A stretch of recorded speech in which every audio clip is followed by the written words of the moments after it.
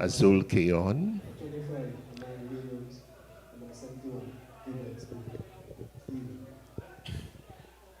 Cayon with a dead ball situation just about the goes to the left side. Azul Cayon Rockets with it, chips that one over into the penalty area, and the goalkeeper going up quite smartly. There's Filbert and latches onto that one quite confidently for the Bath United team. The score here at Warner Park is a 0-0 affair with just about some 2 minutes into the game. Ball drops outside of the penalty box, having to mop that one up, coming forward there, inside out. And Cayon comes away with it in the middle of the field now. A diagonal pass, looking for the man on the outside left position, running onto that one, trying to control on the left side of the field, cuts on the inside, looking for some support. Cayon Rockets in command, come across the center area. Ball being blocked quite easily there by the Bath United. It looks as though we have some teams for you just about now. Hey, we'll be giving them to you a little short. Well, you're going over there.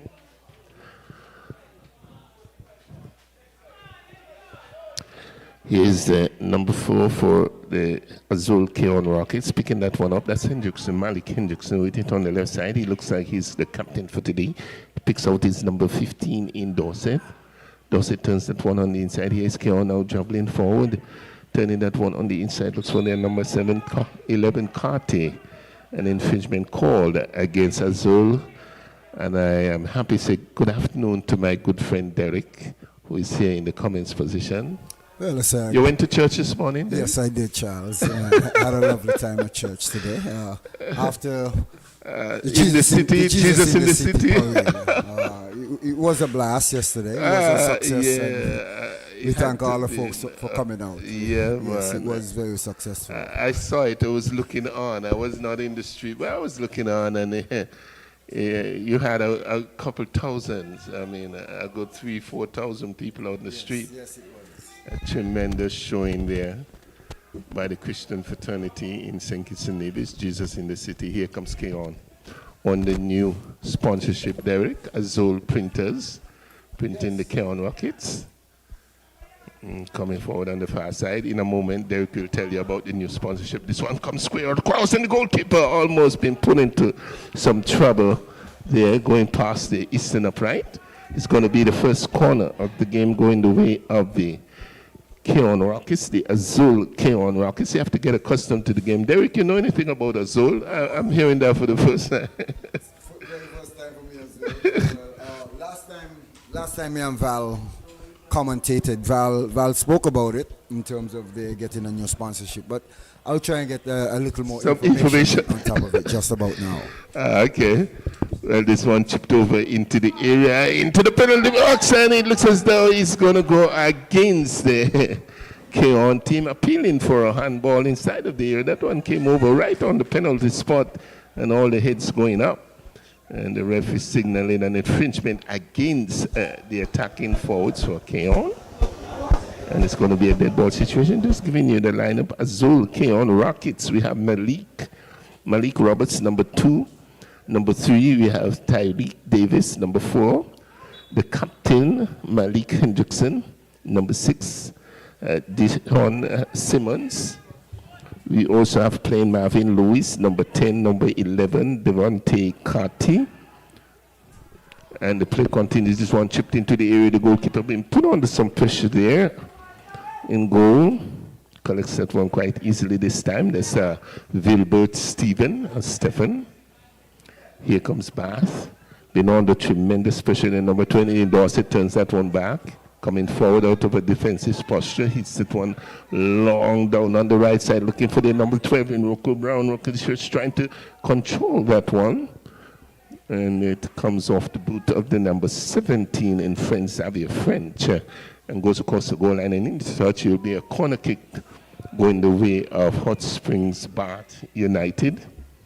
Things starting out here at Warner Park, very fast and furious, a lot of energy being shown. And we'll probably give you the rankings of these teams, but I think they're doing fairly well for the second round of things here for the Premier Division It's going to be a corner kick. This one is snapped across in the penalty area and headed down and goes wide of the player coming in from the blind end there. And putting in a header, getting it wide of the upright. The eastern upright looked very close in the end, but I guess the custodian for Cayon had it very much marked out. Number 22, Cayon, they are controlled and coached by Anthony Nets Isaac. Out of the Newtown area, here comes Bath United. I'll give you the lineup for Bath United. Turn back into the defense, picked up there by Donald. So then is down on the carpet, and the referee already signaling for some attention here from the physio and the Red Cross. Reginald Gums is in the middle today. He's the referee in the middle. Assistant officials, we have Matthew, and we also have Malika O'Dean. The fourth official, Shanda Wilkinson. Referee setter is Kenny Martin, and we have the general coordinator, Kimberly Tucker. Gums. The lineup for the Bath United, we have Adonrad, number 5, number 7, Omari Bartlett. We have Jalen Mears, number 8.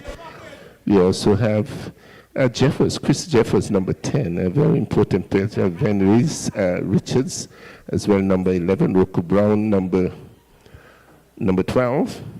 They're also playing Jamal Lewis, number 17, number 19, R.J. Newton, and number 20, Dorset. Amani Williams is number 25, or I thought I saw number 26. And Vilbert, the custodian, or goalkeeper for the Hot Springs Bath United, Vilbert Stevens. The coach is Alex Claxton once again, the indomitable and long-serving Alex Lala Claxton. He's there. Well, Derek, you found out anything about Azul? Yes, just went into the stands. Yes. One of the long-standing Cayon fans, that's Zumi, in terms of asking about the sponsorship, and I've been told also got some information from Alex via the phone as well. That Azul is formerly known as the G Squared Arts, but now carrying a new name, I should say, as Azul. So G Squared Arts, better known as Azul, is now the new sponsor for the Cayon. Joseph. Yeah, so we big up G Squared Arts. G Squared Arts, Juan. For coming on board in such a timely manner in football. Coincidentally, he's a cousin of mine. Well, it's good to see the young local entrepreneurs getting stepping involved out and getting into the mix. Here comes Amani Williams swiveling and turning on the top of the box. He's one of the prolific goal scorers for the Bath United. This one booted away, looking for the number 11, Carty. Carty's trying to control this one, shifted to the left side, and the goalkeeper, Wilbert, coming off his marker quite smartly off his goal line for Bath United, and picking that one up. Bounces it once or twice. It's just some 10 minutes into the game. We're into the 11th minute now. Wilbert puts it one to the left side of the center circle. This one played. Breaks down, looks for the number 17 in Xavier Friends, picks it up on the left side.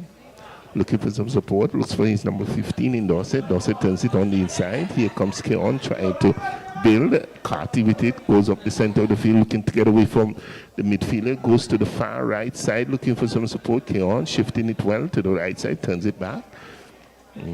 Here comes Malik with this one, turns it all the way back to his custodian in goal. Shifting it well. Here is Henderson. Picks it up, turns it inside to Xavier. They're still trying to push on forward. Cayon with it there on the left side, pushing forward. Xavier touches that one inside, looking for some movement there from his number 15, not getting there. That's it, but has it under control. And number 10 in Lewis. Marvin Lewis been bungled off that one. A bit of a tussle there on the near side and the western side. And the referee comes right on the spot. Very fit referee indeed. Yes, very fit. He stays training. He has worked very hard on his craft. Used to be a former player of Rivers as well, and he divert and went into refereeing, and since then he has moved up the ladder in terms of getting onto the FIFA list. But it's Cayon looking to get into the attack, but it's broken up temporarily by Bart. It's Barnes with the ball, looking to go over to the right side. And Cayon with it still, looking to get forward, looking for Lewis. Lewis is chipped up, and there's a late whistle after the advantage was not played there.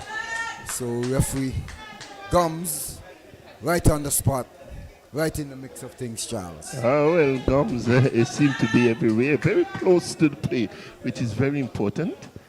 And it's going to be a dead ball situation to Cayon outside of the area. I wonder if he's going to take it. It looks as though Lewis is standing over that one. Probably he's going to try from distance. We see Vilbert putting in a wall with his players. He has number 7 in the Maori Bartlett. He's there. And you also see the number 5 in Donald, making a 3-man, 4-man wall. Number 11 in Richards is also looking around inside of the penalty area. Let us see number 10 in Marvin Lewis takes a shot on goal and right into the clutches there at Vilbert. He had it very much covered. It looked good. It was dipping and curling and looking for the V, but he would goalkeeper right in position. Yes, Marvin Lewis hitting a pretty good free kick there, getting it on target. That's most importantly. If you don't get it on target, you can't score, Charles. So the goalkeeper was equal to the task. Vilbert has been doing a brilliant job for Bart ever since he got into goal, and he has been keeping with lots of confidence. Here is the number 20 for Bart Dorset. Dorset turns that one inside. Bart is trying to push on forward inside of the penalty area. And Malik Hendrickson having to clear down the left side of the field. O'Mara picks that one up, trying to go through, cut out there by Xavier. Here is Cayon trying to build on the left side, going into the attacking half. This one allowed to rush over and goes into touch. It's going to be a throw-in to Bath United. The number 5 steps up for that one, Donald. Donald throws it in. Looks for his number 12, Yoko Brown. It looks as though it was a foul, so it's going to be retaken now. Xavier will take it for the Cayon Rockets, Azul Cayon Rockets. And Cayon Rockets, they have been doing quite well in the competition so far, Derek. Yes, I think if they win this game today, they should probably move to the top of the table. You know, each and every week we come, we speak about the tightness of the table, and as I was saying last night to Novel, you know, I don't think we have seen the table as tight as this for any season, you know, coming on to the Final Four. I mean, it has been very tight since the first round. Well, here is Cayon trying to change things, trying to probably take on this one, playing back into the defense. Rocco trying to go after it, picked out there by Xavier in the left defender. Cayon still in control. And then number 15 in Dorset tries to control, turns that one inside, a bit of a toss there. The number 11 in Carty has it under control. A diagonal pass looking to the man on the outside right. He's rushing, trying to get behind the defense, trying to square that one inside. And intercepted there by the defense of Bath. They're pushing forward down on the left side now. Counter-attacking well, trying to take some control. Finds Bartlett. The ball being poked away there by Carty across the eastern touchline. It's going to be a throw-in to Bath, just inside their own defensive half on the left side. But we saw a very good run by Cayon down on that right side. Yeah, well, Bath got back in numbers and had them pretty much outnumbered on defense. And the cross was not successful in terms of beating the first defender, where we saw Newton, who has been doing a wonderful job. He and Myers, they have been the backbone of Bath defense. Well, let us see what Cayon can do about that one. This one shifted to the left side. Xavier pushes that one forward, looking for his number 15 in Dorset. Dorset back to Xavier. French puts that one up the left side. This one rolls off the back of Donrod, number 5 for Bath.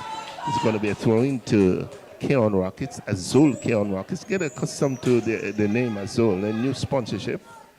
They've said thank you to Flow 4G. And moving now with Azul. We want to thank Azul for coming forward and supporting football at its best, Premier Division football, in fact, the Cayon Rockets specifically. It's going to be a throw-in.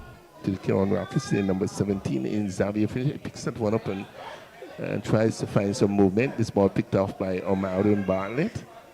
Turns it inside, looking for Dorset. He's number 20, not getting the still. Here comes a more pace on this one. Looks for his number 11, Richard. Richards is trying to go forward. He's been cut out there.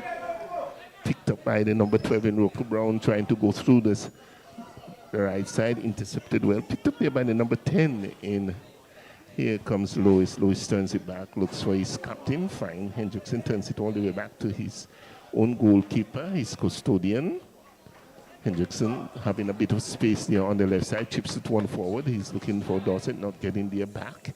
In defense, here is Williams trying to track that one down, but standing in an offside position. He should have known that. He's a much better player than that. Well, he has been on and off for Bath. Last game we saw him coming up big time for Bath, giving them 2 goals, and Williams has to get his act together if he's gonna continue to be the top striker for Bath.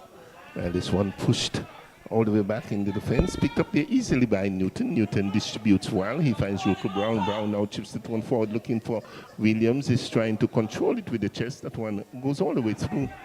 And the custodian for Cayon just picks that one up quite gingerly and easily. Rolls it to the left, finds his captain in Hendrickson. Here is Cayon pushing forward that one, turn inside, one touch pass, find the man on the left side, trying to get that one through, intercepted there by Donald. Here is Chris Jeffers trying one from downtown. Is Chris Jeffers one of the strikers, right? For Bath United, he likes to shoot. Yeah, I know he that. loves to shoot. He's one of the attacking midfielders. Yes. And he one of our under 20. Under 20 national players. As well. So that is. Bath is a very, very young team. The oldest player there on the team is perhaps Newton, playing in the back, and Newton was a midfielder for Bath years back, and he has provided them with some stability and stability in the back. In the defense. All right. Must congratulate the team out of the Bath Village area. Once my hometown, Derek. I live in the lower Bath area for some time. This one comes across a shot on goal and bubbles a deflection, and the goalkeeper right in position. That Vilbert, goalkeeper for the Bath United, couples that one up quite easily. No real problems. Had his eyes on it all of the way.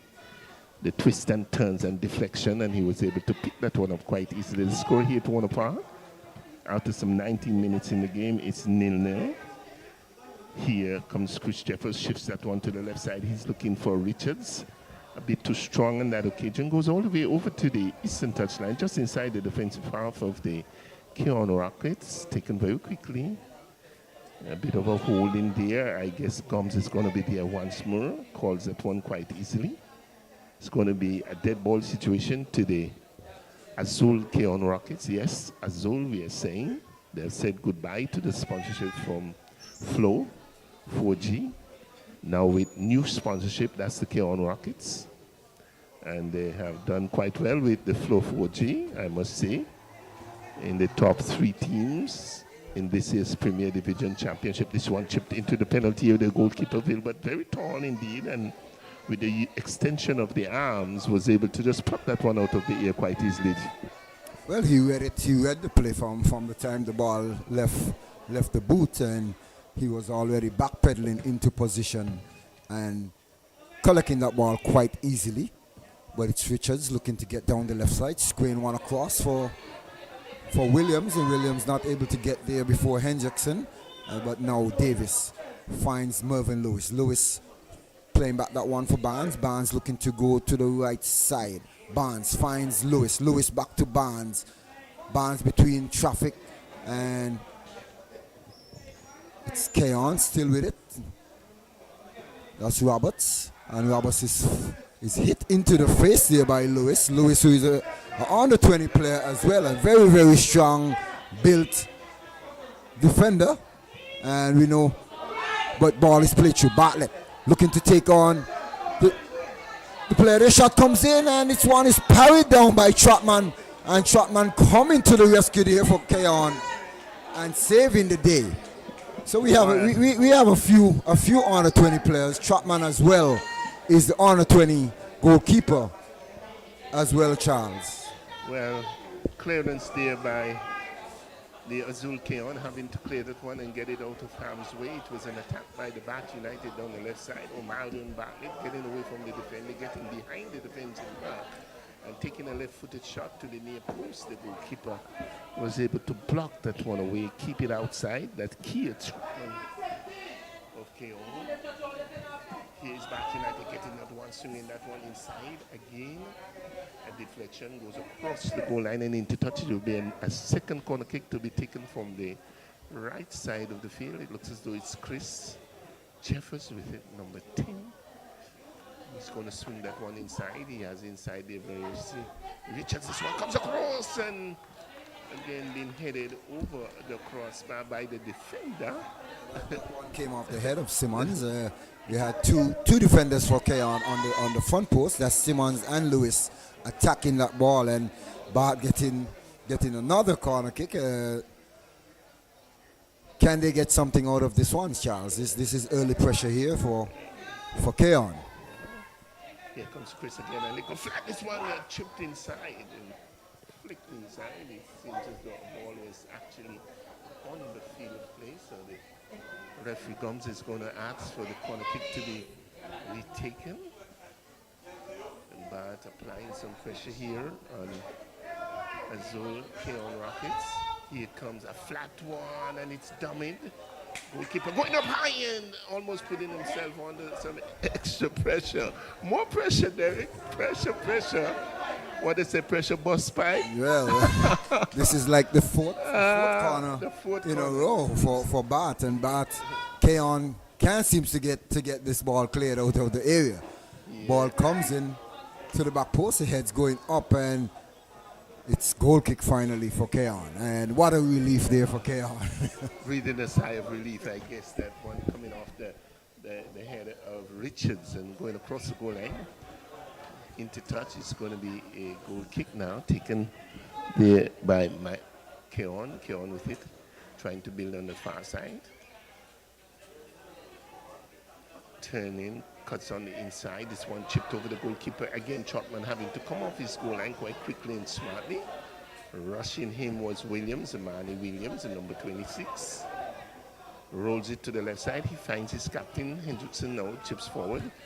Tries to get that one into his number 2 in Roberts. Malik Roberts, he seemed to have been shifted from the right side. He's now on the left side of the field, more in the middle of the field. Here is Hot Springs Bart. Myers turns it inside. This one chipped over, looking for some movement. Rocky Brown now getting inside of the penalty area, getting a boot on it, but not a strong boot. Was really being challenged there very closely. Goalkeeper Trotman was able to couple that one up quite easily.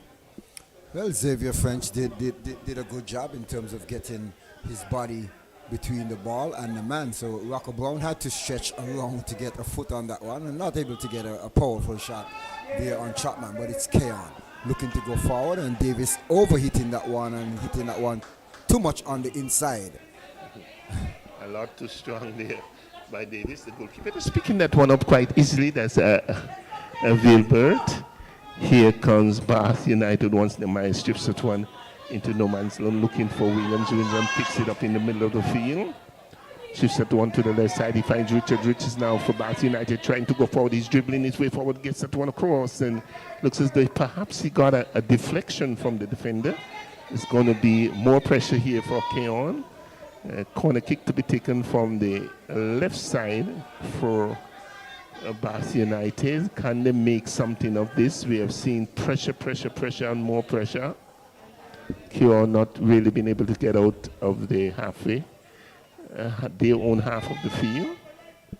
Here is Bath. Chris Jeffers with it, dumps that one over, going to the blind side, and the goalkeeper going up high and just parrying that one over the crossbar. This time it's going to be another corner kick, this time to be taken from the right. Oh, he's going back to the left side. Something about that left side. How do you shift the ball? Well, Chapman got a hand on it. A hand to it, yeah. Well, the referee signaling that the should corner go kick. to the- oh, okay, that's what I It is thought. taken from the other end. But Chapman got a hand on that one and hit it onto the top of the crossbar. This one coming over. Chapman again going up high and flicking that one over. It's going to be another corner kick now to be taken from the other side. Well, these set plays are very, very crucial. We have Yes. seen lots of goals coming off of set plays, and Cayon soaking up the pressure nicely. Ball comes over to the back again, and Williams not able to keep that one in, so it's a goal kick to Cayon. It's just some 27 minutes into the game. The score here at Warner Park is 0-0. Ladies and gentlemen, the crowd just trickling into Warner Park for this, the first game, starting at just about 5 o'clock or just thereabout. Trotman shifts that one to the right side. Cayon trying to get out of that defensive posture. Dumps that one over, looks for his number 11 in Carty. Carty is trying to control, picked up there in the middle of the field by Barnes, not being able to hold on to it. Now Rocco Brown, they put on some pressure, gives it up, finds Xavier. Xavier turns it inside, finds Davis. Davis with it, takes control, goes back to his left. Finds Xavier. Boots that up, one up the left side of the field, looking for some movement there by Carty. Looks as though it was a handball just outside of the area. It's going to be a dead ball situation to Azul Cayon Rockets. Yes. And can... Well, Myers got a funny bounce there, and difficult one. Not allowing that one to beat him, so he sort of popped up the shoulder. His hand. Once the referee sees that movement of the hands, he will definitely blow the call. And Cayon sensing blood here. Perhaps this is the opportunity to get the first goal in today's game. First game for today. It's going to be a dead ball situation at an acute angle from the apex of the penalty area. Chips it and curls that one inside, hits that one on, and good defensive work they've been putting by back. Just gives it back. Dorset. Well, here comes the man, chips it around Carty. Carty is trying to square that one, not really taking good control of it. It was Barnes, in fact, that took that free kick from outside. That one inside into the penalty area.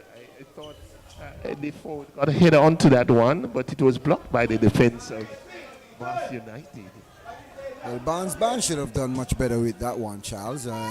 He was on his better foot, which is his left foot, and he had space and time where he was not even being pressured. He beat the defender in Rocco Brown, and just to get the ball across, he allowed the ball to run away from him a bit, and rather than wrapping his foot around it, he put that one outside. 29 minutes into the game, he's still nil here. One part the ball drops here. Finds Xavier. Xavier puts that one inside, looking for, I think a shot on goal. No! And blocked across the goal line and into touch. Another opportunity for Cayon to go forward. I think it was Lewis Carty that missed out on the header. And the player coming in on the blind side tried to curl that one inside. It was blocked by the defense of Bath United. It's going to be a Cayon kick to Azul Cayon Rockets to be taken from the right side. Cayon now looking for the opening goal, applying some pressure on the HOTSPURS Bath United. Can they convert with this corner kick? This one curls overhead, going up there by Carty, getting it high over the crossbar. No real problems there for Gilbert, but there we saw some pressure coming in from Cayon. Yes, Dorset getting the chance earlier and deflecting that one off of Lewis and winning the corner. So Dorset had been coming alive. Last game we saw him versus Newtown, which was one of his better games, where he was able to distribute his skills much better and be much livelier. That's the son of our former referee, Weatherman Dorset. Dorset, okay. He lives on, huh? He lives on. Well, here is one cross swung to the far side. Control here, back looking for the man overlapping well. Here is Xavier French on the left side. Turns that one square into the area. Good defensive work there. In the process, picked up there by Malik Roberts. Roberts with his square, find Davis. Cayon now on the attack, goes to the far side. Looking for his number 22, finds him. Getting away from Richards, touches it backside. David Davis turns it in. A shot on goal! A powerful left footer. And that one going high over the post. Really getting it as we can see with the light. Number 10 in Lewis. Should have done better on that shot. Yes, Lewis, I guess his eyes got open wide. He moved the ball away from the defender, and the ball was running away from him. Not able to get his body squared behind the ball and putting too much power rather than direction on that one.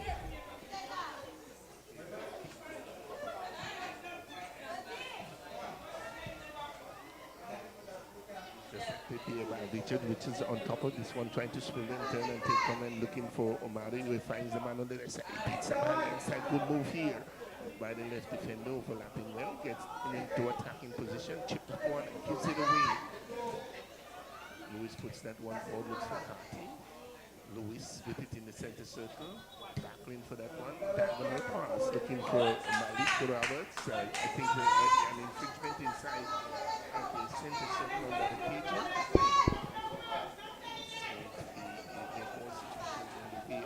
Hot Springs Bath United. 32 minutes into the game, it's leading on a 3-head waterfall. Not surprising though, I think the Bath United have been playing very good football in this second round. Yes, they have been doing well. Before time, I mean, you could have counted Bath 3 points even before you got onto the field, but they have been a force to be reckoned with, and now you really have to come prepared to play against Bath United. As we said, they're very young, they're talented and gifted in winning games, even late, as we know that they're young and have the young legs to continue playing and running you down. Running you to the ground. Right. They stay coming at you, in the 70th, 80th minute where teams are much winded and tired. But that's the time they hit you, hit you.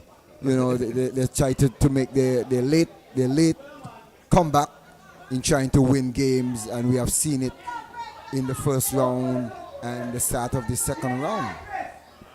Well, Lewis is trying to back this switch with challenge here by Donald. Donald keeping his eyes and keeping him close and challenging him all the way, not allowing him to get away.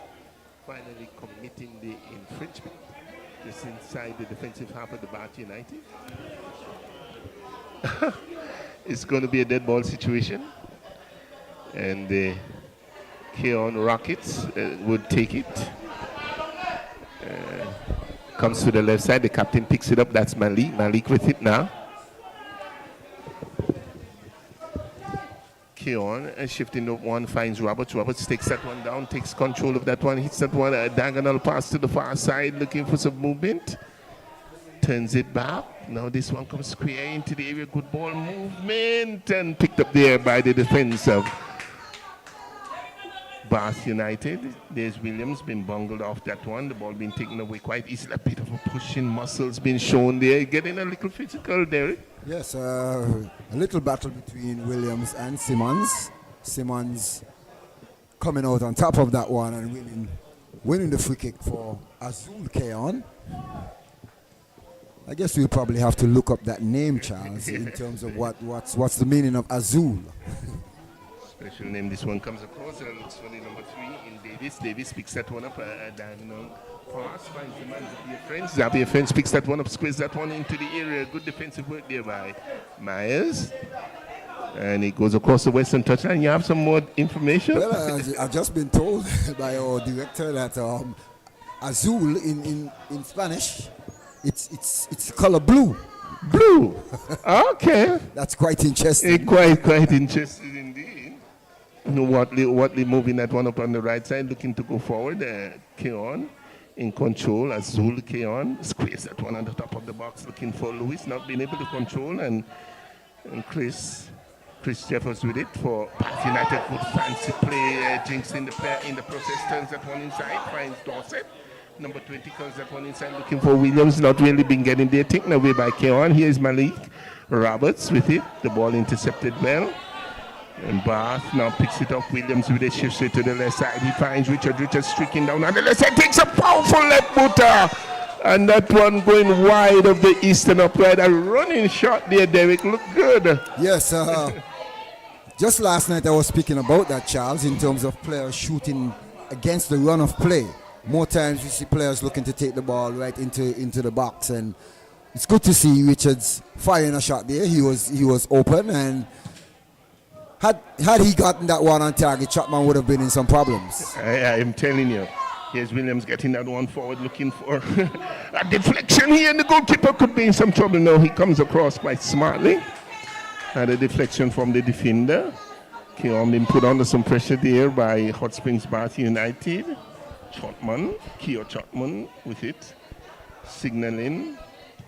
And now he boosts that one across the western touchline. I don't understand that clearance there by Chotman. Probably was searching for Malik and for Xavier French on that occasion. So it's going to be a throw-in to be taken by Dongrod of Bath United. Just inside the defensive half of Cayon on the right side, on the western flank. Taken very quickly up the left side, looking to go forward, looking for Local Brown. Not getting there. It looks as though it was a foul throw in the process. It's going to be a throw-in to Cayon to be taken from the identical spot. Already taken. Finds Lewis. Lewis finds French, turns that one inside and gives it away. Picked up there by Chris. Chris Jeffers goes into the center area, intercepted quite well. Picked up there by Barnes. Burns goes to the right side, looking for some movement. Finds his number 15 in Dorset, now playing on the right side of the field. Clearance there by Chotman up the right side of the field, intercepted by Marion Bartlett. This in turn being cleared into the defender, ball being picked up there by Ruku. Chips that one over. Finds a volley, that one! Oh, Venice Richards coming in from the blind side on the left side of the field, took it with the left boot and volleyed it, and it went a few inches over the crossbar. It looked like it was going to go in the back of the net for one moment there. Brilliant ball movement there by Hot Springs Bath United. Derek, that was an opportunity. That one looked good coming off of the boot of Richards there, and had that one been on target, it would have been home. A home run there for Bath. They would have been celebrating, but luckily that one was a bit high and sailing over the crossbar, dropping on top of the roof of the net. And we don't want it on the roof, but we want it in the back of the net. But he must be feeling really, really good, because he had a running shot a few minutes ago, and that one whistled past the eastern upright, and now he took a volley from inside of the area, and that went just over the crossbar.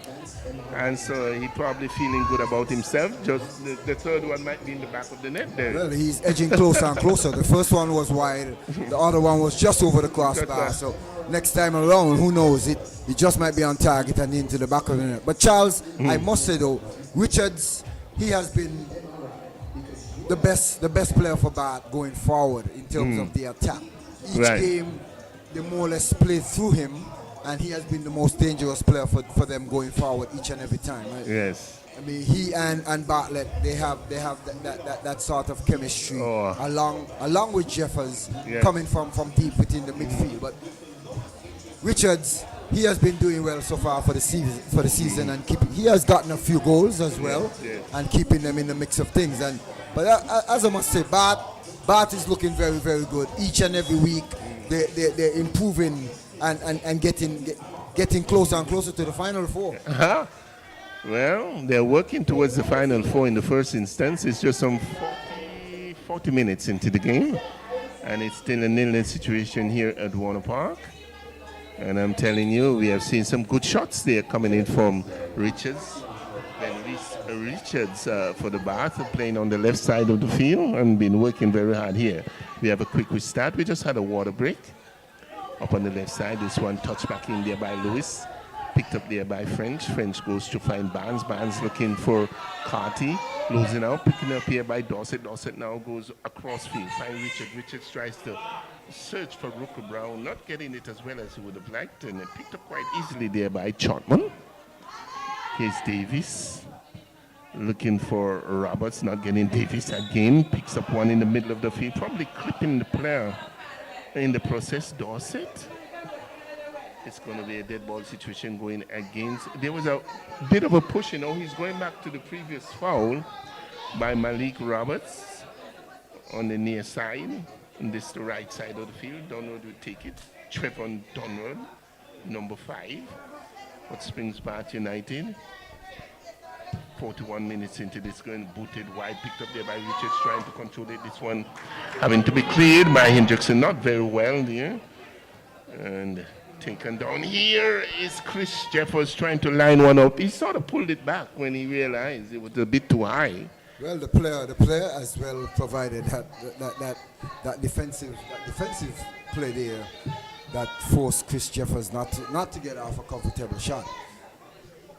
Well, it's going to be a goal kick taken by Chotman. Watley now puts that one up the right side of the field. He's looking for some momentum. He's number 15 in Dorset on the far side. Not being able to control. Chris Bond heads that one down. This one finds the man O'Marion trying to chip that one over. This time searching ball, not really knowing what he was going to do. Probably trying to chip the goalkeeper or looking for Richards. Yeah, he was looking for Richards, and that one was hit poorly, but I think the best move would have been for Bartlett to go to goal, but it's Cayon. It's Roberts looking to take on Dunward. Dunward using those long legs and blocking that one. But it's a tussle here between Bartlett and Davis. Davis hitting that one over, finds Lewis. Lewis looking to play through Dorset. Dorset looking to square that one across, and it's blocked there by Myers. And Myers has positioned himself so well across the line. He and Newton has been doing a tremendous job. As I said, they're reading the play and anticipating each and every play and cross by Cayon. But it's Bart looking to counter-attack here. Rocco Brown looking to get that one on the inside, broken up by French. And it's now Davis who has been playing that defensive role for Cayon very, very well so far for the season. Charles. Well, here comes Hendrickson, shifts it, finds Roberts. Roberts looking for the man Lewis, not being able to get there on this occasion. Well, it was Carty, in fact. The ball goes across the western touchline from Donald, the boot of Donald, taken in very quickly. This comes across on the top. Lewis on the top of the box, trying to line a shot up. Now takes the shot. Goal! Marvin Lewis took it from on the top of the 18-yard box, going to the right and stringing that one to the left of the custodian but into the back of the net. And it's the first goal to Azul under their new sponsorship, into the back of the net, into the 44th minute of the game there. A good strike by Lewis. Well, he went and hugged the sponsor in Joe and Joseph. The big man right there at the top of the stands, and moving, going and giving the sponsor a hug, and as the sponsor congratulate him on the first goal for Azul under the new sponsorship. So Cayon going up some 1-0, but Bart failing to step up and allowing Mervyn Lewis to come across the box and firing a shot. This time around, he used better technique and not power. Yes.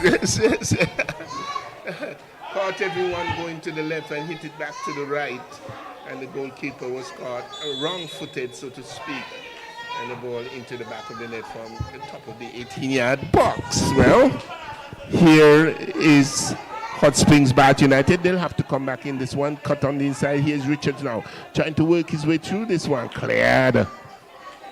Downfield, intercepted there by Donald. Donald trying to come forward on the right side, takes command, turns it on the inside, finds Chris Jeffers. It chips that one over, looking again for Richards, not getting there, intercepted there by Watley. Chip forward there, looking for the man, breaking on the outside, a bit of a pushing on the inside. The player goes down inside of the area. And now Cayon comes away with it. Barnes chipped that one up the right side. The ball cut out quite easily there, looking for some movement on the top, looking for Roberts, who has now shifted to the right side of the field. Here's Williams, turns that one inside, finds Rookie Brown, goes back, looks for Rookie Brown. Here is Bath United trying to control a bit of a pushing, picked up there by Davis, chips that one forward. And Azul Cayon trying to push on forward, the ball intercepted once more. An infringement call. Just about 45 minutes into the game, probably a few minutes of extra time will be added. It's going to be a dead ball situation to Hot Springs Bath United. The score here to Warner Park is 1-0 to Azul Cayon Rockets. Donald We'll take the what Trevor done one, number 5. We pick this one up, dumps that one into the area, looking to go for the ball into the defenders. Goes all the way over, find Richards. Denise Richards turns it back. Still trying to go forward, shielding that ball on the far side. Hot Springs in command, turns it back, finds Newton. Newton chips that one over, looking at the one to go forward. Cut out there by Malik Hendrickson. Player being brought down just outside of the area. Bit of a pushing in the small of the back. And number 5 or number 6 is Simmons being brought down just outside of his own penalty area. It will be a dead ball situation to Azul Cayon. They got their first goal on the new sponsorship. Just about the 44th minute of this game. We are certainly into extra time. Shifted, Simmons picks that one up. In his own defense, boots it long on the far side, looking for Roberts. Roberts unable to take control. He goes across the eastern touchline. It's going to be a throw-in. Probably Cayon looking to get a second goal before going into halftime. This one shifted to the right side, picked up there by Dorset. Dorset in control there for Bath. Chip to the left side, looking for Richard. Richards trying to run away from the defense, trying to get behind, cuts it back. On the top of the box, being brought down, a chip there. Watley jumping over once or twice. The referee right on the spot to call the infringement. Well, this probably is just what the Bath United needs to get the equalizer. And this is the time for it, Derek. Yes, we're just about half time, and this could be the final play of the half. And Bath has been very, very successful on the left side, playing through Richards. He has been getting the best of Watley so far in terms of breaking down the defense and getting off shots or getting some crosses in. But it's a free kick just off the edge of the 18-yard box, and Cayon with a 2-man wall and having just about everyone back, but have the box flocked with green and hoping that they can get something out of this one. Ball played in, and shot comes in there, and that one just going over the crossbar by Jeffers, and Cayon surviving that one. As the referee looks at his watch here, and just about this kickoff, we should probably get the halftime whistle. Well, Trotman really takes it to the left side of the field. He finds his captain, and they got the final whistle. Well, the whistle for halftime whistle. Going into halftime, we have the Azul Cayon getting their first goal in just about the 44th minute of this game. Came from the boot of Mervyn Lewis, who dribbled across the penalty area on the top of the 18-yard box, looked up, realized the goalkeeper was more to the left side and hammered it to the right into the back of the net. A very good goal taken there by Mervyn Lewis, and Cayon was able to celebrate with their sponsor, Joan Joseph, who is situated somewhere behind the goal there. Yes, well, Mervyn ended up getting a yellow card. A yellow card for going off? For the celebration. I'm not sure why he got the yellow card. He did not pull the shirt over the face. No. He did not take off the shirt. But just going up into the stands and hugging the sponsor, he was issued a yellow card. That's a bit weird to me. Yes. I've seen players run across the field and go and celebrate with their fans. And we have seen it earlier in the season. The St. Paul's players going to the back of the goal and celebrating with their fans, and no one have gotten any yellow card. We have seen it from other teams where I've seen even Joseph Wilkes run across the field, go over on the eastern side where he have his friends and jump up into the stands, celebrate with them, and come back onto the field. And there wasn't any card issue, but different referees. Just about to say different referees. So going into halftime, ladies and gentlemen, the score here at Warner Park is 1-0 to Azul Printers Cayon Rockets. See you on the other side.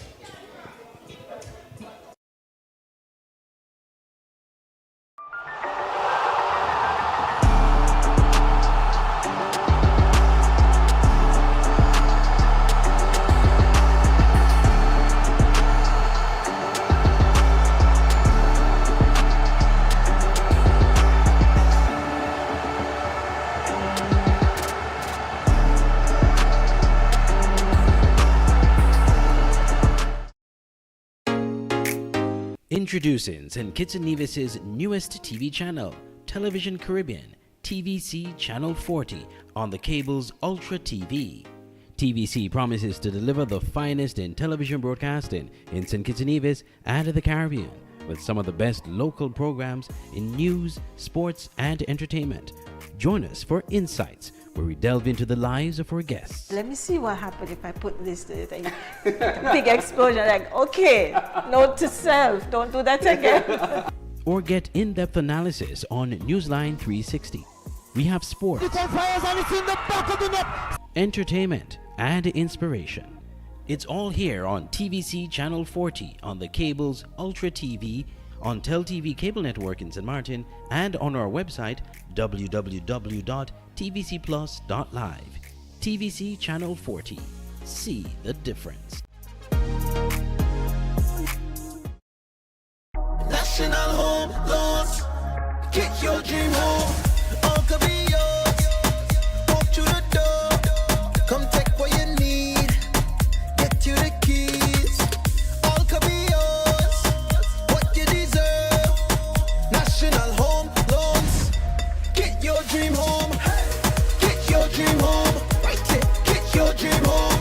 National Home Loans.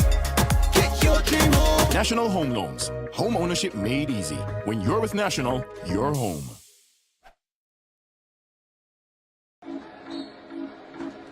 The SKNFA loves football. And part of loving the game is making sure the players have access to the best healthcare.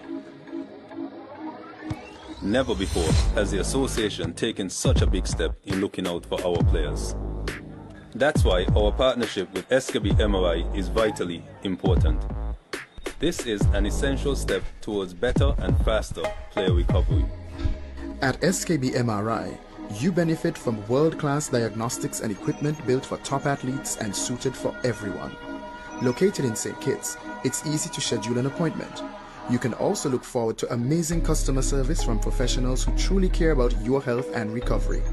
We want you back in the game as soon as possible and fully recovered. SKB MRI has been essential to my health as a player. Their services are the finest. SKB MRI helps me to get back on the field quickly and safely. Because, as I said earlier, we at the SKNFA, we love football. SKB MRI. Your health can't wait. Own your own, oh yeah. Build your future today. Let Own Mortgage show you the way.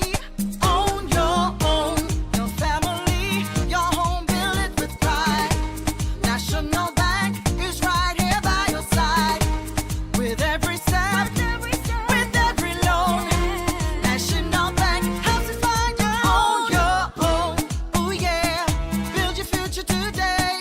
Let Own Mortgage show you the way. Own your own.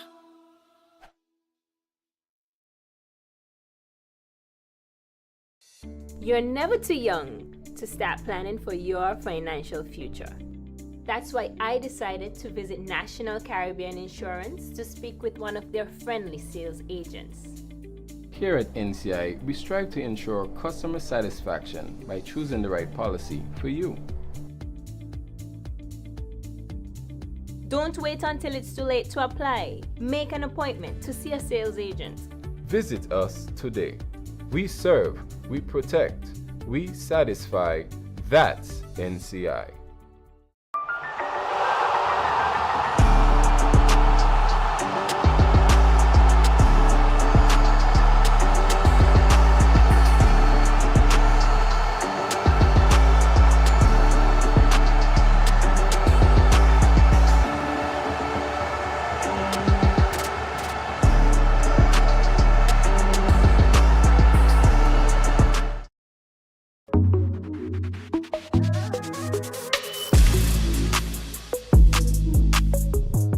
Late goals, late drama in several matches of the National Bank Group of Companies Premier League this past weekend, with teams rescuing a point from losing positions. It all started on Friday night when Development Banks in Kitts Nevis and Peters FC took a 2-0 first half lead over Skellig Garden Hotspurs, only for Spurs to score and equalize in second half stoppage time to seal a point. Mackin and Gums got the goal scoring off for St. Peter's in the 17th minute, followed by Aidan Nurse in the 37th minute. But Spurs came storming back. DeAndre Challenger in the 74th minute with a stunning volley strike, followed up by what could be the goal of the season from Marvin McSheen in the 4th minute of stoppage time from a free kick. They're down a man. McSheen's curling up one all the way. Coach George Yellowman Isaac of Spurs reiterated his team's never-say-die attitude for the relentless effort to draw the match. Jan Duncan of St. Peter's was issued a red card in the 81st minute. Erdley Nisbet, the kit manager of St. Peter's, also received a red card in the 84th minute. Coach Austin Dico Huggins of St. Peter's partly blamed the result of the match on the red card Duncan received. Because I don't think that after we lost the play, we settled down and played the game. Still, we tend to hustle and rush out the play, therefore giving Spurs the opportunity to come forward again by giving them possession of the ball. And it's a brilliant goal they score, so I must say kudos to them. But I think we, again, once more, fail, so we just got to continue working.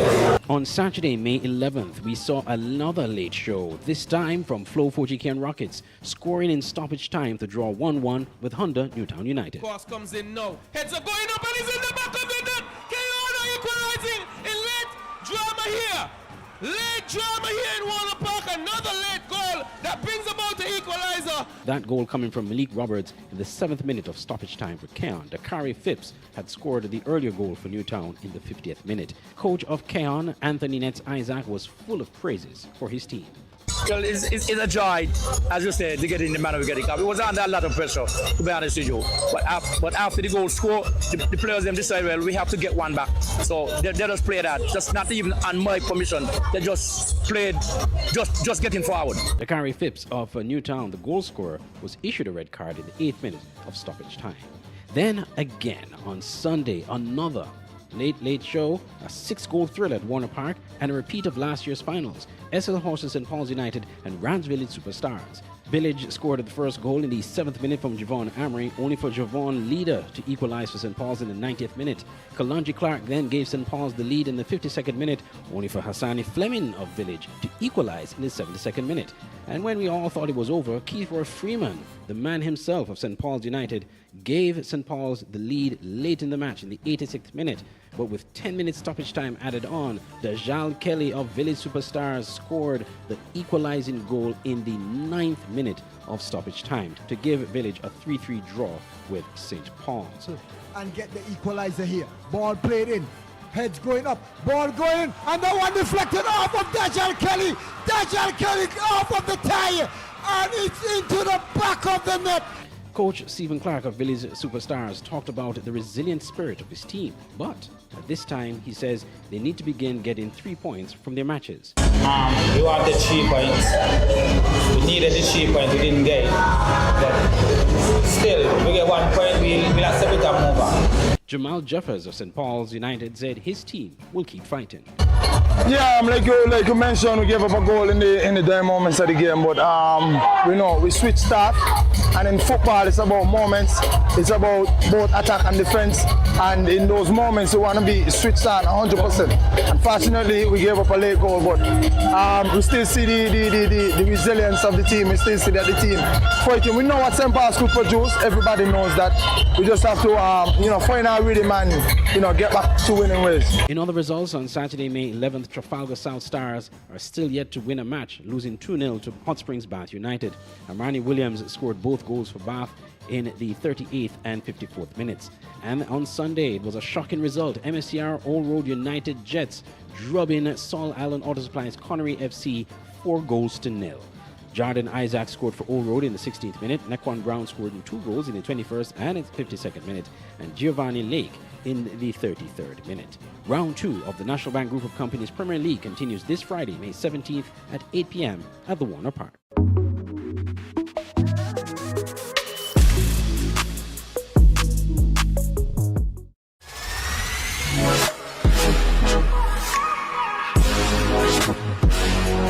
It was very important, seeing the last game we got, it wasn't the result we needed. We got the result, but not the scoreline that was necessary. But, we take the one and we move forward until next week, How do you build on this? Well, we just come on out, train hard, put in the work, know where we went wrong, and we just equalize on it, and we just go from there.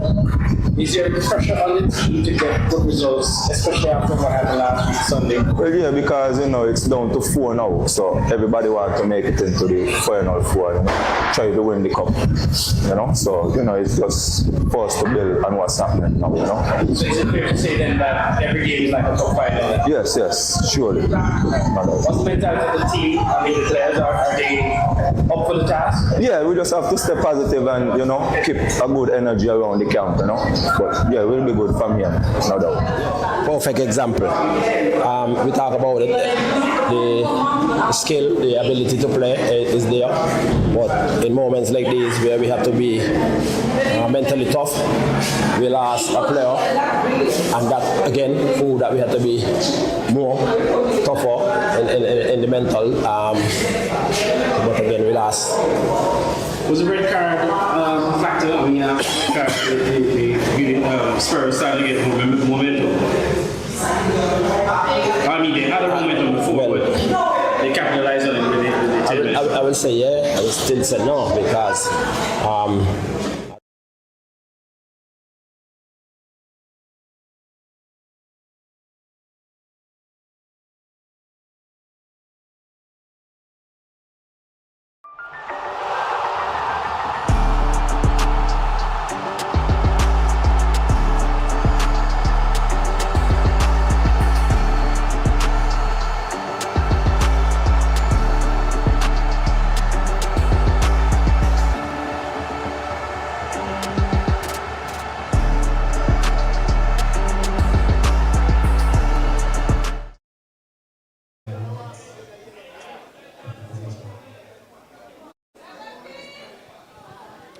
All right, we are back here for the second half of this very exciting encounter between the Hot Springs Bath United and the newly sponsored Azul Cayon Rockets.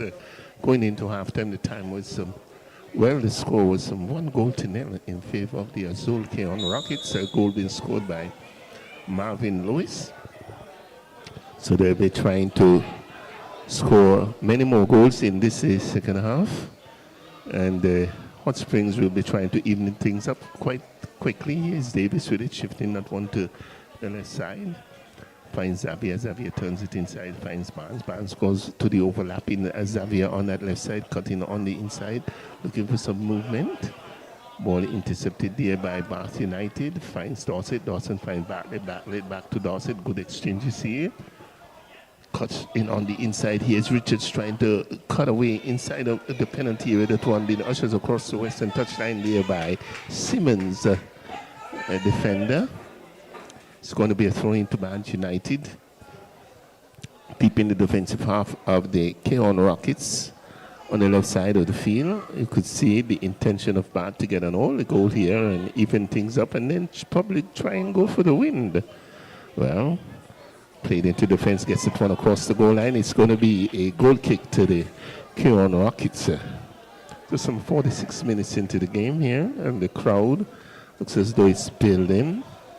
It has grown quite considerably over the halftime period. Here's Simmons booting that one down. Feel that one headed on there by the goal scorer in Lewis. It goes across the touchline, picked up there by Jamal. Turns it inside, picked up by Watley. The ball taken away by Richards. He's back, dribbling up on the ledge, looking to get that one forward. This one curled on the inside. It could be dangerous, and now having to clear. This Cayon being put under some pressure. Ball breaks on the far side, picked up there. Now they're going forward, trying to turn that one inside out, and not getting it on target. Dorset. He's a tussle outside of the box there. William a bit of a push in the ball being taken away by Hendrickson. Again, Williams tried to go forward. Here's Barnes. He's trying to break the man free on the side. Is Kati striking that one down on the far side. A bit of a pull and a push. There and Miles. Taken very quickly. Finds Chris Jeffers for Bath United. Turns it back to Vilvert. Goes to left side. Picked up there by Newton. Newton boots that one in the center of the field. Picked up there by Marion. Bartlett turns it back. Myers boosts that one long feet, picked up there by William. Williams goes across, finds the man in. Richards tracking that one down on the left side. Bath in command on the left side, tries to square that one across. A good defensive move there put in by Watley, gets that one across the goal line. It's going to be a corner kick once again to the Bath United, to be taken from the left side of the field. And Bath looking a lot more committed in this the second half, trying very hard to get the equalizer, Derek, and you can see they're working. Yes, they're trying to get back into the game as early as possible, not trying to let this one to draw out too much. The longer you're set to score, the harder it is for you, the more frustrating it is for you. And coming up against a team like Cayon with a good defense as well.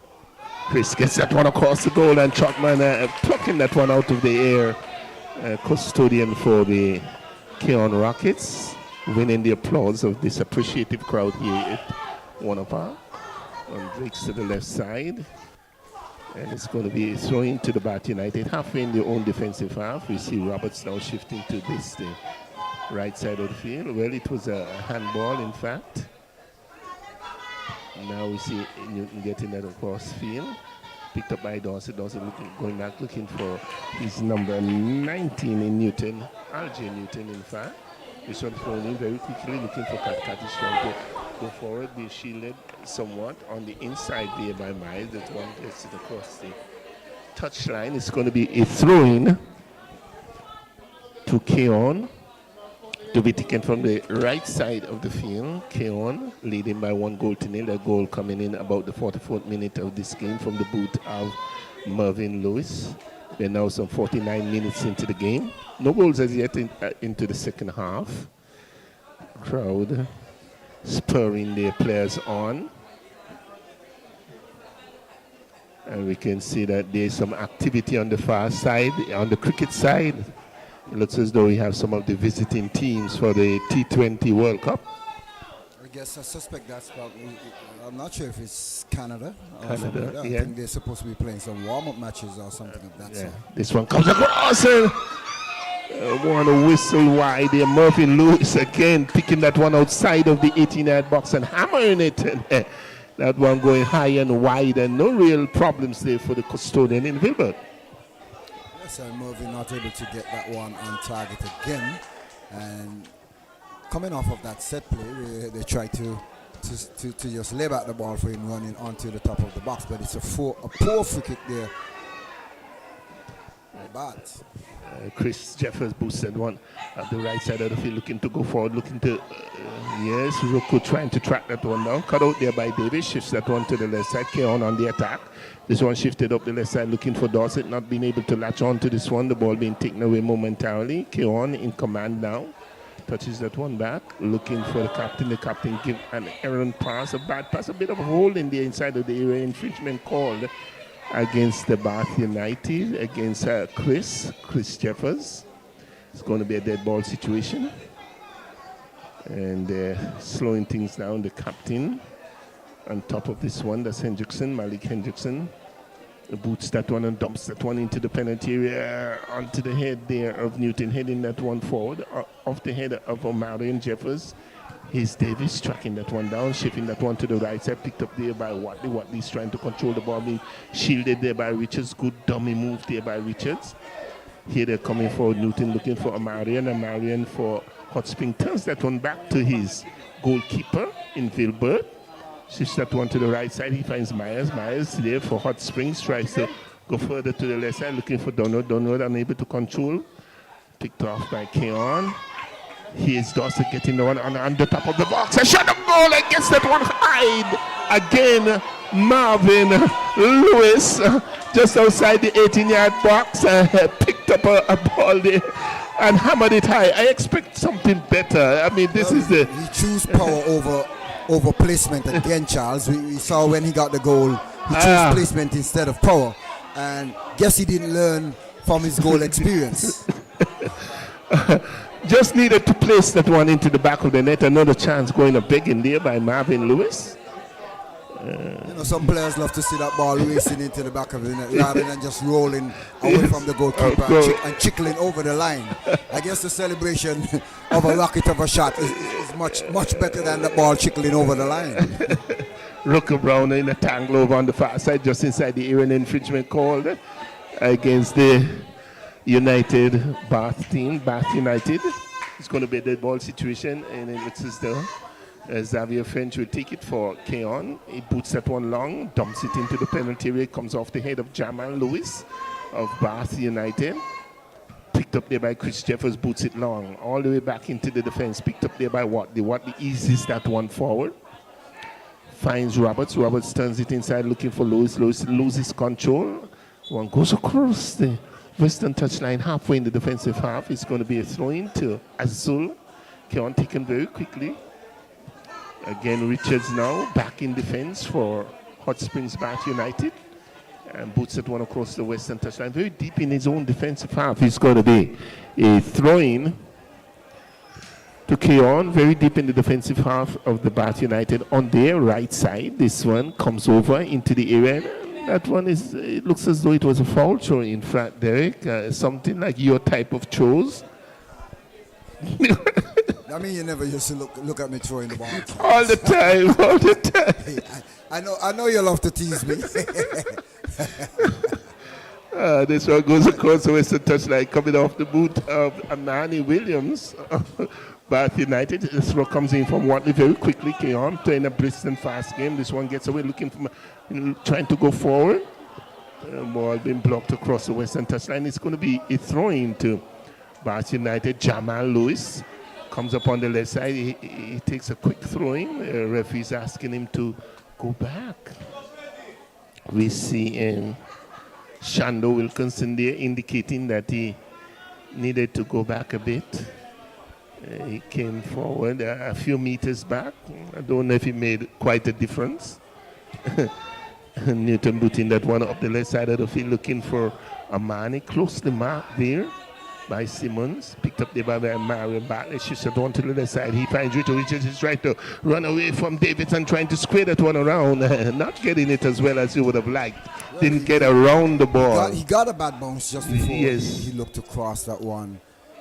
Probably hit a nut grass or something and just probably popped up just before he wrapped his foot around it to get it across. But nonetheless, there's still 1-0 here in favor of the new sponsor, Azul, Cayon, Rockets. I'm not sure if they're carrying the Rockets. Well, they have the Rockets on it.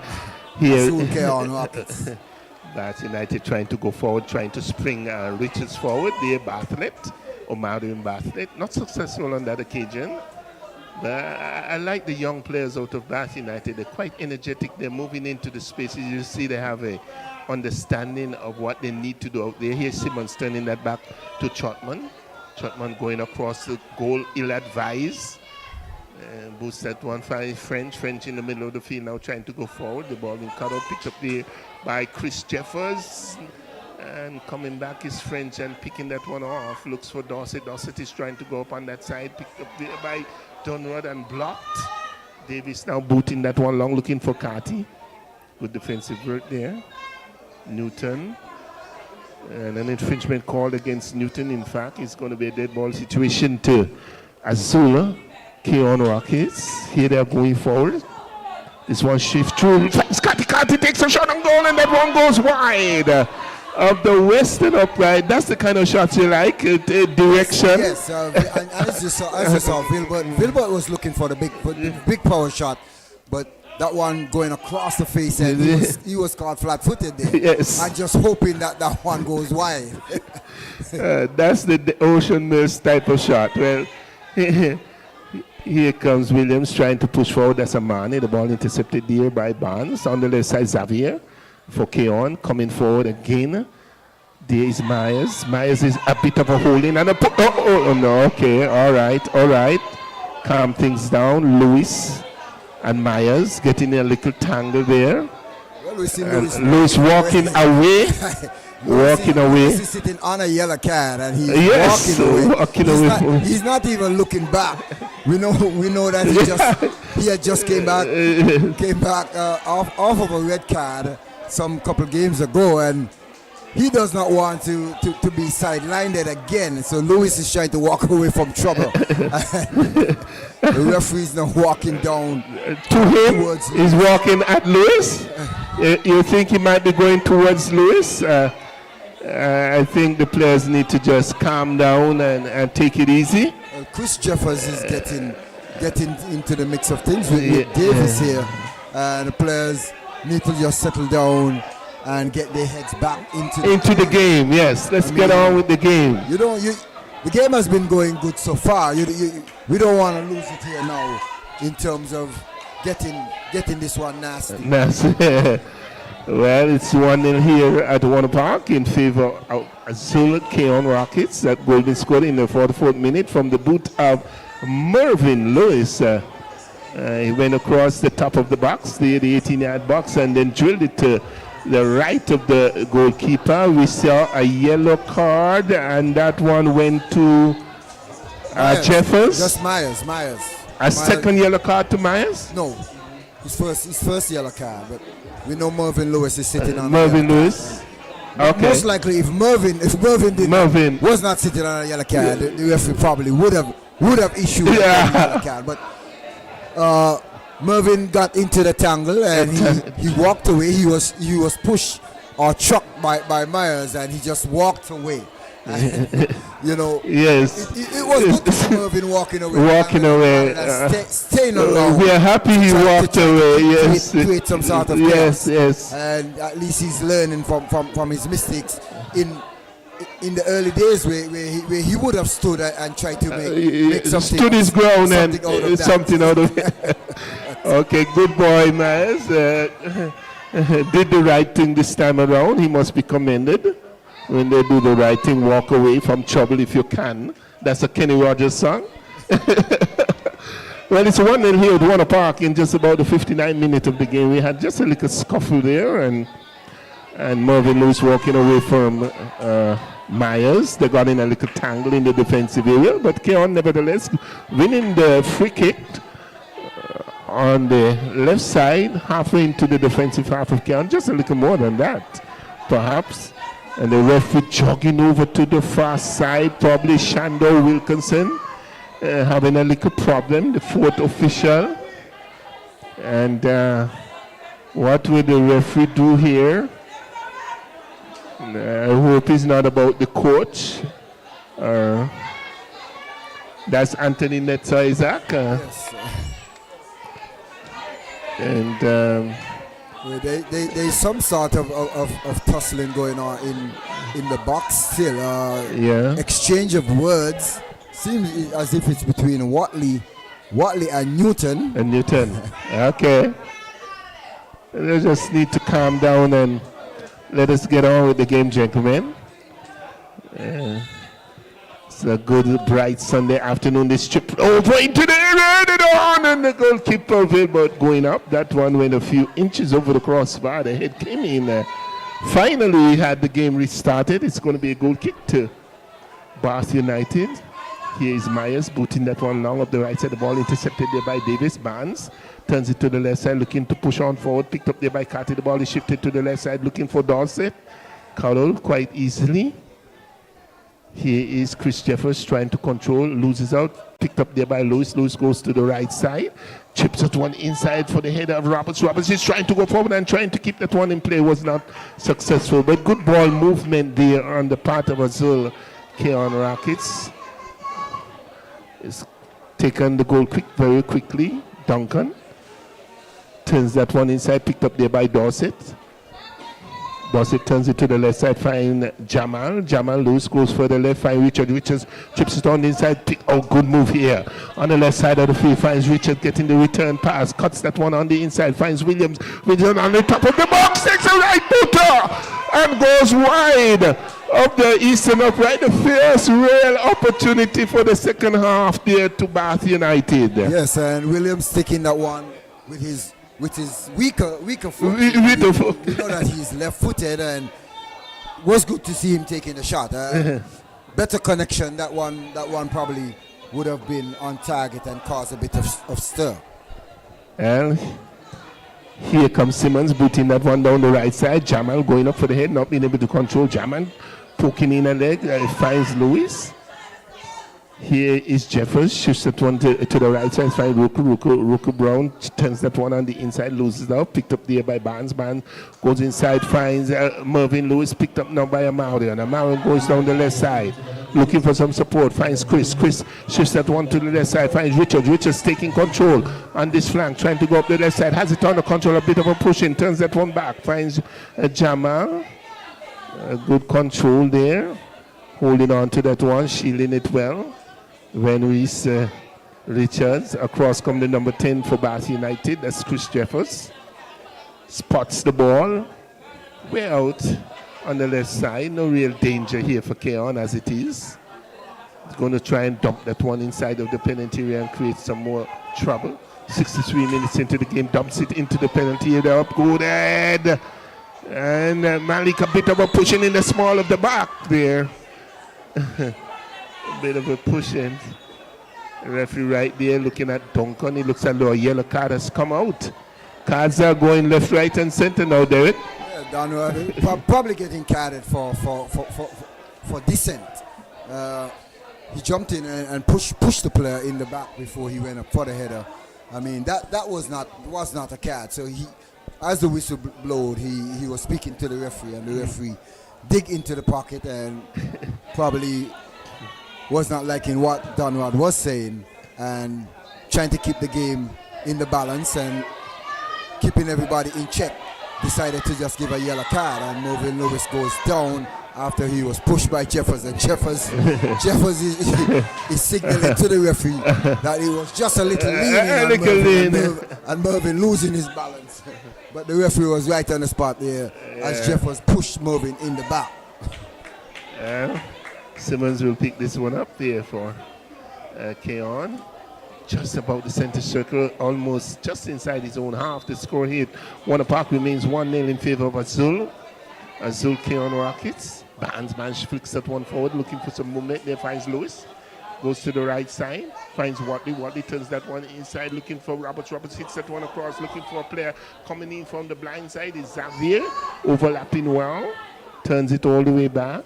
Finds Davis. Davis swivel and turn and looks up and drills that one inside. Finds on the top of the box a right booter there by Mervyn Lewis, and the goalkeeper right in position and just went a few inches to his left side and latch onto that one. That shot was a little better. Yes, it was along the ground. It was on target at least, but would have needed power to beat Stefan there. But it's Cayon on the left side. Inside, Carty looking to turn, looking to fire a shot, and the goalkeeper just backpedaling there and taking that one nice and easily there. 65 minutes into the game, it's still a 1-0 affair. Dorsey turns it back. He finds Jamal Lewis, all Bath United. Aaron pass there by Bath United. Here the man going forward, the ball being plucked away from Roberts. A bit of a push in there in the face, picked up there by Barnes. The referee now sounding the whistle. Little tangles happening between Roberts and Barnes, and you have Jeffers again in the mix. Chris Jeffers for Bath United. They're on the right side at an acute angle. And we see the referee, we see the custodian for Cayon coming all the way over to the center line to his bench to get a water. Don't know if that is allowed. Well, number 14 in Barnes will take this one for Azul Cayon Rockets. Cayon now on the new sponsorship. It looks as though we're going to have the first substitution of this game. We are taking out Amani Williams. Amani, who has not had his best game. You know, we have seen him play better. At least the last game last week was much better. This one comes across into the area. He has been substituted for the number 15 in Jabez. Smitten. That one is Smitten. Cayon Smitten. Yeah, okay. Cayon Smitten taking the field. Yes. This one again, Barnes gets that one across the ball, rolls inside of the area. Shot on goal, and the goalkeeper throws himself full stretch. He's still in play. Cayon trying to get that one back on target, but tremendous goalkeeping there by Wilbert Stevens. Well, it was a shot by Dorset and firing that one to the far post, and Wilbert was fully outstretched, pushing that left hand, that powerful left hand, and denying Dorset from putting Azul Cayon up some 2-0. Well, here it's Bath United again trying to build this one on the right side. The ball goes across the eastern touchline. And Keon Smith now in the play for Amani Williams. Seemed to have been out of it here for the game so far for the first 66 minutes or so. Never really got his footing right and got going. He had one good shot that he took with the right boot. Was not really on target. Here is Simmons for Cayon trying to get it downfield, picked up there by Richards. Ball goes across the western touchline just inside the defensive half. It's going to be a throw into the Cayon Rockets. Watley would take it. The overlapping right defender in Watley throws in very quickly. If Marvin Lewis is trying to control swiveling and turning. Very strong player trying to cut on the inside. Been brought down. It's going to be a dead ball situation to Azul Cayon Rockets just inside their own defensive half on the right side of the center circle. Is he reaching into the pocket again? It appears that it's another card. Well, this time for Jeffers, he series of fouling against Mervyn Lewis. You know, the last two fouls there was on Jeffers, and he not liking that call whatsoever, but the referee is just keeping things in check and making sure that everyone is on the same page and trying to keep this game as clean as possible.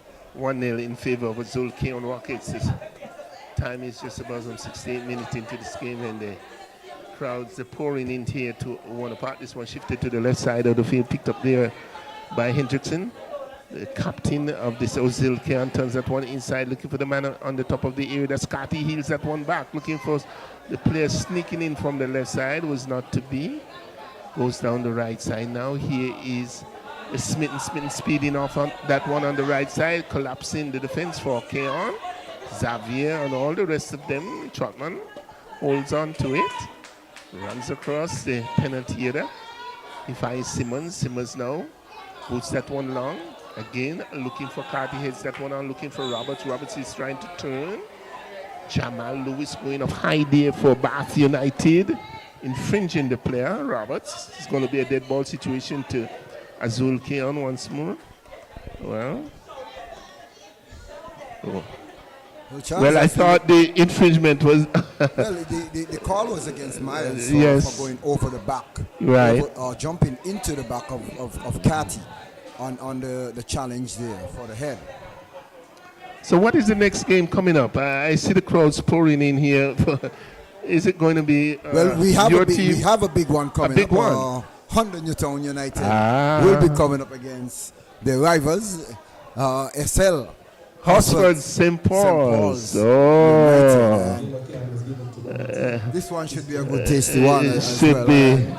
You know, Newtown needing a win and needing a win desperately, and they will have to come out and play desperately against St. Paul's. Well. So we see the coach not taking any chances now, where he's taking out Mervyn Lewis. Taking out his start. And not wanting him to pick up that second yellow card so that he will have to miss the other upcoming games. Is it a double substitution? Double sub, I should say. 25. Jabez Dorset is out as well. Jabez Dorset came out. 25 is Connor and number 20 is Prentice. Yes. For Cayon. This one comes across and having to defend this Bath United. Picked up there by the number 25 in Connor. Connor goes to the right side. He's looking for Roberts, not getting there. Simmons booting that ball back into the defense of Hot Springs. And ball breaks free and infringement called against Cayon. Just outside of the penalty area. It's going to be a dead ball situation to Hot Springs Bath United. Still in search of their first goal and probably the equalizer, and try to win tonight's game. They have another 18 minutes or so to do just that. This one rolls free. Find Newton. Newton chips that one over. Looking for Rooker Brown. Rooker Brown on the left side of the field now, trying to go forward, trying to control that one. Doesn't succeed. The ball rolls free and goes across the western touchline. He was challenged there. Some pressure being applied. It's going to be a throw into Azul Cayon Rockets. Very deep in their own defensive half on the right side of the field. They're leading by 1 goal to nil. Can they hold off this Bath United attacking team? They have done a good job so far. Throw comes in up the right side looking for Roberts. Picked up there on the left side of the field. Find Ruku. Ruku is trying to swivel and turn. Ruku Brown still a bit of a pushing in the small of the back there by Watley. This one being called on Watley. It's going to be a dead ball situation to the Hot Springs Bath United. We see Chris Jeffers, number 10. He's coming across to take that special kick. Also standing beside it is Ruku Brown. Let us see what the Bath United can make of this one. It's an opportunity for them to get the equalizer. He's on the left side. He dumps that one across, curling inside, and the goalkeeper gets the free ball rebound, leaping across to his right and plucking that one out of the air was Chapman. And Bath getting closer, Derek. Yes, they're getting closer as we're now into the 74th minute of play, and Smitten getting his first chance and not getting much power on that one off of the tie, as we see Kai Chapman comes across and just collect that one nicely on the goal line. But it's Bath looking to get into the mix of things again. Richard switching sides. Jeffers is in an offside position there as he tried an acrobatic kick. Chris Jeffers sneaking into the penalty area ahead of all the defenders for the Cayon Rockets, and Putin standing around in an offside position. Well played there by the Cayon Rockets. That defensive posture, playing the offside trap to great effect. The score here at Warner Park is still 1-0. Into the 76th minute of this game, this ball breaks free, finds Simmons. Chipping over to the right side, chips it one forward, looking for Roberts. Going to be a dead ball situation, picked up there by Jamal. Jamal now chips it one forward, looking for the man rushing on to that one. Is not getting there, Cayon Smitten. Cayon on the attack, picked up there by Connor. Connor trying to go downfield, think now Watley still on the move. Looking for Prentice, not being able to get there. The ball breaks now. Picked up there by Richard. Richard turns it inside. Find Batley. Batley is trying to wobble his way inside of the penalty area. Putting some pressure there on Simmons. Simmons now ushers that one across the eastern touchline. And if it were the dying moments of this game, Bath is hustling for that first one. This one comes across from the far side from Donald and going wide of the eastern upright. And we saw Kia Trotman just going around and covering that one well, making sure it was outside of the eastern upright. It's going to be a goal kick to the Azul Cayon Rockets. And Trotman, the custodian, the goalkeeper, would take it. Cayon leading. Their fans are shouting, badly needing those 3 points. And what are the standing, Derek? You have the ranking of the teams. Right now, we still have SL HOTSPURS St. Paul's in the lead? Yes, they're still in the lead. I think Old Road is probably in second place. And we have Cayon in the mix there, I think either at third place and Village probably in fourth. St. Peter's just knocking on the door. We also have Bath knocking on the door. Yeah, so it's very tight. As I said, if you lose, had Village lose last night to St. Peter's would have been in the 4 and Village would have been out. That's how tight it is. That's how tight it is. We saw a good shot coming in there from the right side, going past the eastern upright while we were just deliberating on a few points of the ranking. This one played to the right side, looking for Roberts. Roberts now dipped under that one. They allowed the ball to break free. Taken very quickly there by Chris Jeffers. The flag is up, going against Bath United. So Cayon will take this one up just inside of the area, foul through by Chris Jeffers. He'll have to calm himself. You know, he already has a yellow card. Can't afford to get a second yellow card. It's too important to player for the Bath United. 77 minutes into this game, this one down the left side of the field looking to go forward. The ball intercepted.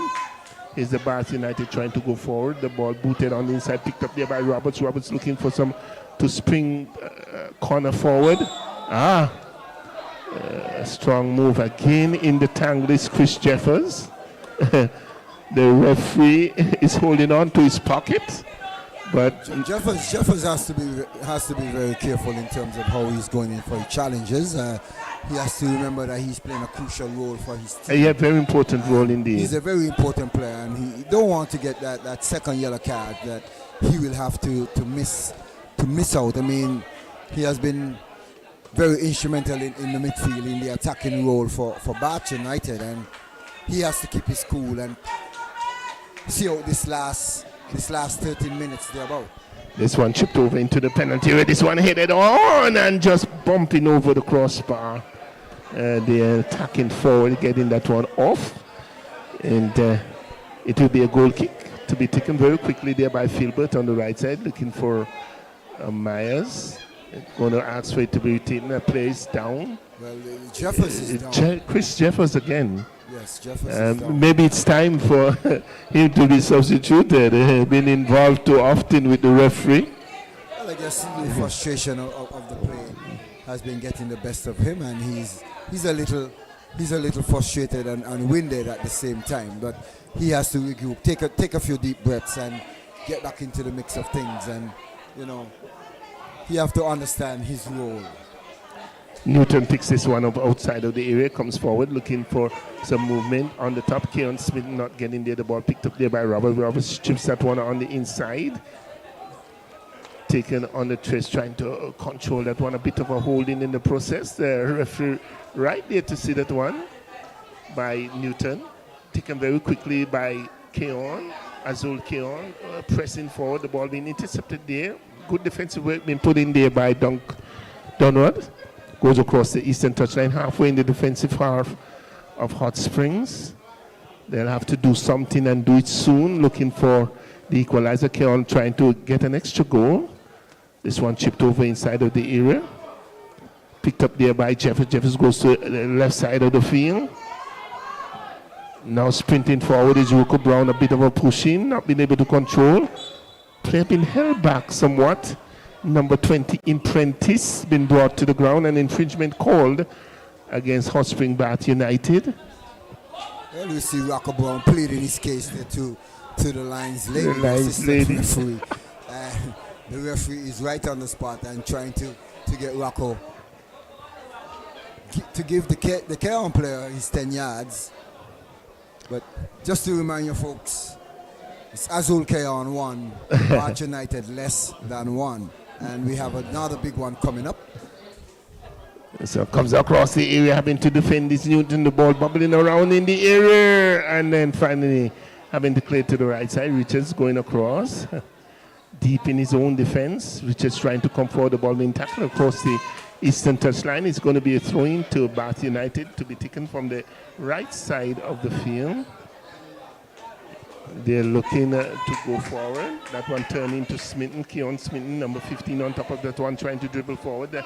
A deflection gets from the boot of Xavier French, gets it across the eastern touchline. Is Bath Springs going up on that right side. We are now into the 81st minute of this game. Can Bath come back? Richards. It looks as though it's a foul throw on that far side from Dunwood. It's going to now be retaken by Cayon, the Azul Cayon team. Get accustomed to that sponsorship name, Azul. Azul Printers, Azul Cayon. Rockets on the new sponsorship.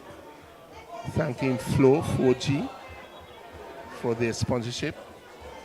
And going on to new sponsorship. Looks as though we're going to have another substitution right about now. Alex Claxton, the coach of Bath United, probably needing some more from his players. Looks as though he's taking out the number 10 in Jeffers. Chris Jeffers is coming out for the number 4 in Stephen. Anthony Stephen will be coming on, number 4. And number 12, Rocco Brown.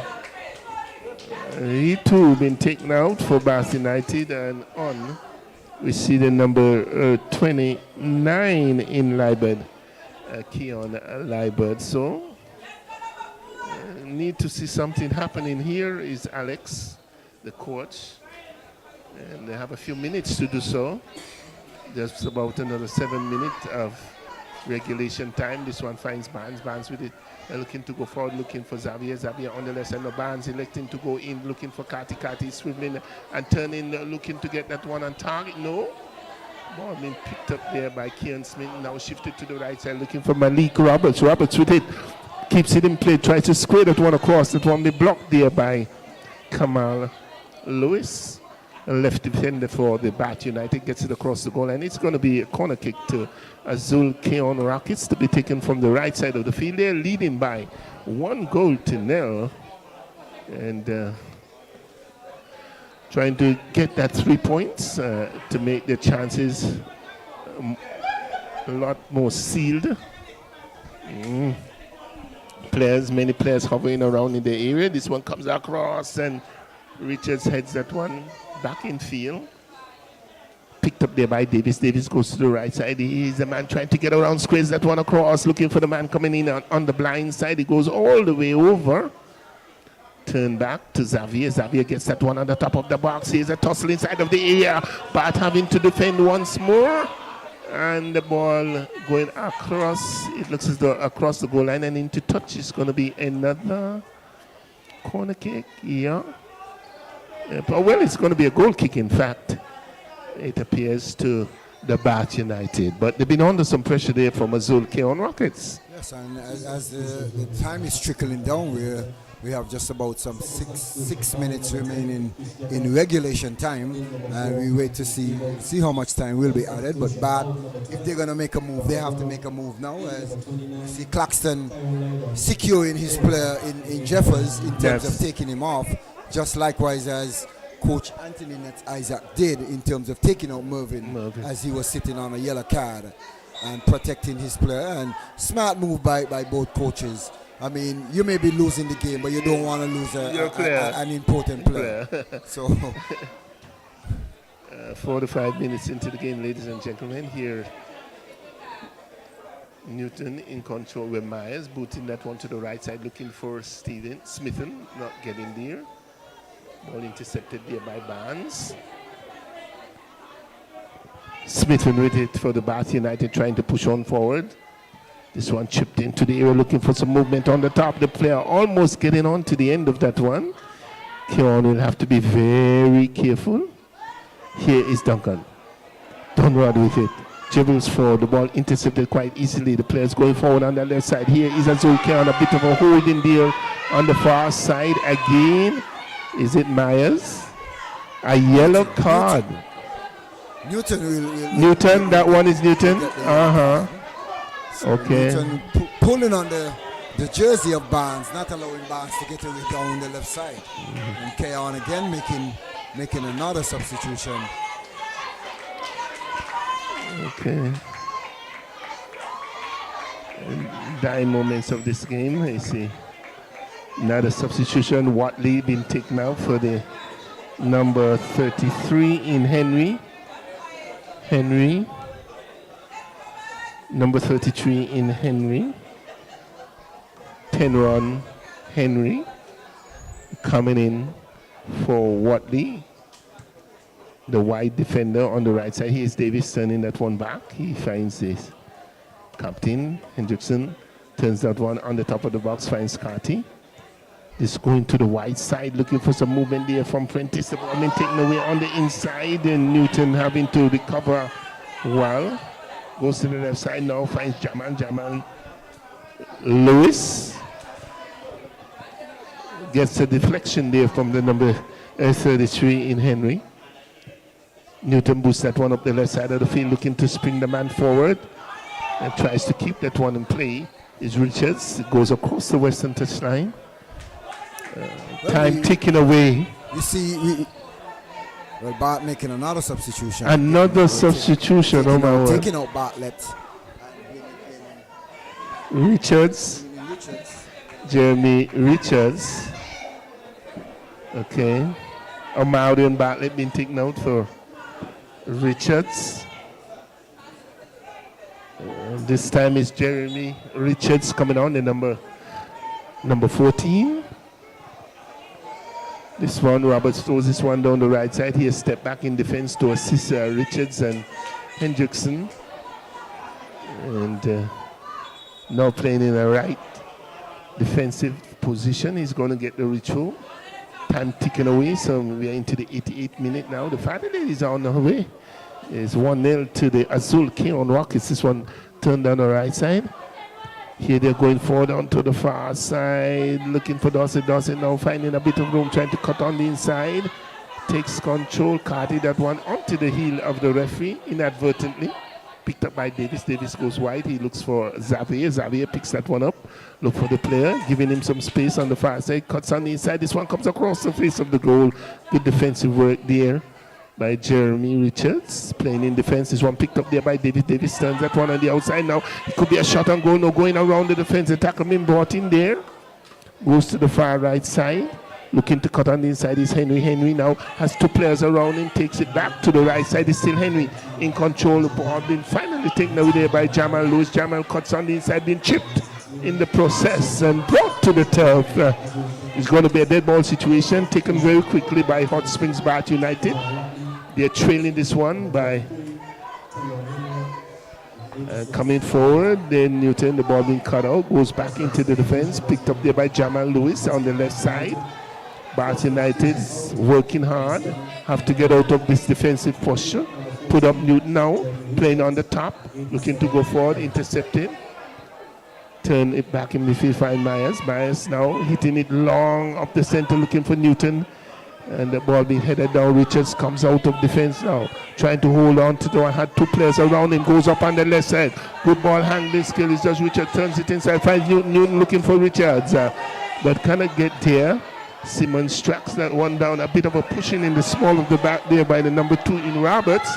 Turns on the inside. Can he hit it? Oh, they go wide of the eastern upright. That was the sitter for the Bath United. Can't believe it. An open goal. They just said the goalkeeper to beat in Trotman and struck it wide of the eastern upright. Derek, oh my, oh my. Well, we see Malik Roberts playing around in defense here with the ball, and that one was stolen by Smitten after some hustle and squared that one across to Newton. Newton control, did everything well except putting that ball on target. And in the dying moments, we're in the 90th minute of play, Charles. That was the Candy Crusher for Bath United. We have 5 more minutes to play, and Newton spilling the oil there. Not able to get that one on target to bring his team back on level terms. And we see Newton coming out of defense and pushing up higher in the midfield, where he's now playing that role of Jeffers. Right. Well, heartbreak here for the Bath United. That one should have been in the back of the net. Here is Smitten, Cayon Smitten on the far side, turns that one on the inside, looking to go forward again. Newton trying to latch on to that one. Here they are. Again, swiveling and turning. Number 14 in Jeremy Richards tries to get that one on field. He finds Veneris Richards. Turns it back in the center of the field, finds Myers. Myers goes to the right side. He finds some assistant Smitten there on the right side, trying to push that one forward. Azul Cayon having to defend once more.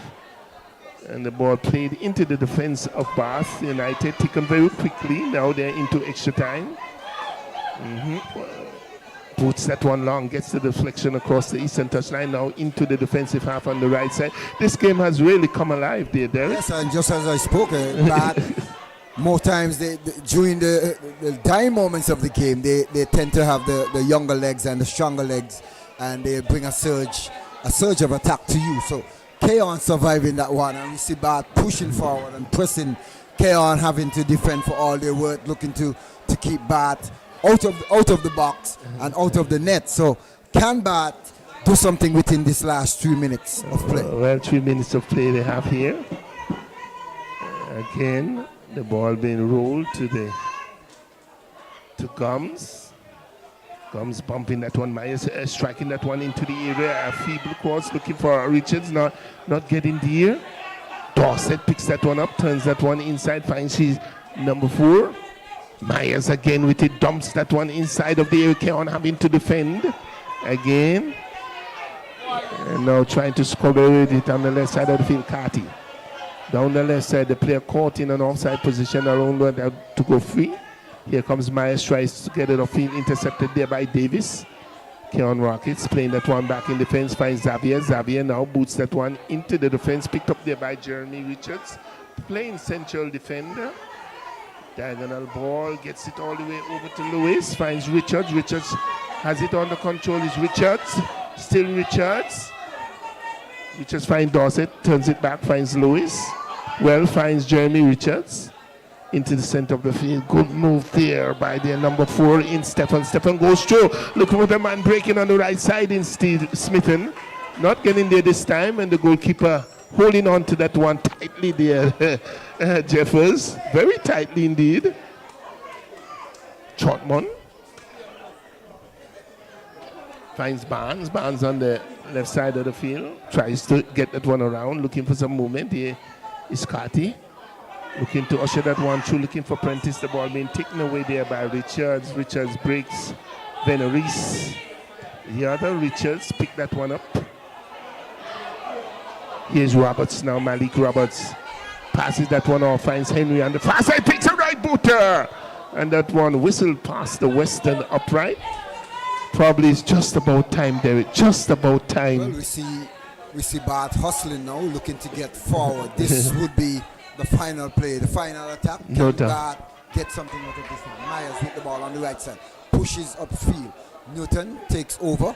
Newton now plays that one down the line, back inside for Newton. Newton is challenged there by Davis, and Davis, there's a late whistle there. So free kick for Bath United, and this probably will be the last play of the game. So Bath will have to make something of this one, otherwise it is all over. Cayon, Well, bring Cayon will everybody be running away with it. and giving the new sponsor their first victory. 1-0 to Azul Cayon Rockets. Can they hold on to that 1-0 and 3 points? Bath will be trying to deny them that opportunity. Yeah. It's like Newton is standing over this one. And it's going to be Hot Springs Bath United with their final, almost looking like their final opportunity. And their number 4 in Stephen Anthony Stevens, also in attendance there, probably having a few words with Myers. Is he going to take a shot and goal? The goalkeeper in position, gets that one over into the wall. Cannons into the wall, and Myers goal all the way up, and a sweeping tackle there. Gets that one across the eastern touchline. The throw comes in very quickly. It's bubbling around in the area. The players are battling for that one and having to be cleared. Finally by the defense. Picked up here by Richards. Richards is trying to swing and turn. The ball breaks on the right side. Anthony Stevens picks it up, gets it to the right side of the field. Myers, it turns it inside. One touch pass. Find the man going on the outside trying to get that one across. And it goes over the goal line. It looks as though it's now the final whistle of the game.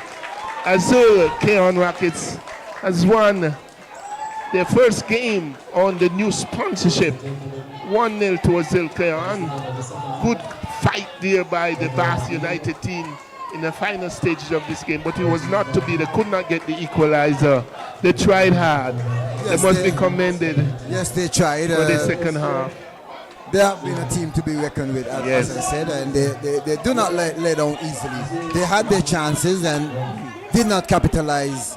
We see Newton getting the best chance of the game for Bath United, and was not able to put it on target to bring that equalizer to them, or even force Chapman to make a save.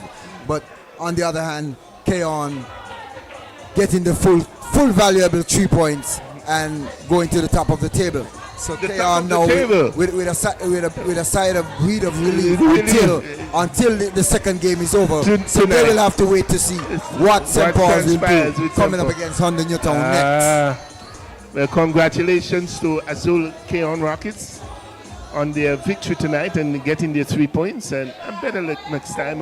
Nothing to be ashamed of the Hot Springs Bath United, nothing to be ashamed of. They played a very good game, a strong game. They showed good energy, good form. They were moving the ball around. They were hustling all the way down to the final whistle. They should have had the equalizer. You know, my heart bleeds for the team not getting that equalizer. But it was not to be this afternoon. Maybe the next game they might be able to capitalize and win. But Derek, a good win for the Cayon. Azul Cayon Rockets. A good win. Congratulations to the management and coach and all the players and supporters of the Cayon Rockets. Yes, and we had that goal coming via the boot of Mervyn Lewis in the 44th minute there, and he provided that lead goal for Cayon, and that one stood. And they held out, they defended strongly, they defended long and hard. Yes. Even though Bath was coming and coming and coming, you saw Cayon digging deep, and they held out, and they went away with the 3 points, and now they're leading, they're at the top of the table. And now we'll sit back and watch to see what St. Paul's will bring towards Newtown, to see if St. Paul's will come back on top or whether Newtown will get the valuable 3 points. So we wait and see what will become of this one. And you're going to be here to tell the fans about it? Yes, I will be here. I'll be in the hot seat. I'll be in the hot seat. All right. Okay, I'll leave it up to you guys. Have a good second game, and I'll be listening. All right, so we say good night from Warner Park as we take a little break and we set up for our second encounter. Honda Newtown coming up against SL Hotspurs St. Paul's United.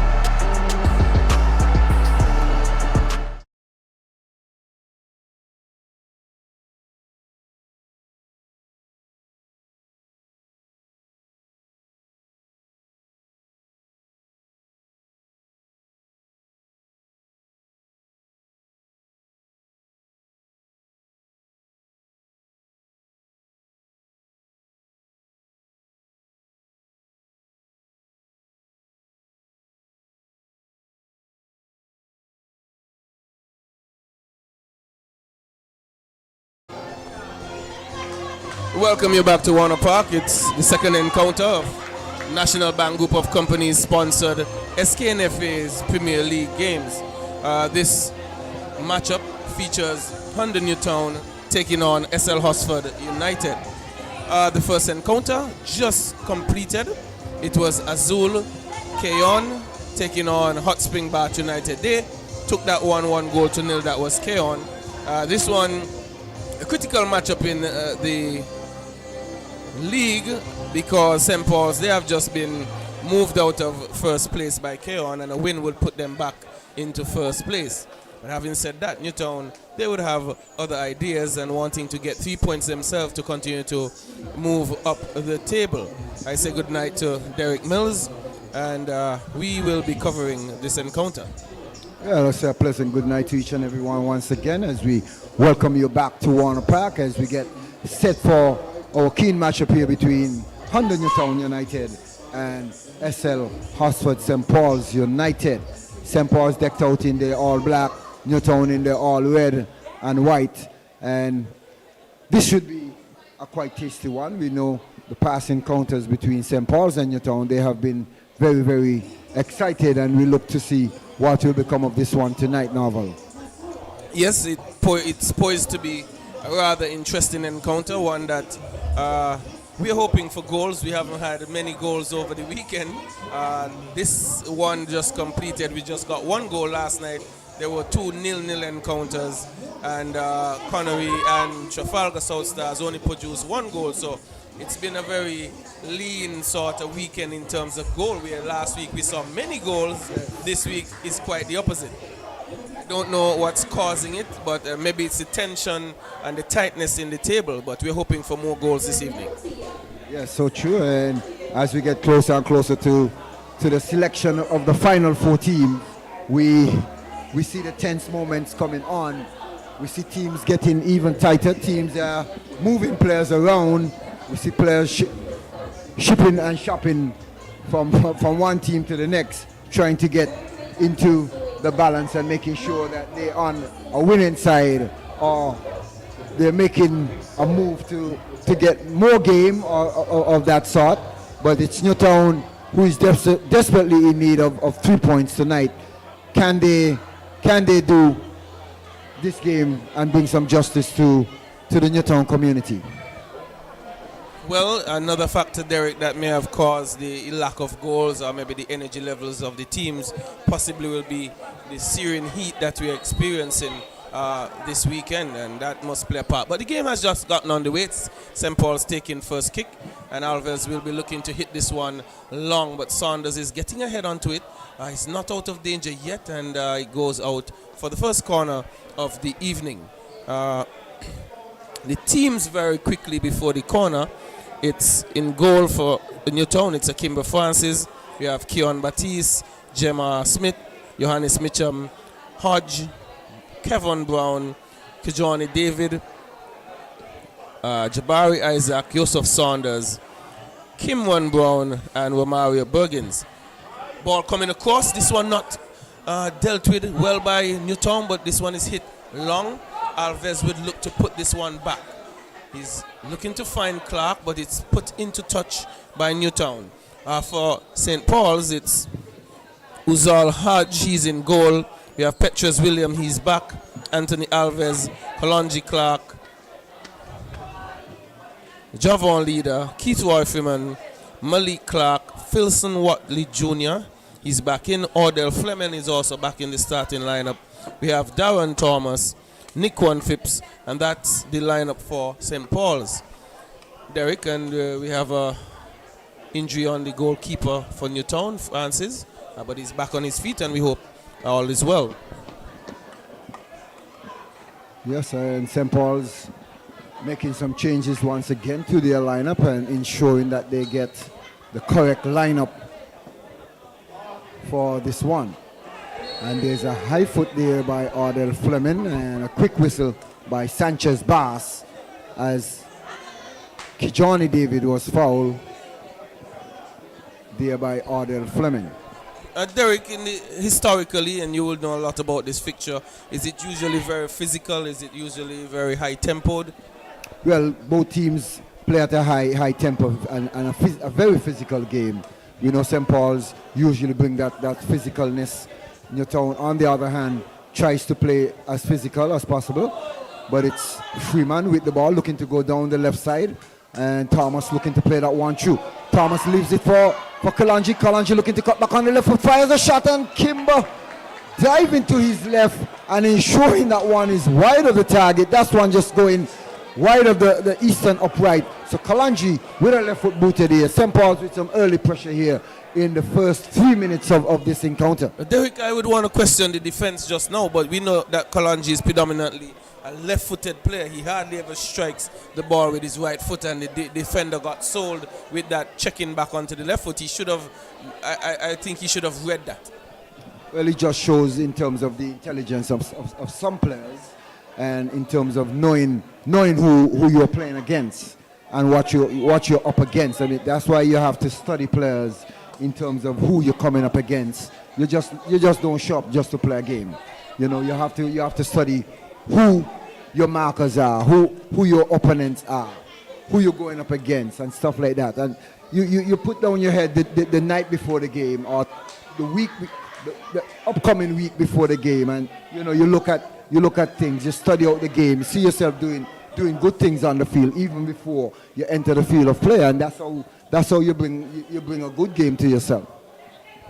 Totally agreed. You must put in that work prior to the game, studying it. But it's Newtown with a free kick. Into the box it goes, headed down, but it's cleared by Leader. Newtown takes over. Johannes Mitchum on the right side. He puts this one, it comes off of St. Paul's, but Johannes Mitchum making a quick run down the right side. Getting a cross in, but it's cut out momentarily by St. Paul's. Doesn't get very far. Only as far as David. But this one comes out to Nickwan Phipps, finding Kalonji Clark. Their runners, Malik Clark, but this one is behind him and goes into touch. Well, no, it came off of a Newtown player, or it's a foul. It is. Sanchez Bass on top of that one. But St. Paul's were looking to break quickly there, and that was a good interruption. But giving it away, St. Paul's. Newtown building in the middle with Mitchum. He's going to be a key factor here. Derek, can he string passes together? I haven't seen Lawrence, Derek, Kimber Lawrence, that is. He has been the point man up front for Newtown. What would be his situation? Well, I think from gathering some information, I've been told that Kimber Lawrence has took a transfer back to St. Paul's, and he played 1 or 2 seasons with St. Paul's before, where he left Newtown and went to St. Paul's and came back from St. Paul's to Newtown after having a successful season. And I've been told that he was transferred to St. Paul's, but it's St. Paul's with the ball.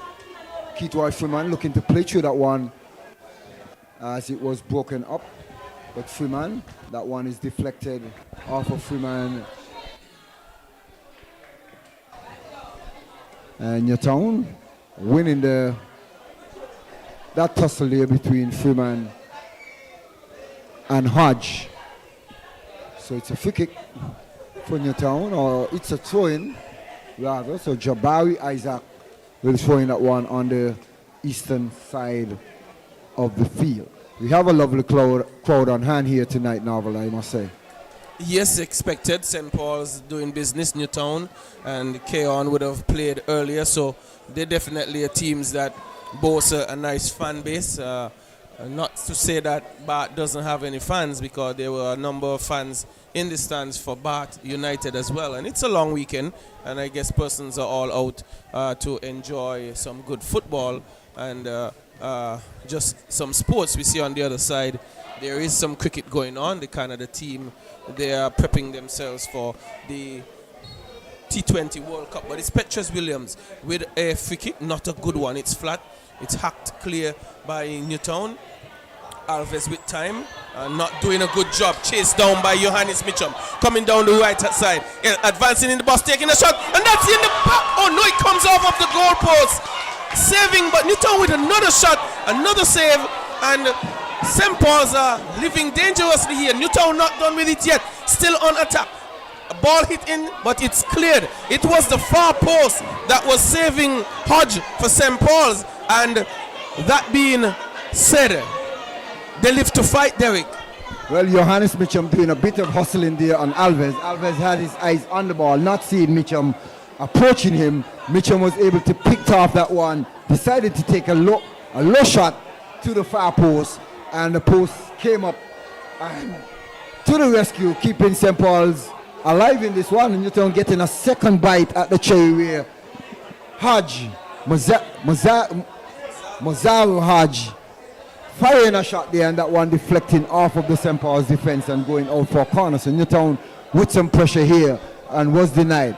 Ball coming over to the far side. Heads going up, and the referee signaling another corner for Honda Newtown United. Well, I just think it was just lazy football by Alves there, Derek. He should have dealt with that. He had time. But Mitchum probably noticed his lackadaisical approach, and he hustled him, picked off that one, and was on to goal. But they have another corner. It's coming in now. Keith Freeman heading this one, getting another head onto it, and a foul on Freeman. So good sequence of play there for Newtown. Poor one for St. Paul's. Just really lazy football on behalf of Alves. But good thinking by Mitchum. But probably Derek may be a little bit too accurate. Looking for the far post really. And just getting the far post. And not I thought it might have crept in. But it's bounced out.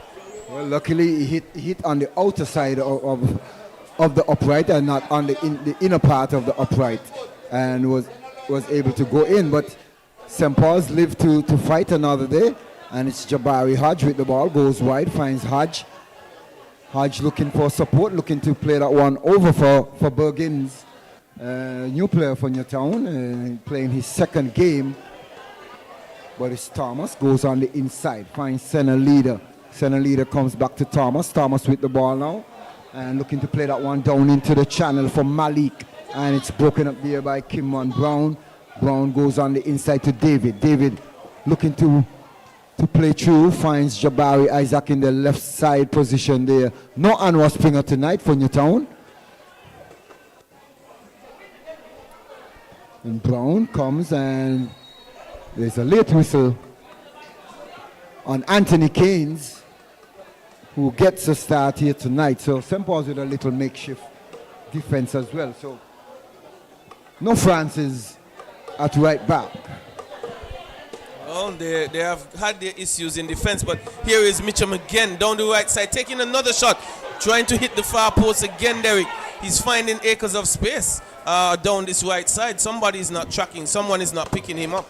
Well, it's good to see Mitchum in a more advanced position tonight. He's playing a more attacking role, and he have gotten off 2 shots so far, and let's just hope that he can continue kicking against the run of play. Well, he is a very fit guy, and they're going to have to sort that out in defense. And St. Paul's, they have not been defending as well as they usually do, and that's probably because of the number of changes that they continue to make in their defensive setup.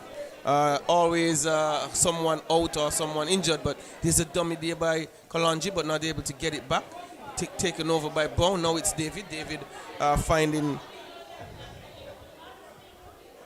Batiste. What? It's Mitchum now. Ball going back to Mitchum in middle. Kalonji closing him down. May have fouled him, yes. And the referee boss is on top of that one. He definitely would have clipped Mitchum. But it's David going back to Saunders. Saunders looking long, trying to go wide. This one being touched on. Newtown continues to advance. A shot is taken, and that has nestled into the near post, beating Hodge. Smith getting the shot off, and Newtown are up 1-0. That's the opening goal this evening. They have been threatening all night, and thus far, it's Smith getting that one, creeping into the near post, beating Hodge for St. Paul's. 1-0. We are in the 12th minute of play, Derek. Newtown doing the business early. They have shown the intention. They have shown the intent. They have been creating and knocking on the door. Well, it has opened for them. Well, we have seen St. Paul's.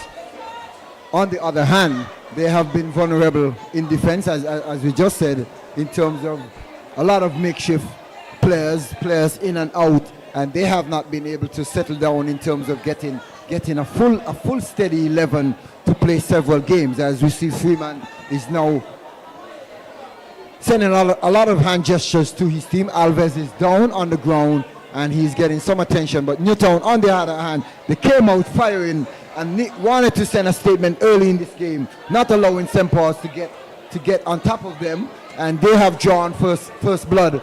And Newtown, can they hold on in terms of getting forward and extending their lead, or holding out on this 1-0 lead?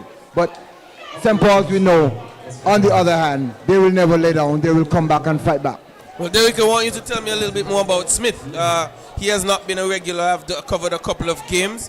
Smith is not one of the persons that I have seen featuring regularly for Newtown. What do you know about him? Well, he's a young player. He played young football for Newtown, and he was overseas in college. He has now finished his college degree, and he has moved back home, and he has now get back into the mix of things. He played some games for Newtown in his early days, but as I said, he went off to college, and he has now completed his college studies, and he's back home there in the Newtown area. He's one of Mike Harris, the former cricketer. That's one of his grandsons. Okay. Well, he's taking up football and already making a little statement here to St. Paul's. Newtown, again, with some players that are trying to insert themselves into this team. And early pressure and early business for Newtown. Well, it's Brown. He's on the ground, and that one will go against him. St. Paul's will need to respond if they can. Usually they try to hit back very, very quick, and Newtown will be aware of this. But it's Petrus Williams standing over the free kick, just about the halfway line.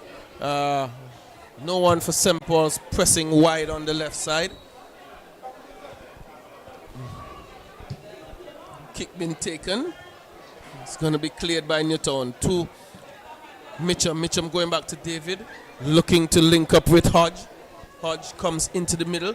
He finds David. David comes all the way back to Isaac. And just touching it around now is Newtown.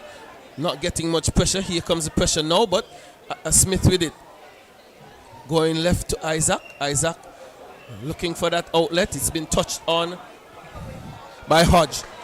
Trying to link up with Mitchum, but he's in an offside position. Whistle doesn't come just yet. Hasn't been seen by Bass, but he now picks up that flag, and that averted the danger for St. Paul's. But Derek Newtown has been building their confidence, and the passing sequence looks good at the moment. Yes, well, we know Newtown, they have been passing around the ball good. They have been very patient in possession. As we know, they more or less play their game through Kijani David and Mitchum. And Mitchum is playing a higher role tonight and causing some problems here for St. Paul's. Well, I'm liking to see how Mitchum is looking on the ball. Well, he always looks good on the ball, but he's usually so deep, trying to come from deep and then come forward. But now he's in that advanced role. He can create problems. But there's a corner here for St. Paul's. It's going to be taken by Malik. This one is hit to the top of the box for Kalonji. Kalonji is being closed down. Goes back to Malik Clark, but this one is cleared by Cayon Brown. And Thomas is chasing at it for St. Paul's. He goes all the way back to his goalkeeper, and who controls. He's going to switch the play, finding Alves right. Then he finds Anthony Keynes. He's playing right back, usually a very left-footed player. This one won by Mitchum. St. Paul's, oh no, that might be a foul. Bit of a heavy touch there on Kalonji Clark. And Newtown doing the right thing there, closing down Kalonji. He's one of the main suppliers of balls into Freeman. Well, that is so true, and at least the Newtown coaches, they seem as if they have done their homework, and you have to keep Freeman and Kalonji quiet. Also, you still have to look at the two wide players, Malik and... Ball played into the box, heads going up, and center leader putting that one comes off of the crossbar, and Newtown surviving that one after center leader was not able to get that one beyond the goal, so center leader was free in the box. Well, just as I was talking about Malik putting the perfect cross, center leader coming from deep, up and booting that one onto the crossbar where Francis was beaten. Well, definitely was beaten. He was nowhere close that one. Leader probably Derek could think to himself he would want that one back. Should have really put it away. He was free, no one was marking, but it just sends any thoughts of the Newtown team that St. Paul's are going to lie down and play dead. They're not going to do that. They're going to keep responding here. Yes, and I spoke about that just as Newtown scored. You know, St. Paul's is a team. They're gonna keep coming. They're gonna keep coming. You have to attack them and put them out of the game. So Newtown, not because they're up 1-0. 1-0 is not a safe lead. You have to have a strong defense coming up against a vibrant team of St. Paul's, and they know what is at stake, and they don't want to give away these 3 points tonight, knowing that they have to win to be back on the top of the table, seeing that they have been overtaken by Cayon. So St. Paul's have their work cut out, and we see Freeman keeping a little huddle with his team as they just had a little shout as well and getting things back in order. Well, yes, Derek, they haven't been defending great as we know that they can, but they still have been very potent in attack. The attack continues to create goals or create chances, and that was a really good chance for center leader, and he was unable to put it away. But we are in the 19th minute of play, and Newtown are up They are up 1-0. They got that goal in the 12th minute via the right boot of Smith. And they're going to pick up the attack on the right side. Shot comes in. It's for Kijani David. He's giving it away to Nikwan Phipps. He picks it up. Ordell. He goes over to Anthony Keynes, who's looking to find Kalonji. He's dispossessed by Smith. Mitchum takes over. He hits. This one goes forward down the left side to Smith. Smith has Alves in attendance. He crosses this one. He's finding Bergens. He doesn't control, and St. Paul's they're able to clear. But it's Brown. Brown brings the ball under control. Finds Smith again in the middle. Sorry, it was David. Dispossessed by Kalonji. St. Paul's on a slight break here. Playing in Freeman. It's wide down the left side. He's unable to control. And it goes into touch. That was a potentially dangerous situation as Kalonji was looking to spring Freeman into that attack, Derek. Yes, Newtown the defense was backing off of Kalonji and no one was advancing. But luckily, that one ran away from Freeman and was a bit wide. And Kalonji had the space where he could have taken a shot as well, but he chose to try and play in Freeman. But it's a free kick, it's a goal kick for Newtown, and ball played over, and Anthony Keynes cutting out that one, goes back to Petches, and Petches now booting that one upfield, cut out by Kijani David. Center leader now is blocked by Batiste. Jamal Smith getting on the center leader. Jamal will pick up a yellow card. Not sure though, Novel, if that card quite soft. If that was worth a yellow card. I think it was very soft card. It was a soft tackle by Jama. He just push his long legs through the legs of center leader from the back. But Sanchez Bass, he's in charge. We are not. We're just banging our mouth. He has the whistle in his mouth. So he has the job to keep things quiet. But early card for Smith. But it's Petres who's going to be taking this free kick. He goes long, just on the top of the box. Nikwan Phipps missing the head, but he comes to Anthony Keynes. He's playing this one down to Kalonji. Kalonji on the right side. You could imagine he's going to be looking to cut onto that left foot. Couple of step overs. The cross is coming in, it's blocked. This one is cleared. Bergens, he tries to get it back to Mitchum, but Petrus Williams calls off everyone. He wins this one. It's Ordell, bit slow again. He's dispossessed by Smith. Down the right side is Newtown now with Batiste. Batiste controls, plays with Mitchum. Mitchum is going to assess. Comes to Smith. Smith with a nice pass to Batiste down the right side. What can Batiste do? He waits. He finds David. David beats one, tries to take a left-footed shot, and then the shot comes in, and this one is over the post. Newtown creating havoc for the defense for St. Paul's here, Derek. Yes, and Mitchum and David are out hustling the middle of St. Paul's. St. Paul's is playing very slow. Ordell, and we see Alves on the other hand is playing very, very slow, but Kijani David is down and he seems to be favoring his hamstring, and Newtown does not want to lose Kijani David at this point in time. He is a critical player for Newtown in the middle of the field. He's always that link from defense to attack, and him and Mitchum, they have been dominated the midfield thus far this evening, and definitely would not want to lose Kijani David at this time. It's a really brisk start here for Newtown. They have been out hustling St. Paul's thus far in the middle of the pitch. The St. Paul's defense for some reason are a bit slow. They are not clearing their lines quickly and finding themselves under tremendous pressure. But it's going to be Petrus Williams. He's going to take the ball out of defense.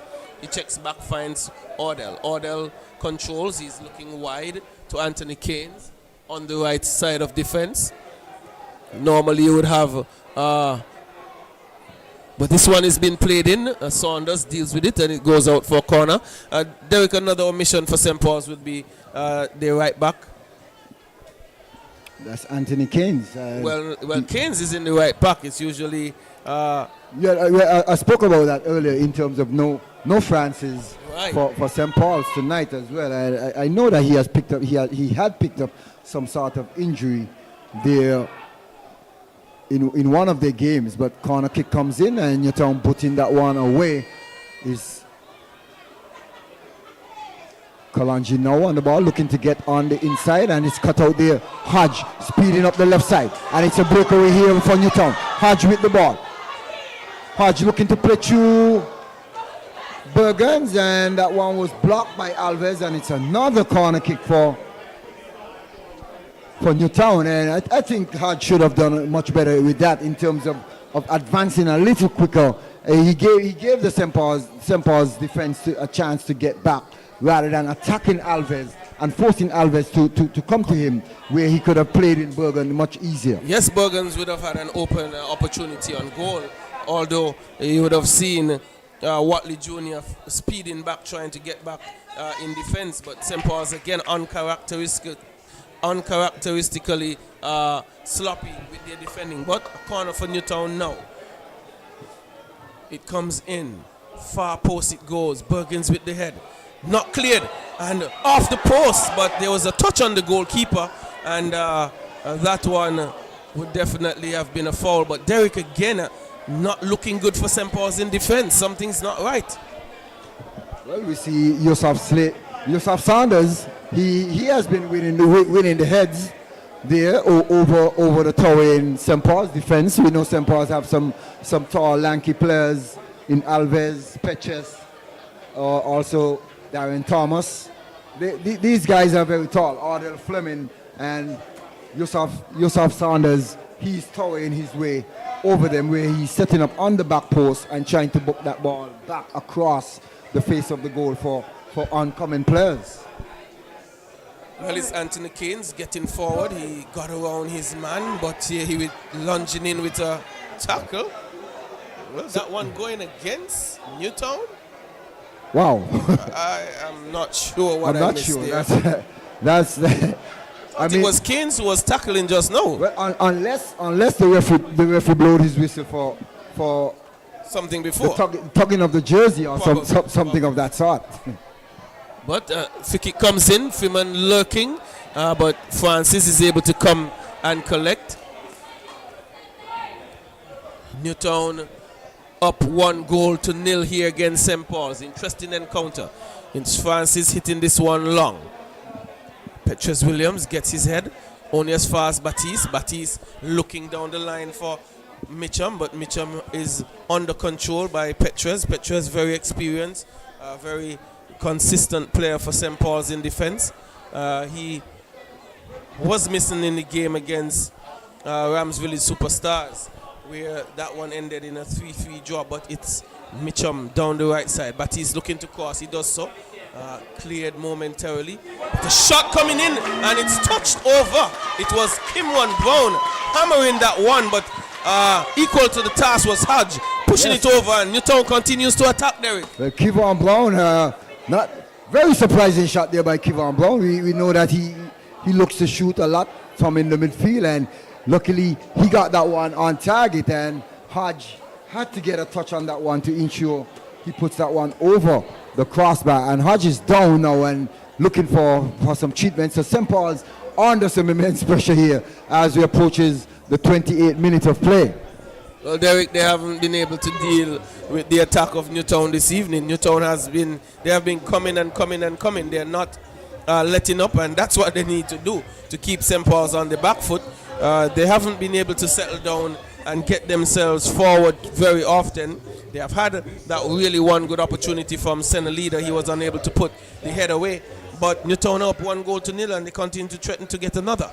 Yes, and as I always say, when you're playing against St. Paul's, you have to constantly attack them. You have to make them play defense, and we know the best defense is offense. You're certainly right about that, and Newtown, they have gotten their their offense going right about now. It's going and going good, but they have another corner. This comes in now, bouncing around, another shot taken, this one by Bergens, but was always going over, so no trouble there for St. Paul's. Hodge playing quickly, ball being hit long to no one really.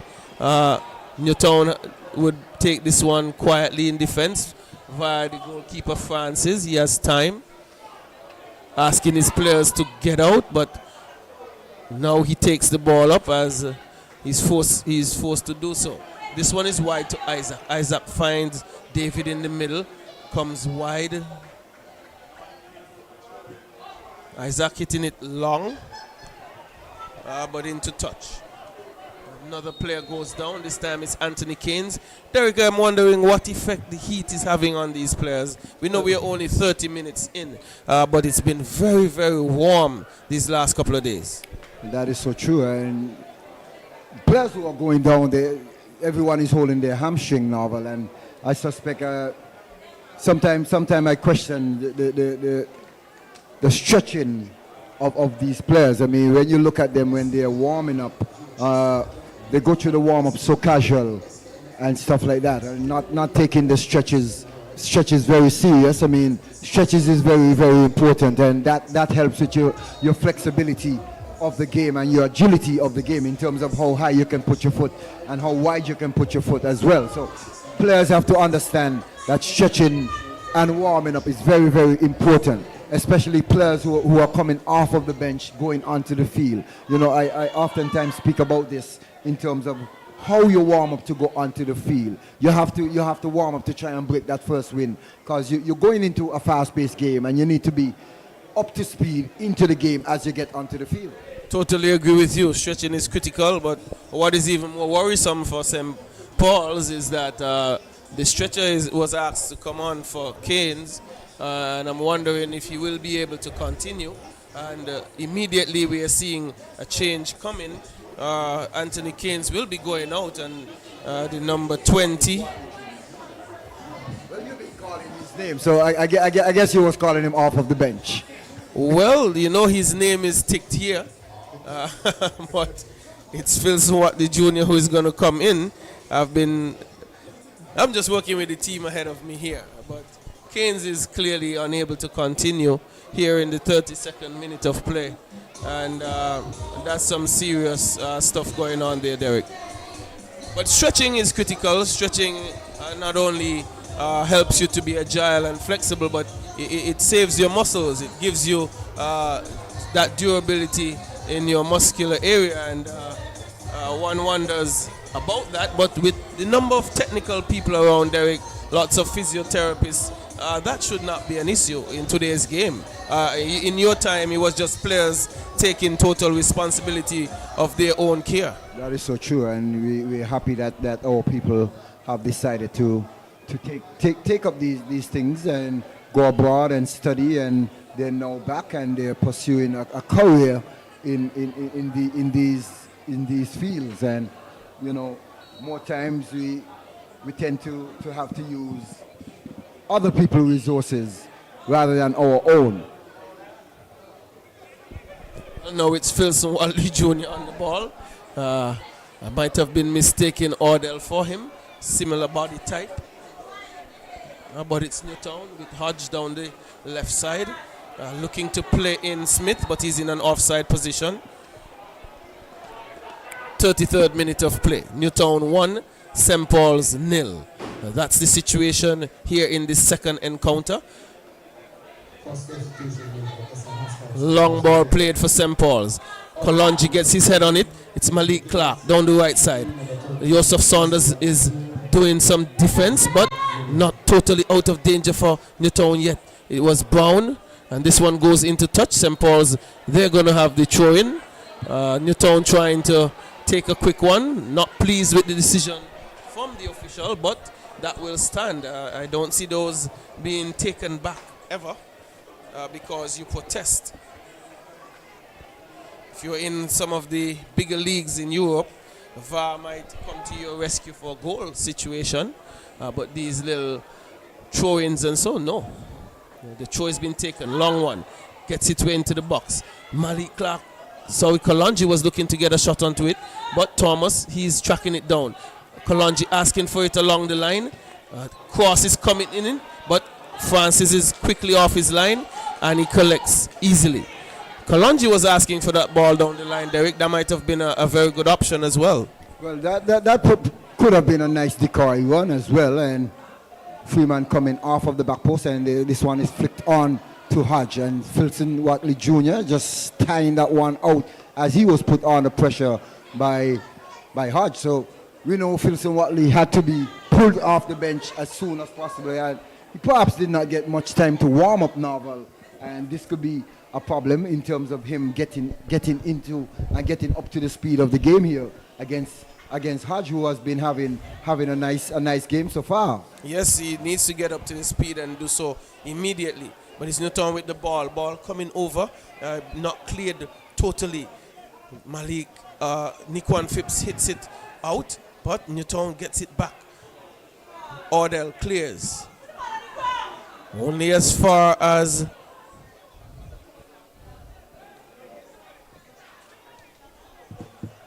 but it's Newtown with it now.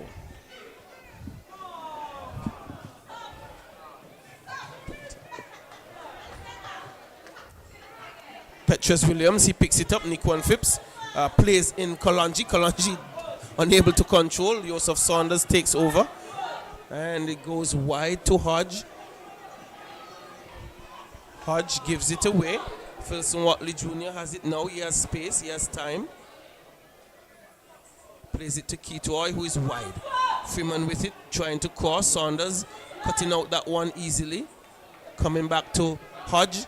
And Newtown looking to spring another attack, but Filson Watley Jr., I think he's up to the speed of the game, Derek. He's been cutting out a number of plays. So true, and he has been playing good for St. Paul so far as well. He had a good game the last game versus Rams Village Superstars, but not sure why he did not get the start tonight. But it's Hodge looking to take on the St. Paul's defense, and another player going down for St. Paul's as Hodge comes across and boot that one into touch. And that's Ordell Fleming, who got up and he's limping around. But Newtown enjoying a 1-0 lead so far. We're in the 37th minute of play, and Newtown continues to push forward. They're not settling for the 1-0. They're trying to extend their lead and force St. Paul's to play some defense and keeping them on the back heel here.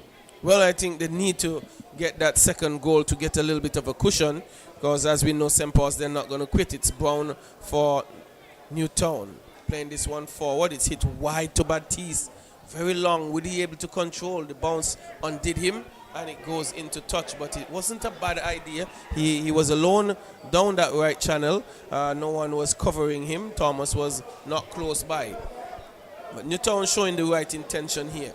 St. Paul's not being able to get their play going, their forward play going. But if you know St. Paul's, they're going to just keeping the game until they get that little opportunity. It's Nikwan Phipps looking to turn his defender, but Baptiste did his job.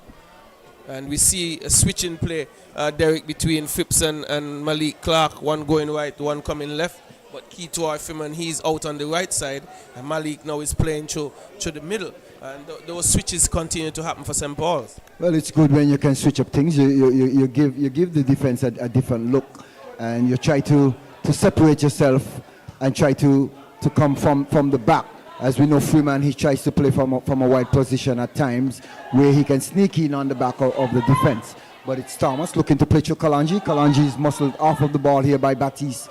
And Baptiste doing a lovely job so far in helping in the defense for Newtown. But yes, he has to track back. He cannot just stay in that advanced position. He has to help his team out in defense. He is looking to go long, finding Ordell. Ordell takes over. Thomas hitting this one again forward. Brown doesn't deal with it really well, but it floats over to Isaac, who is going to clear his lines only as far as Leader. Leader still with it, battling in midfield, looking for options, and he comes all the way back to Watley Jr. Another long ball played, finding Nikwan Phipps this time on the right side of the box.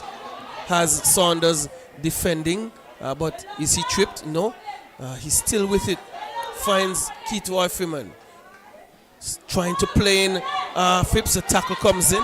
He goes down, but it was the ball that he got. Watley Jr. winning this one, so some pressure for St. Paul's now. Freeman from the right side. Looking for a cross, not a bad one. Malik not getting up in time, but he tracks this one down, has Batiste chasing him. He has Thomas in support.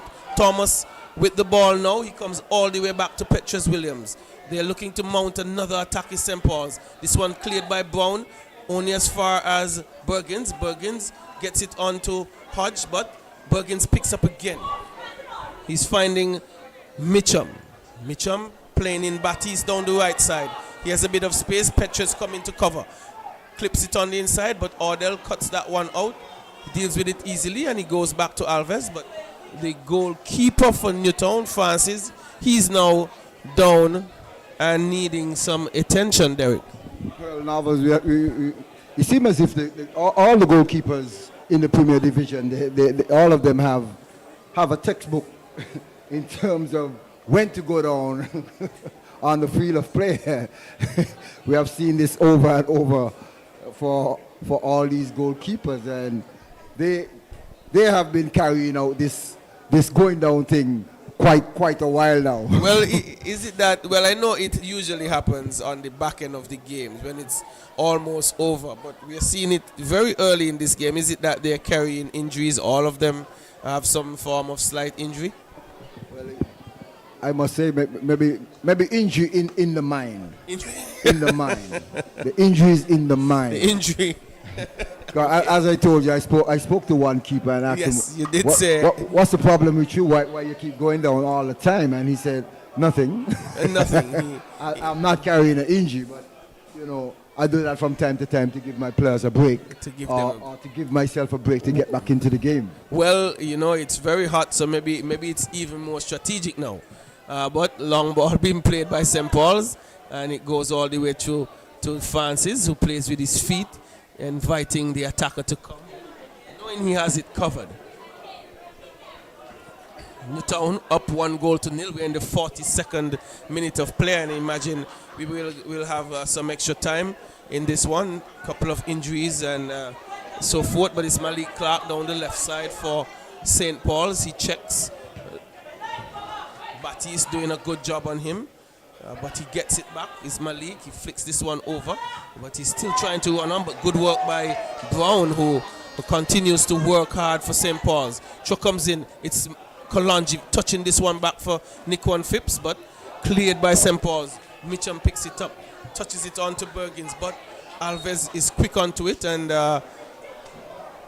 Bergens was a bit out of control and committed an infringement on Alves. St. Paul's are thinking they're going to be needing a goal going into halftime, and Newtown would want to defend this for all they're worth, not wanting to give up a goal at this stage to give St. Paul's any sort of energy. But it's Petrus Williams hitting this one into the box, cleared by Saunders. Hodge not doing a good job to get it out, but it's Ordell striking one with his left foot, not going very far. Smith picking up this one, going all the way out. Newtown with it still, controlled by Bergens, but dispossessed momentarily. It's center leader Nikon Phipps trying to play in Kitoy down the right side, but this one goes all the way back to the goalkeeper. But Alves not taking any chances to go back to the goalkeeper. And he know Mitchum has been hustling all night, and most likely he heard some footsteps.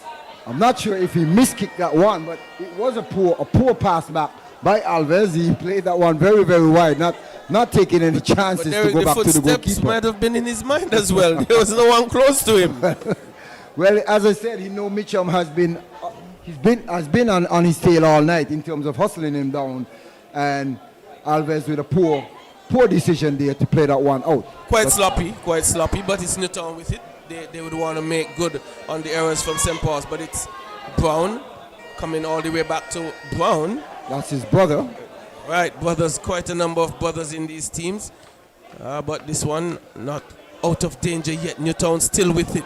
On the top of the box, another shot taken. A bit high, a bit wide. Smith in there. Smith continues to... Trying to use the finesse. Well, he's pulling the trigger whenever he needs to. You were talking about taking shots in the run of play. We've seen a few of them since you've spoken about it, Derek. That is so true.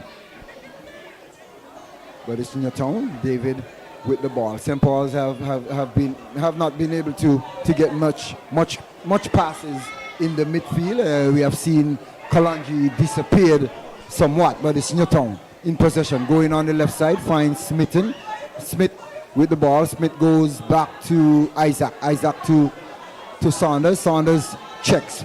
Plays on the inside to Brown. Brown turns. Looking to get away from Senna Leader. Senna Leader winning that back on. And it's Kalonji now. Looking to get down the right side. Kalonji looking to play through Phipps. Phipps with a back heel, and Newtown defending well.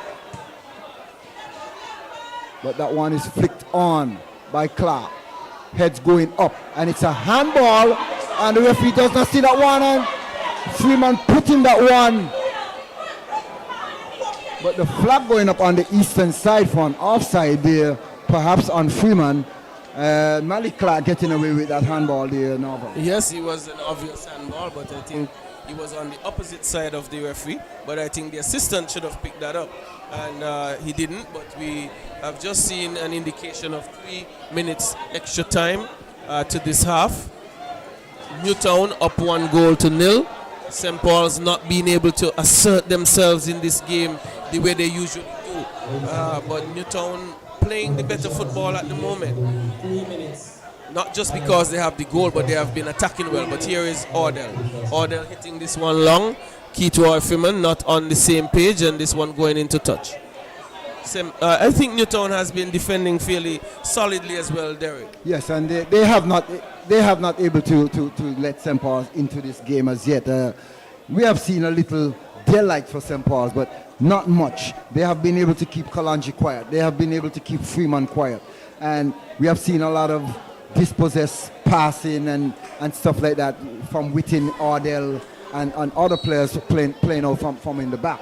But Newtown is doing a good job in terms of keeping St. Paul's quiet on a whole. Definitely, I have to agree with that. And it's Alves. Alves only as far as David. David comes to Brown. Brown looking forward, finding Mitchum. Mitchum plays with Smith. Smith on the ball. Going to be looking for Hodge, who's wide. Hodge has some space. Takes his time. Not in a rush at all. They're up 1-0. Closing minutes of this first half. Hits this one long, really not linking with anyone, but a big throw out to Malik Clark. Doesn't control well. It's won by Mitchell. Petrus Williams takes over. He hits this one long, hoping to find Freeman, but doesn't. Senna Leader. Him and Kalonji play a little one-to football, but again, good defense there by Brown. It's Kalonji taking over. Not a good pass. Cut out by Smith. Smith trying to play in Bergens. That would have been something good. But it's Kalonji with it now. He's going to be trying to work. It's Thomas. Thomas plays with Leader. Leader playing with Kalonji, but he gives it away. Not a good touch. Mitchum looking to find his forward running Bergens, but no. Petrus comes forward, and he's going to be picking up a foul. We'll see. David. But Derek, probably this might be the last kick of the half. Yes, and can St. Paul's make something out of it? Newtown has been defending very sternly and strong, and they don't want to give up anything in the dying stage of the first half. They have been leading this game since the 12th minute of play via the boot of Smith, and it's Ordell looking to play through this one. Ordell swinging that one all the way over to the far post. Petrus putting down that one, and the flag going up. The flag going up. There was a series of players in the box for St. Paul's as the Newtown players stood their ground. They entered the box very, very early. Newtown surviving that one. Luckily, the flag went up late. But they thought there were 3 of them who might have been offside, not one. So I think Newtown held their lines, and it just speaks to their defending this evening. They have been doing a good job. I think they have had the better of the half, not just because they have scored. They have created more chances. They have possessed the ball better, and they have defended much better than St. Paul's. St. Paul's have been very sloppy in their defending. The passes haven't been linking very well going forward, and I think Newtown deserve this 1-goal lead, perhaps 2.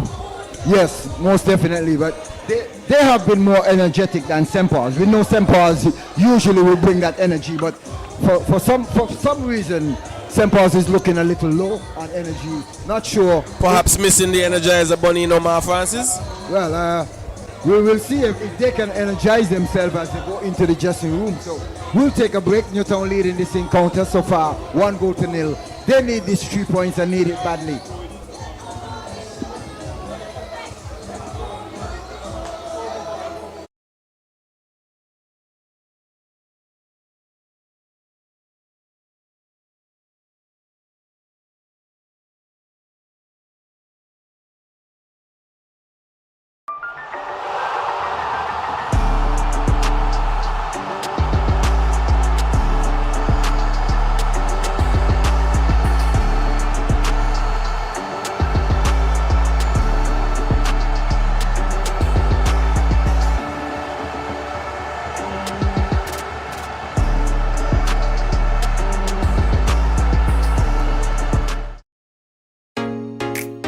Introducing St. Kitts and Nevis's newest TV channel, Television Caribbean, TVC Channel 40 on the cable's Ultra TV. TVC promises to deliver the finest in television broadcasting in St. Kitts and Nevis and the Caribbean, with some of the best local programs in news, sports, and entertainment. Join us for Insights, where we delve into the lives of our guests. Let me see what happens if I put this to it. Big explosion, like, okay, note to self, don't do that again. Or get in-depth analysis on Newsline 360. We have sports, entertainment, and inspiration. It's all here on TVC Channel 40 on the cable's Ultra TV, on TelTV Cable Network in St. Martin, and on our website www.tvcplus.live. TVC Channel 40. See the difference. National Home Loans. Get your dream home. All could be yours. Walk through the door. Come take what you need. Get you the keys. All could be yours. What you deserve. National Home Loans. Get your dream home. Get your dream home. Get your dream home. National Home Loans. Get your dream home. National Home Loans. Home ownership made easy. When you're with National, you're home.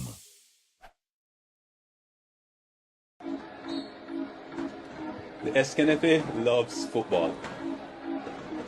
And part of loving the game is making sure the players have access to the best healthcare.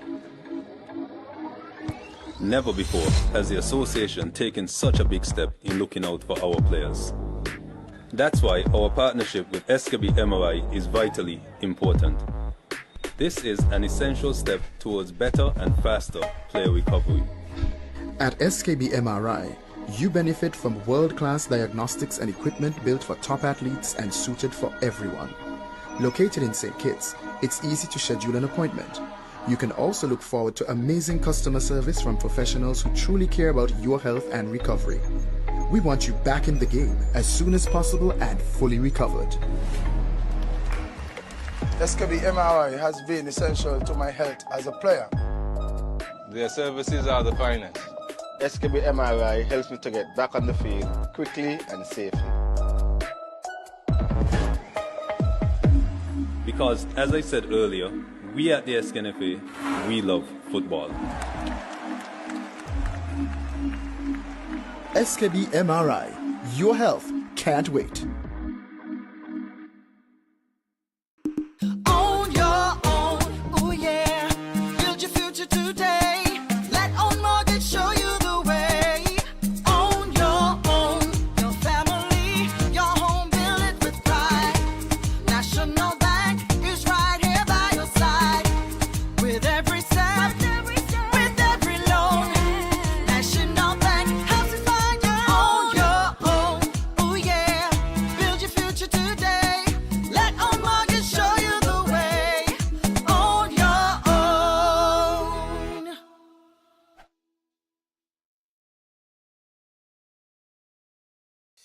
You're never too young to start planning for your financial future.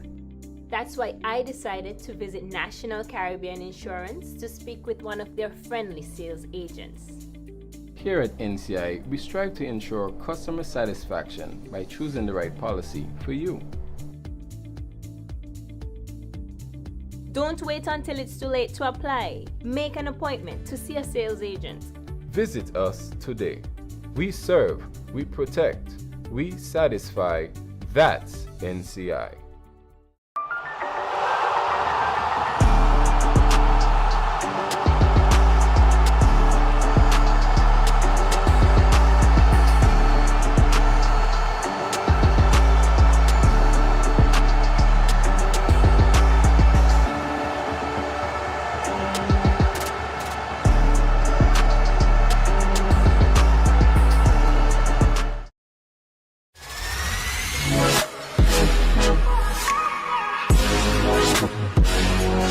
It was very important, seeing the last game we got, it wasn't the result we needed. We got the result, but not the scoreline that was necessary. But, we take the one and we move forward until next week. How do you build on this? Well, we just come on out, train hard, put in the work, know where we went wrong, and we just equalize on it, and we just go from there.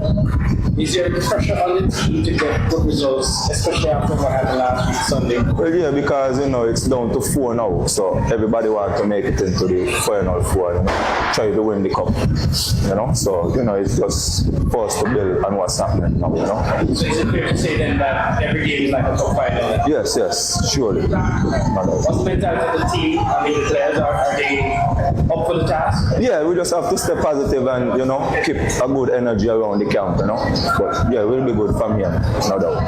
Perfect example. We talk about it. The skill, the ability to play is there. But in moments like these where we have to be mentally tough, we lost a player. And that, again, proved that we have to be more tougher in the mental. But again, we lost. Was the red card factor? I mean, the Spurs started to get momentum. I mean, they had a momentum before, but they capitalized on it with the 10 minutes. I will say yeah. I will still say no because I don't think that after we lost the play, we settled down and played the game. Still, we tend to hustle and rush out the play, therefore giving Spurs the opportunity to come forward again by giving them possession of the ball. And it's 2 brilliant goals they score, so I must say kudos to them. But I think we, again, once more fail, so we just have to continue working. What do you need to do to prevent these collapses, these kind of collapses from happening? I think we just have to work more on the fitness level so that we could continue playing well, more longer in terms of endurance. More longer, we managed to play the game a little right into the 90 minutes plus extra time. So we just got to keep working on the physical aspect. All right, Nets, a dramatic draw tonight. How does it feel to get this in the manner in which you got it tonight? Well, it's a joy, as you said, to get in the manner we get it. It was under a lot of pressure, to be honest with you. But after the goal score, the players them decide, well, we have to get one back. So they just play that, just not even on my permission. They just played, just getting forward. When the offside goal had scored, when the goal was ruled offside, did you ever think that, all right, this is it, you won't be able to get a point from this game? Well, I ain't gonna say no because we was pressing so hard, and in my mind I feel from the last game that we played against Newtown, it was almost a replica of how we scored still in the last minute of the game. So I didn't give up totally on the goal. Now this is your second draw against Newtown this season, your former team. Sweet revenge, or something I call it. How do you feel about that? No, I ain't about no revenge. It's always my home team. I still respect them. The players and they respect me a lot. They don't really disrespect me or nothing. So it's sometimes when you go up against Newtown, it's just go out and play nets and tell the fellas them go out and play. But ain't much joy to me, to be honest with you, I will say. But I have to support the team that I'm coaching. Right. Now, what will it take now for you to get some 3 points on the board? Because you had 2 drawn in the last 2 games. In some instances, you're coming from losing positions to try to get back into the game. What do you need to do now? Well, again, now coming to the next game, my plan and goal is to go out there and get that 3 points to continue on with 3 points going forward. Because as you can see and all can see that the table is that close. A lose and you go down there, a win or a draw, it keep you where you're at. And we're presently now we're in second place, so I feel a win next game should give us a little more comfort. All right, Jamal. Very interesting game tonight. You're up 3-2 down to the dying moments of the game. Last play of the game, gave up a goal. Talk about the game tonight. Very crazy game tonight. Yeah, like you mentioned, we gave up a goal in the dying moments of the game, but we switched start, and in football it's about moments, it's about both attack and defense, and in those moments you want to be switched on 100%. Unfortunately, we gave up a late goal, but we still see the resilience of the team. We still see that the team fighting. We know what St. Paul's could produce. Everybody knows that. We just have to find our rhythm and get back to winning ways. Now, how does this result? I know it's Village, and when it's Village, it's a rivalry that, it was last year's finals, for example. How does this game factor into the rest of the season, the rest of the round 2, to sort of get back on track? Well, I mean, we haven't been doing good for the last 2 games. We did an interview prior to this one, and we spoke about St. Paul's losing 2 games back to back, and that hasn't happened in a while. And to play a game like Village in this magnitude, it only shows us that, hey, this could be the starting or the turning point of something new for the upcoming games. St. Paul's is without one of the goalkeepers on the island who, is suffering from some injuries. But at the end of the day, we are making our way back. We're trying to do everything so that, me individually could get back on the pitch and help the team. But for now, I could assist the team wherever I can. So I'm, here as the assistant coach, goalkeeper coach. Ready? Yeah. All right, Coach, you always talk about resilience and the fact that tonight you were able to come back not once but twice to draw this game. Your thoughts on the game overall? I must say, very different at the team. That's one. We always have a kind of instinct when we go down, we actually keep coming back. But I was more impressed really because I asked for a goal in the first 10 minutes and I got it. But I just feel the goal that we gave up was 2 soccer goals, a caliber team, a defending champion that we are. St. Paul's, obviously, St. Paul's and Village rivalry is a big one. They won round 1. I'm sure you're coming out round 2 with the intention of getting back a win. Are you satisfied? Despite the fact that, like you said, you gave up soft goals, are you satisfied nonetheless with the result? Not satisfied with the result, but satisfied with the fight what the team called. We wanted 3 points. We needed the 3 points, we didn't get it. But still, we get 1 point, we'll accept it and move on. All right, round 2, every game counts now. So how do you intend now to pick up on this result and try to bolster the team and get 3 points going forward for the rest of the games? And it's just about, every game is a final. And right now it's just about turning draws into wins. The last 6 games we had 3 wins and now it's 3 draws. So the last 6 games we haven't lost. But it's about turning these draws that we had from 1 point into 3 points.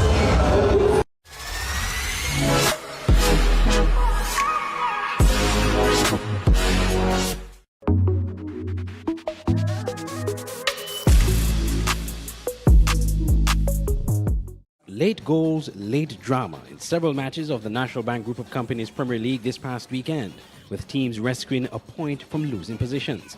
It all started on Friday night when Development Bank St. Kitts Nevis and Peters FC took a 2-0 first half lead over Skellig Garden HOTSPURS, only for Spurs to score and equalize in second half stoppage time to seal a point. Mackinnon Gums got the goal scoring off for St. Peters in the 17th minute, followed by Aidan Nurse in the 37th minute. But Spurs came storming back. DeAndre Challenger in the 74th minute with a stunning volley strike, followed up by what could be the goal of the season from Marvin McSheen in the 4th minute of stoppage time from a free kick.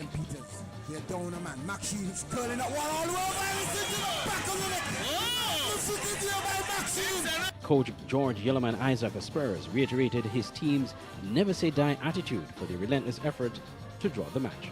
Jan Duncan of St. Peter's was issued a red card in the 81st minute. Erdley Nisbet, the kit manager of St. Peter's, also received a red card in the 84th minute. Coach Austin Deco Huggins of St. Peter's partly blamed the result of the match on the red card Duncan received. Because I don't think that after we lost the play, we settled down and played the game. Still, we tend to hustle and rush out the play, therefore giving Spurs the opportunity to come forward again by giving them possession of the ball. And I mean, it's a brilliant goal they score, so I must say kudos to them. But I think we, again,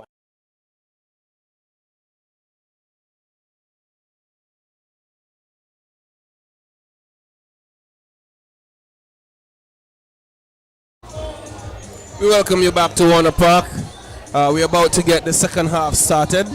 Just to remind you, it's Honda Newtown taking on SL Hotspurs United. Honda Newtown leading this encounter 1-0. There seems to be no changes made, and we'll get going just as is. St. Paul's in a position that they're not usually in, 1 down to 0, and Newtown gets the half started. It's David looking to link up with Mitchum, but turnover goes out for a throw-in, and I welcome back Derek into the commentary position as well. We see Newtown getting into a little huddle just before they start the second half, and St. Paul's looking to get into the mix of things here. Nick One Phipps not able to keep that one in, and St. Paul's looking to get into the attack as early as possible, looking to put Newtown under pressure and try to get that equalizer as early. Yes, they're going to need to try and strike early, and Newtown would be thinking that they need to get another goal to create that cushion that they would need to buffer that 1-goal lead they have. But it's Newtown with it. Overhead kick by Mitchum. Newtown with it still. Spurgins coming back. Newtown switching the play, coming all the way over to Isaac. Isaac going back to Francis. Francis hitting it long, looking to find Smith. Ordell wins the header. Comes back into midfield for David, who calmly comes out to the right. Mitchum trying to spring this attack via the boot of Batiste. Smith running onto this one. Him and Ordell gets in a tangle, but it goes against him, thinking he should have gotten the free kick, Derek. Well, it's against Smith, and Smith, both players tangling up there, and Smith thinking that he got the call, but see the referee pointing in the opposite direction, and Kimber is down again for Newtown. So let's just hope that Kimber Francis, we know that he was carrying some sort of injury during the Cayon game, why he was not kicking the ball as much during the last set of play, last set of minutes during the Cayon game, and he seemed as if he's favoring that foot again, and he's now asking for the substitution to be made, and this could be a little bit low for Newtown, and we know that they have a young goalkeeper on the bench as well, and he will have to come in and provide that stoppage in the back for Newtown. So he will have to come in and keep the momentum up that Kimber have already started. Well, we're only 2 minutes into the second half, Derek, and he went down a few times, and I did ask, perhaps is he carrying an injury, and you were suggesting maybe it's in his mind, but it was so early in the game when he went down. I think it was in the 8th or 7th minute, and I wondered, what would have been the problem. But we see a substitution was called for, and the stretcher is also called for. So Newtown needing to make that change. I have not seen any activity from the bench, just the coach standing with his hands on his hip. Perhaps Derek is the goalkeeper on the bench. Yeah, the goalkeeper is there on the bench. He was there warming up at half time. So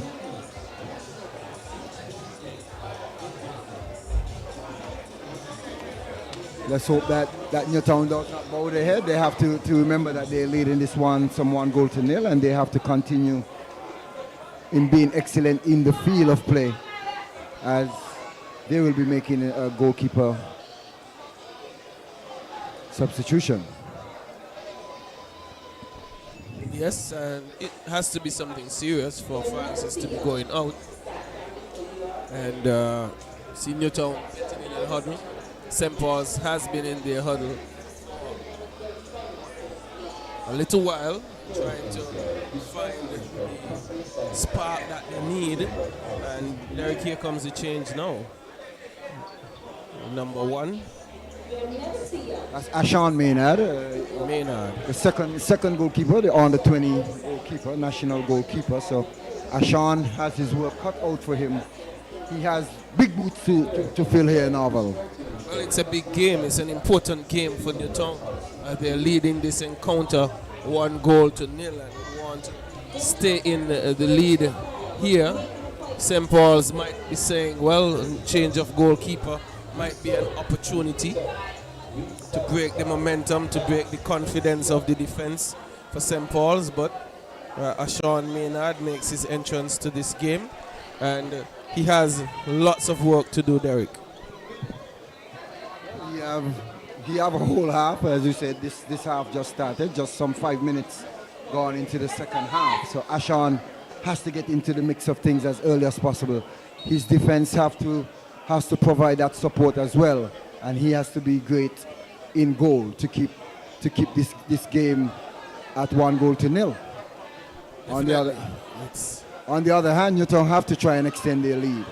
Well, it's Smith with it now, being hounded by Malik Clark. Back to Hodge. Hodge gets it back to Smith. Smith thinking about a cross, but he passes it in, and Ordell Fleming is able to clear. And there is Isaac, left back position, chipping this one over, trying to find Smith. Eluded his head. It's going to be Hodge with it again. He's blocked by Philson Watley Jr. Not giving up on the play. There is David, but he's fouled by Leader. And we lost about 2.5 minutes to the injury for Francis, and we're in the 53rd minute of play. Newtown 1-0. They're in the ascendancy here. They have a free kick and can put this ball in the box to try and create even more problems for St. Paul's. They're building a 3-man wall momentarily. And goalkeeper Hodge for St. Paul's trying to get them in the right position. But here is David putting this one on the back post. St. Paul's clears. Not out of danger yet. Nikon Phipps battling with Batiste. Trying to get around him, but this one goes into touch in favor of St. Paul's. They're going to have the throw in, Derek. So Thomas looking to play up the line, finds Phipps. Phipps is all alone. Comes on the inside to Ordell. He's been hustled off of the ball there by Mitchum, but there's a whistle, luckily for St. Paul's, and Mitchum is coming out of nowhere and just waiting for the St. Paul's players to take that touch and try to just pick that ball off of the boot. Well, he has done it a few times for the evening. He's been busy. He's been hustling, and it was some hustle play that he almost got a goal from, and he has been maintaining that posture all evening, but it's a long ball played by Alves on the head of Isaac. Goes high. Further out by Smith, controls by Leader. Leader looking for Malik Clark wide, but doesn't get to him. It's Hodge with it now. Goes back to Isaac. He comes into the middle, finding Brown. Brown and touching on this one for Bergens, but Alves is clearing. Not out of danger yet. St. Paul's clearing via Petrus Williams. Touched by Philson Watley Jr. Not a bad one. Gonna look to play in Clark, but that pass was not good. Freeman tries to get it on to Kalonji, but easy and calm by David. Switches plays Brown, hitting this one down for Mitchum, but cleared by Hodge for St. Paul's into touch to avert any danger. And Newtown continues to defend strongly and stoutly, not allowing St. Paul's to get into the game, and Kalonji has disappeared somewhere into the first half of play, and he will need to have to try to insert himself into the game. Yes, he needs to. He hasn't been allowed to by St. Paul's. Brown and David has kept him quiet. He hasn't had a free rein on the ball to do what he wants, but he is out-hustled by Mitchum. Mitchum doing this all night, tracking back well. It's David trying to play on this one, doesn't get very far. Leader clips this one forward, but it's not going to go further than Saunders. Saunders goes wide. Mitchum on it again. Newtown just touching it around. This one going to Bergens. Bergens always with somebody running on him, but St. Paul's wins it. It's Nico and Phipps running down the left side. Touch to Freeman. Good tackle by Newtown there to keep Freeman off the ball, but he's still hustling. Player is down and needing attention.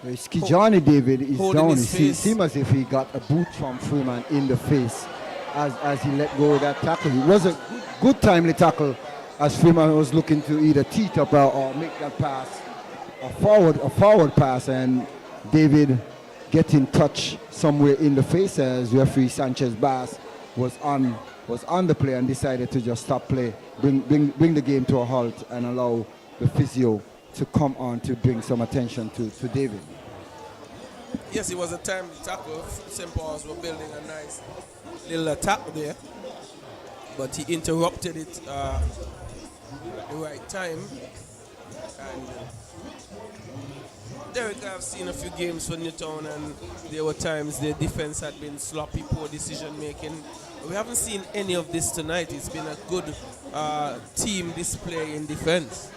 Well, they have changed their formation a bit in the second round. They have now been they are playing a 3 defense, where they're playing a 3-2-2, 3-1, something like that. They are trying to get back into the mix of things. They have been successful in terms of getting goals, but not able to hold on to the lead. Well, they have a slight slim 1-0 lead here. They had the same similar situation against Cayon a week ago and gave up a late goal. I continue to say they may need to get that second goal for the cushion. St. Paul's not playing at their best at the moment. You don't want them to get into the game, but here's Malik Clark crossing this one, hoping to find Freeman, just finding the leg of Brown. Not out of danger yet. Clark getting under control, pressing forward on the top of the box, crossing this one, not out of danger, on Clark's left foot, but finding Malik Clark again, crossing again, but Saunders does the business and get it out of the box. So Newtown packing the box with red jerseys, and they're defending very strong. They're not making any mistake, as you see Smith going down and holding the hamstring again, Novel. So another player going down and holding the back. And Smith seems to be cramping here. Well, you know, it's again very warm this evening. We had some warm days, and one can only hope that these players were hydrating themselves well, drinking lots of fluid, lots of water, because the sips of water you take now not going to do a lot for you. It's what you would have taken during the course of the day to prepare your body so that as you start perspiring, it's loaded with fluid to warm you and keep your muscles going. But Smith is up and moving well, so he should be back on shortly. Big throw by Cayon, St. Paul's taken by Petres. This one not out of the danger, but hit downfield.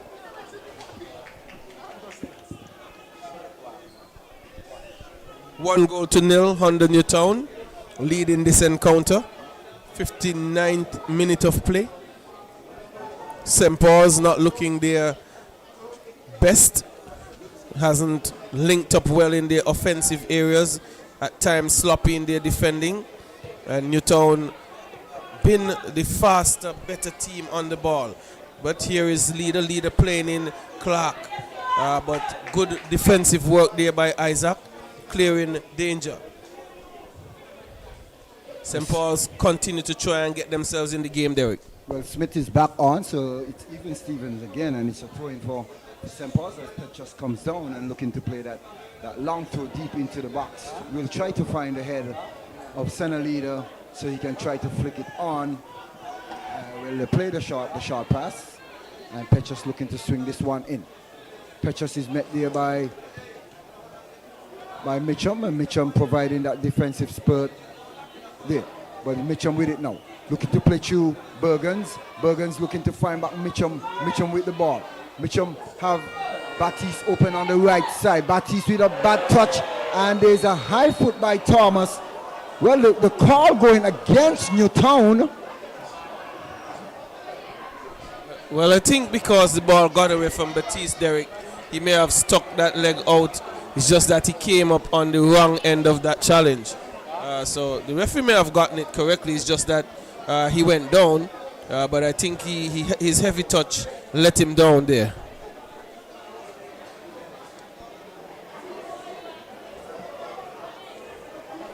Bit of a heavy touch, not well controlled, and that is what messed up that attack for Newtown. It could have been promising in that situation. But the crowd is on edge here. We're in the 68th minute of play. Some 30 minutes of regulation left. St. Paul's not getting the attack going. Something's not clicking in that attacking third for them. They haven't been allowed to get forward very easily either. We also see them counter well, but they haven't done that. It's been this man Mitchum who is hustling again, winning most of these duels in midfield and linking up with forward player. But Hodge here with a bad touch for St. Paul's, way out of the goal, still chasing it, and a heavy clearance there by Hodge. Derek, he might have lost his head there for a moment. Well, Hodge was in desperation where he knew he made a mistake in touching that ball, so he was desperate in terms of getting that ball cleared and getting it cleared as far as possible, putting it all the way over into the cricket area. Yeah, and losing his head, another area of St. Paul's team that they're missing their usual solid goalkeeper in Jeffers. He's out with injury. He also provides an attacking option, that direct pass from defense straight down to offense, but it's Newtown with it down the right side. Mitchum cuts on the inside, finds Brown. Brown is looking to clip that one into the box. St. Paul's getting it cleared. No further than Hodge. Clark has it now for St. Paul's. Thomas cuts on the inside, but it's Brown still hustling. He gets a touch and he finds Mitchum. Mitchum comes all the way over. The ball is hit to the far post, not cleared. Hodge has it. He has time. Bergens is calling, but Petra is able to get a heavy head onto it. But it's Kalonji. Kalonji doesn't get around Isaac. Isaac does the business. Plays with Hodge. Will Hodge play him in? No, he comes on the inside to Smith. Smith finding Isaac. He's been pushed down, and that's going to be a foul. Not a smart one by Philson Watley Jr. Well, Newtown are going to make another change. It's Bergens who is going to be coming out for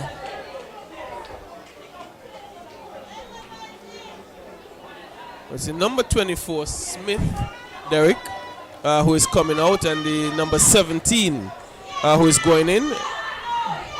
So Romano replacing Smith, and Bergens will be replaced by Carlos Bertie.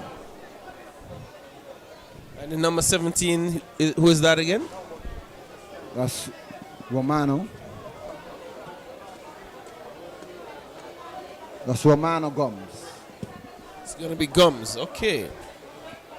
I thought Smith was having a good game, Derek. I guess due that he went down to pulling that hamstring injury. So I guess the coach is not wanting to Gums will have some shoes to fill here. St. Paul's clearing via Kito Freeman, only as far as Brown. Brown was trying to play in, but here is Freeman down the right side.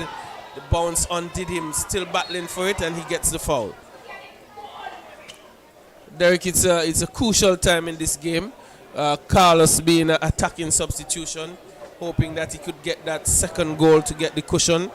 St. Paul's at this stage where desperation is going to start kicking in, where they really need to ensure they get an equalizer. Well, this is critical moments here for Newtown as well. On the other hand, they have to keep up that momentum in defense and providing and not allowing St. Paul's to get back into the game, especially trying for them to get off a shot to get it on target at least. But they have to keep them as quiet as possible. You don't want to give them no sign of light within the tunnel. Well, they have lots of work to do. There's still some 26 minutes of regulation left. We're only in the 64th minute. St. Paul's coming forward. Flat cross. Doesn't go very far. Ordell with a heavy touch. He's not going to get it back. Alves goes back to Hodge. Hodge, can he play better? Yes, he clears this time. Not a bad touch. This one touched on for Malik Clark. Would he be able to keep it in? Yes, he does. Striding down the left side. Looking to cut on the inside. Meeting two defenders. Still gets the cross in, but Saunders clears. It's center leader. Bringing the ball under control. Comes all the way back to Ordell. Ordell is going to check. He waits. He plays with Alves. Alves assesses. Who does he have? He finds Kalonji Clark down the right side. He cuts on the inside. He's finding two players trying to get around, and he's tackled. Oh, he goes against Kalonji. All right. So Newtown continue to defend stoutly, Derek, and they need to continue doing so. Can they bring Carlos Bertie into this game, and can he provide that second goal for them? Well, he has not been great in the field since coming back from his injury or his surgery. So he will have to try and insert himself and try to make his stamp on the game and let people know that he's still a striker to be reckoned with, even though he's a bit out of shape, and he has to try and get the ball to feet and get something going for Newtown up top. Yes, he does. Well, it's center leader finding Malik Clark. He goes all the way back to Thomas. Thomas has two players around him. Petres clears. Not controlled by Kalonji. Batiste doesn't control well for Newtown. And this one goes into touch. St. Paul's will take the throw.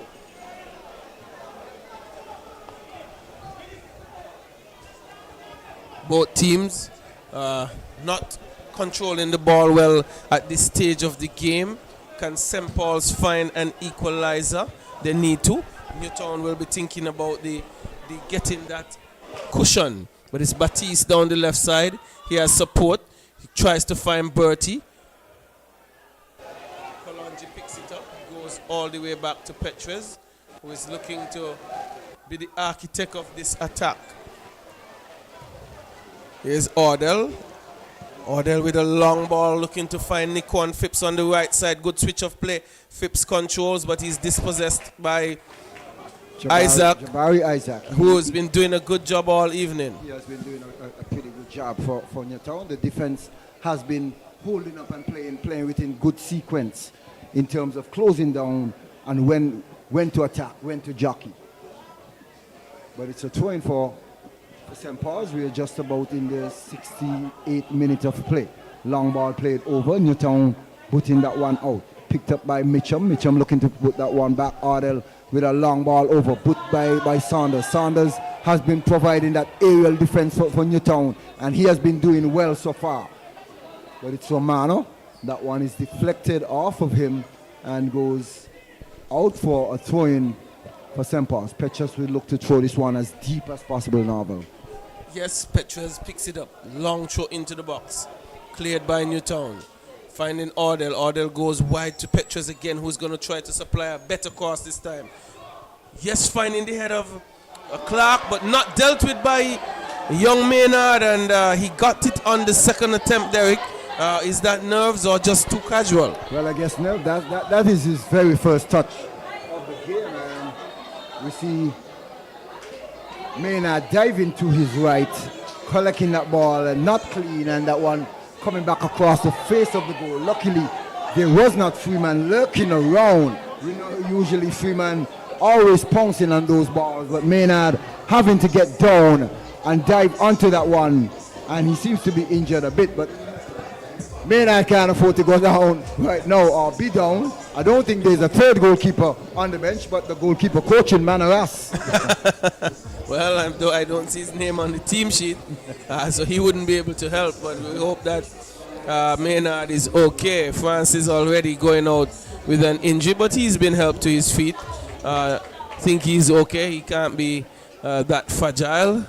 This is the big boys club, Derek. You have to, as we would say, man up.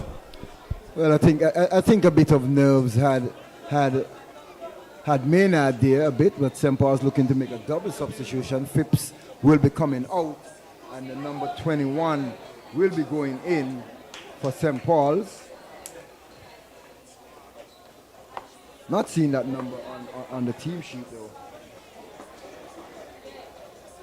And center leader will be replaced by his brother, Jackie Leader.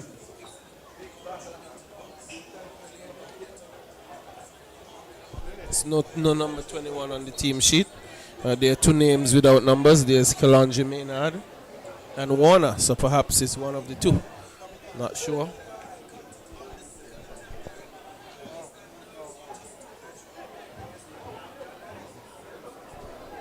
But Newtown with it now. We're in the 70th minute of play, 1-0. They're leading. St. Paul's needing an equalizer. Newtown looking for that cushion, that 2-goal cushion, which they can so dearly need. And Hodge again, not quick off his line, but still able to avert the danger. There's Thomas with it. Sorry, Philson Watley Jr. He goes to Kalonji Clark. Cuts on the inside. Goes further wide, but who's tracking? It's Mitchum. Any mistake, he'll be there to pick that one off. St. Paul still with it. Touched on. Pushed off the ball. There was Kalonji looking for the call. He didn't get it. There was a late whistle. We see Brown looking to swing that ball upfield, and Kalonji just coming across and getting in front of Brown, and he was kicked to the ground. And Kalonji comes up wobbling a bit there. Kijani David having the ball in his hands. Need to let go of that ball and put it on the ground. Second substitution out, and one for Phipps in, number 21, Romania. Third substitution out, number 12, Jovan. Okay, so number 21 is Maynard. In the 7th minute.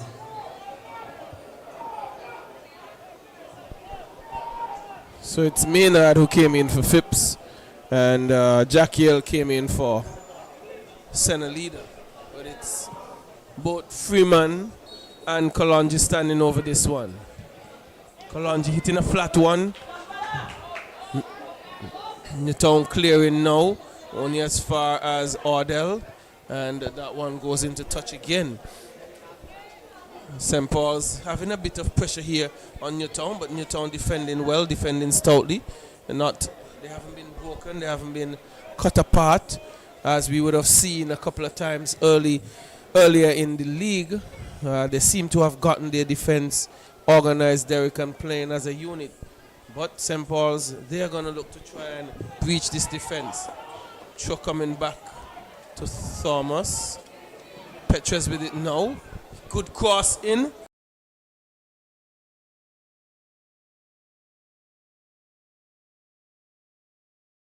And Ordell trying to hustle to get back that ball from Hodge so that he can get it in position. It seemed as if it was a foul against St. Paul, so. Yes, it was, and well, I guess it's an offside then. You see Sanchez. I saw the flag going up. Push it, telling Maynard to take the ball further back. Ordell doesn't want any more time to be wasted. We're getting down to the business area. We're in the 73rd minute of play. St. Paul's might be slowly running out of time. They haven't been able to mount a strong attack just yet, but it's Malik Clark not getting that one. Well, he seems to have gotten a touch off him. And Newtown in no hurry. It's going to be Batiste.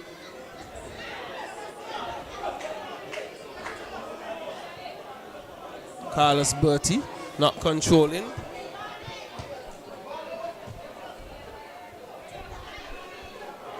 Ordell. hitting this one long.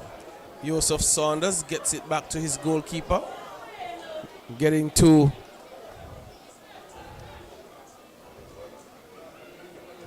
got his head on it twice, and Maynard just laying around, burning seconds off of the clock.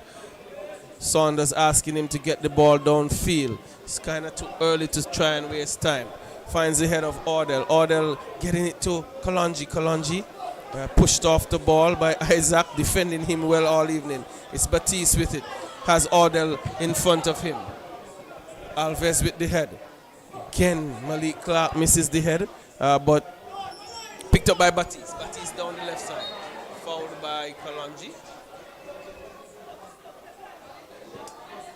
And some sportsmanship there, rough sportsmanship there. Well, Batiste was stretching out his hands to Kalonji, and Kalonji not wanting to help up Batiste, but Batiste held on to the hand. And Kalonji, with a bit of frustration, knowing that he is not having the best of games, but it's Batiste beating down that one, looking for Mitchum, but Batiste will it again. Batiste looking to get into the mix of things, comes wide, finds Hodge. Hodge with the ball. Hodge goes back to Jabari Isaac. Isaac goes inside, finds Saunders. Saunders goes further square to Brown. Brown taking it around. So Newtown recycling that ball now. Romana Gums just hitting that one off of Thomas. You now see Cayon Batiste stretching. Seems to be like he's pulling muscle. Here we are in the 76th minute of play. Can Newtown hold on to this slim 1-0 lead? Sometimes in football you only need that one goal novel. Once you're gonna defend well, that one goal would work. St. Paul's haven't been threatening with attacks that are creating problems for Newtown. So the one goal for now seems good, but I still think they need that cushion. Give themselves that little cushion ahead of St. Paul's, because one goal means they're gonna. I'm not sure what the linesman is seeing there though. The ball deflected off of Alves, and Carlos Berti went to play that one, and I'm not sure if the rules have changed. Well, may have gotten it wrong, but it's Malik Clark with it. Again, a poor pass, not linking up, just giving it away, but it's Mitchum going all the way back. This one coming over to David. David dispossessed by Filson Watley Jr. Strong drive by Kalonji, but again Derek looked a frustrated figure here on the field. Well, Newtown seeing glimpse of something that happened in their last game in terms of passing that ball in the middle of the field and turning it over. And there was a similar situation where Romano Gomes tried to come on the inside to Kijani David. Kijani David did not handle that one properly, and it was turnover, and Kalonji getting off a shot. And as I said, you don't want to give St. Paul's no sort of light. Well, there's Sanchez Bass letting Maynard know that the time's going to be added back. He's definitely pointing to the watch. Maynard taking a very long time, Derek. And here is Malik Clark. Oh, he steps on the ball. But it's Batiste with it. Finds Mitchum. Mitchum finds Brown. Brown looking further wide. It's going to be Gums tracking this one. Doesn't get it under control. Gets the better of his man. No, but he's back up and battling. We see a pulling match by Kalonji. And I think Kalonji is just totally frustrated here. Not having a great game, but here Kalonji is up in the face of Brown. And Brown needs to keep his cool and not allow Kalonji to frustrate him and get him out of his game. Kalonji is struggling. He's not having a good game. So he's really trying to pull someone down the drain with him. Yes. You don't need to allow him to get the better of you at this stage. And that's what he's really trying to do. He knows he's not having a good game. He got some words off to Brown. And both of them probably would now be picking up a yellow card. And Brown should have known better in terms of allowing Kalonji to lure him into that trap.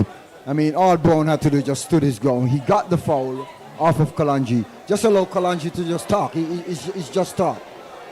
Allow Kalonji to do what he wants to do. And just even if you want to talk as a player, we now see the brother of Kimon Brown, that's Kevon Brown, picking up a yellow card as well.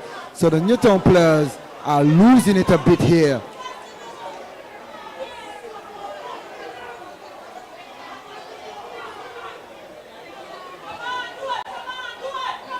At this moment in time, I mean, you don't want to be losing your cool here and losing it. You need to stay within the game. Newtown arguing amongst themselves, and St. Paul's could feed off of this energy here. Well, I think Kalonji has done his job. He has sort of got the Newtown players out of the game. They're losing their heads here. I think the Brown that got the second yellow card, he was basically questioning what he would have gotten it for. He probably was saying something, but at the end of the day, I think Kalonji has done his job. He's struggling. He got the Newtown players arguing, and they now need to find a way, Derek, to refocus. Put this past them. It has happened. Everyone's still on the field, and get themselves defending well and attacking well again. Don't allow St. Paul's to get back in this one via the route of frustration. That is so true. We see Saunders trying to pull his players and get them back. As we see a player going down right on the edge of the box here. Carlos Bertie seems to get whether a knee in the back or something. He's rolling around here. And Alves, not sure what Alves will be getting here. The linesman, the referee is looking to his linesman. I guess the referee did not see anything. The linesman on the other hand. Derek, I didn't see anything either. I didn't see anything either. I might have missed it. But at the same time, Bertie was rolling around as if he got a gunshot. But now he's back on his feet and all okay. So what was it? I am not too sure.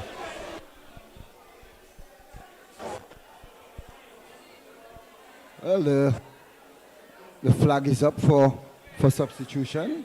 And it seems as if Malik Clark. I would say that was a brilliant acting job by Bertie. Malik Clark is being taken out. And Donroy Leibert will be replacing Malik Clark. So St. Paul's looking to shift up things a bit here. So we know Donroy plays in the middle of the field. So let's see who will be pushed wide to fill that space of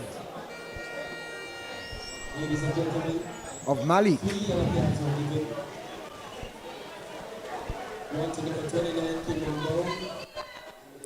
We're in the 82nd minute of play, Derek. I think we've lost a lot of time with this bit of confusion on the field.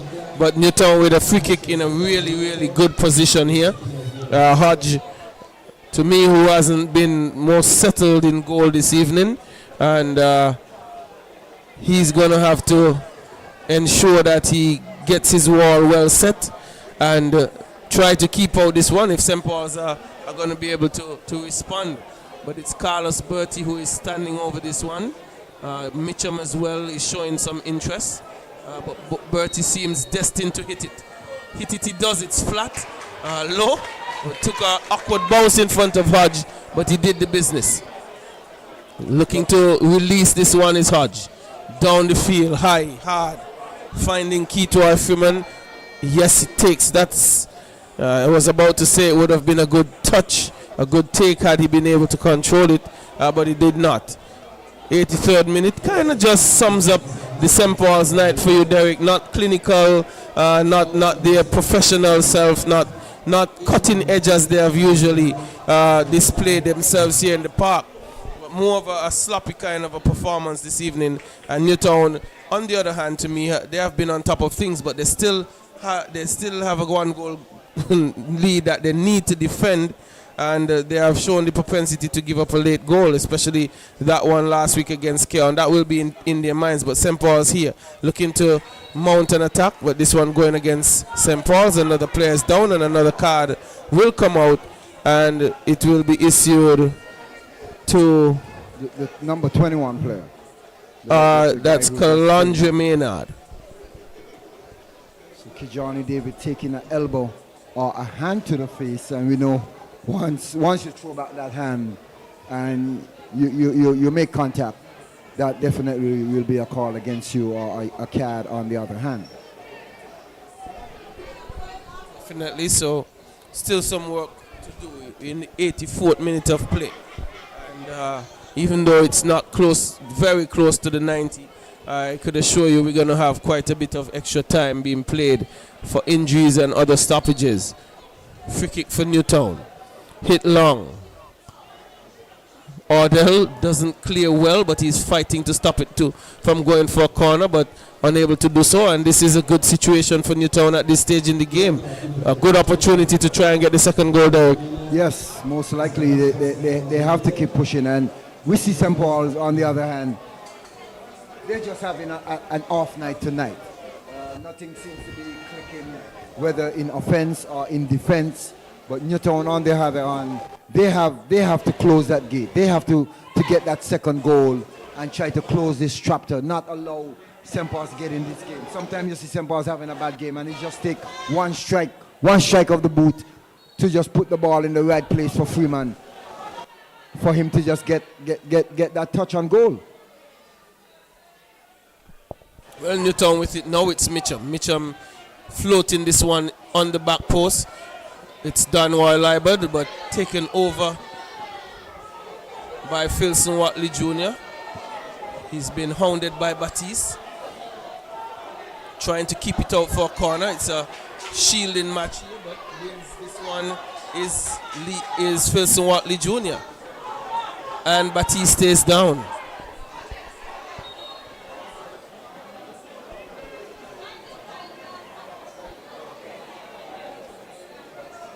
A very, very busy night for the physio for Newtown, Derek. He's had his work cut out for him. He's had to be up ever so often attending to players, and I know some of it has to do with fatigue of the legs, the heat playing a role in the players cramping up. Probably not great hydration on their behalf. Batiste limping off here, and hope he'll be able to continue.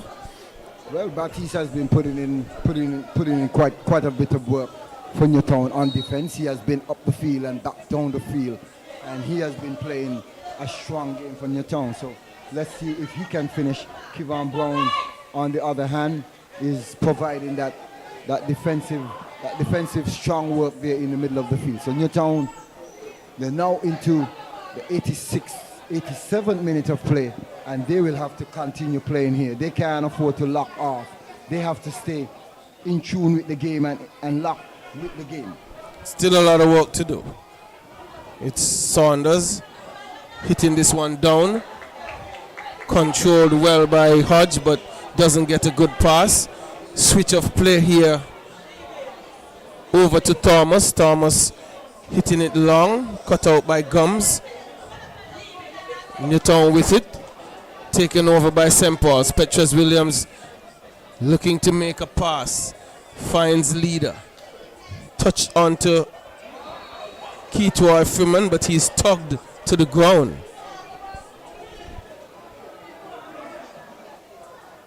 Well, we see Romano backpedaling there, not seeing Freeman behind him and overrunning Freeman. Freeman going flat on the back. I'm not sure if he got caught in the face, but Freeman is back to the feet, and it's a free kick for St. Paul's in a dangerous area here. And Newtown will have to defend with all their work. They have to ensure that they can get this ball out. Kalanji is free on the far post, and he's not being marked properly here by the Newtown players. Batiste is giving Kalanji all that space. Well, Maynard joins him further. Poor cross coming in, cleared by Newtown. It's going to be Philson Watley Jr. He hits it back downfield. Ordell jumps with him. Someone is in an offside position. Well, I suspect Ordell came from an offside position to probably challenge that ball. So we now see a substitution being made, and Batiste's work is done for the night. He has put in his work, and Devon Mills comes into the field and try to finish off this one for for Newtown. Yes, Batty's put in a really good shift this evening.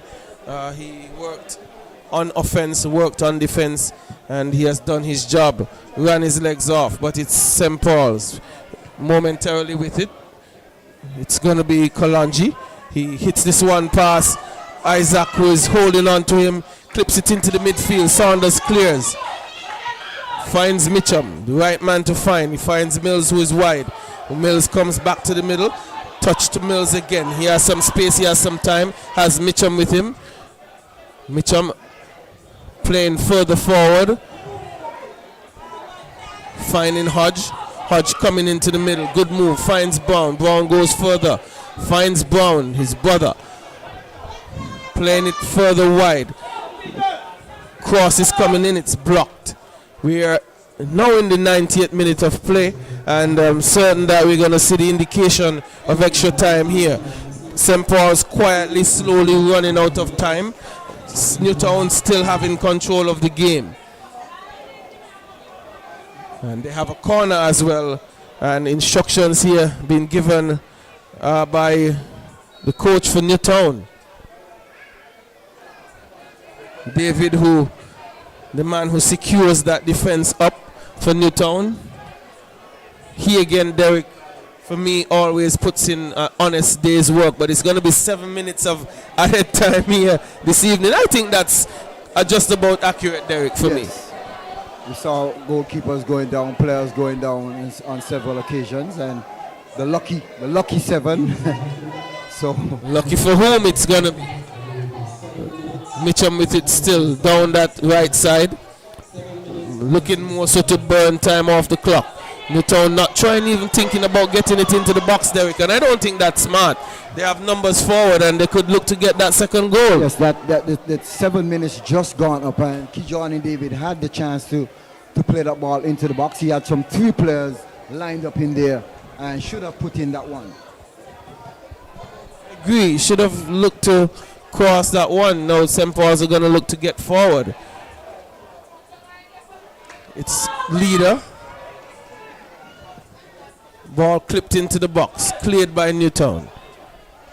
Mills picks this one up in open field, lots of space. Plays with Bertie. Bertie gets good control. He has Alves behind him. Hits this one square for Mitchum. He's going to be dispossessed by Leader. Leader comes back to Thomas. Thomas finds Maynard. Maynard goes wide. This one hit into the box looking for Freeman. Freeman doesn't control. Kalonji picks up 2 players around him. He skips past one, but he has to check back. Down on the right side. Looking to get around Isaac to get a corner, but doesn't get a touch. And goes into for a goal kick, and it just sums up the night for Kalonji Clark, who's usually very good on the ball, but has an off night tonight.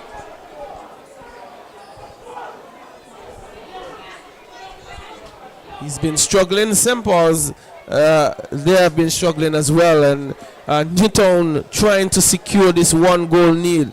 They have been in this position before and would have surrendered that lead, and do not want to do that tonight. They need the 3 points to advance themselves up the table. It's Mills with a heavy touch off the chest, but St. Paul still fighting, still battling. It's Brown coming out here, controlling this one, finding Mills down the left side. Mills striding forward, gets around one, still coming forward, still making a good one down the left side.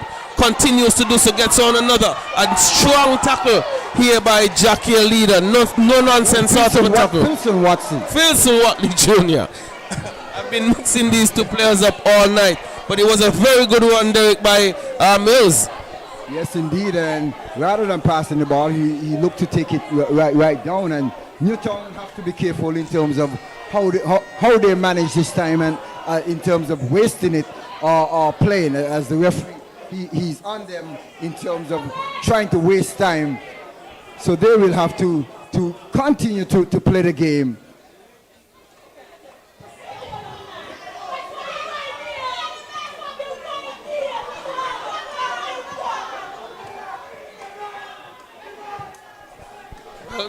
Kick taken quickly by Liebert. St. Paul's trying to get downfield as quickly as possible. Continues to do so. early cross in for Keto Freeman, but it's cleared. Not totally out of danger yet. Well, coming down, good ball forward, but off the line quickly is Hodge. Playing it for Philson Watley Jr. Further touch by Kalonji, not a good pass at all. And that one goes into touch. Well, the bad play continues for St. Paul's. As we can see, the bad passing of all the players. They have not been able to insert themselves into this game, but it's Hodge. Hodge with the ball. Comes wide, finds Mills. Mills looking for some sort of support. He's being met there by Petrus. Mills looking to go down the line. Strong tackle again by Watley Jr. Using those long legs, Novel. Those just outstretching those legs to just put that one into touch. And Newtown taking their time, coming forward.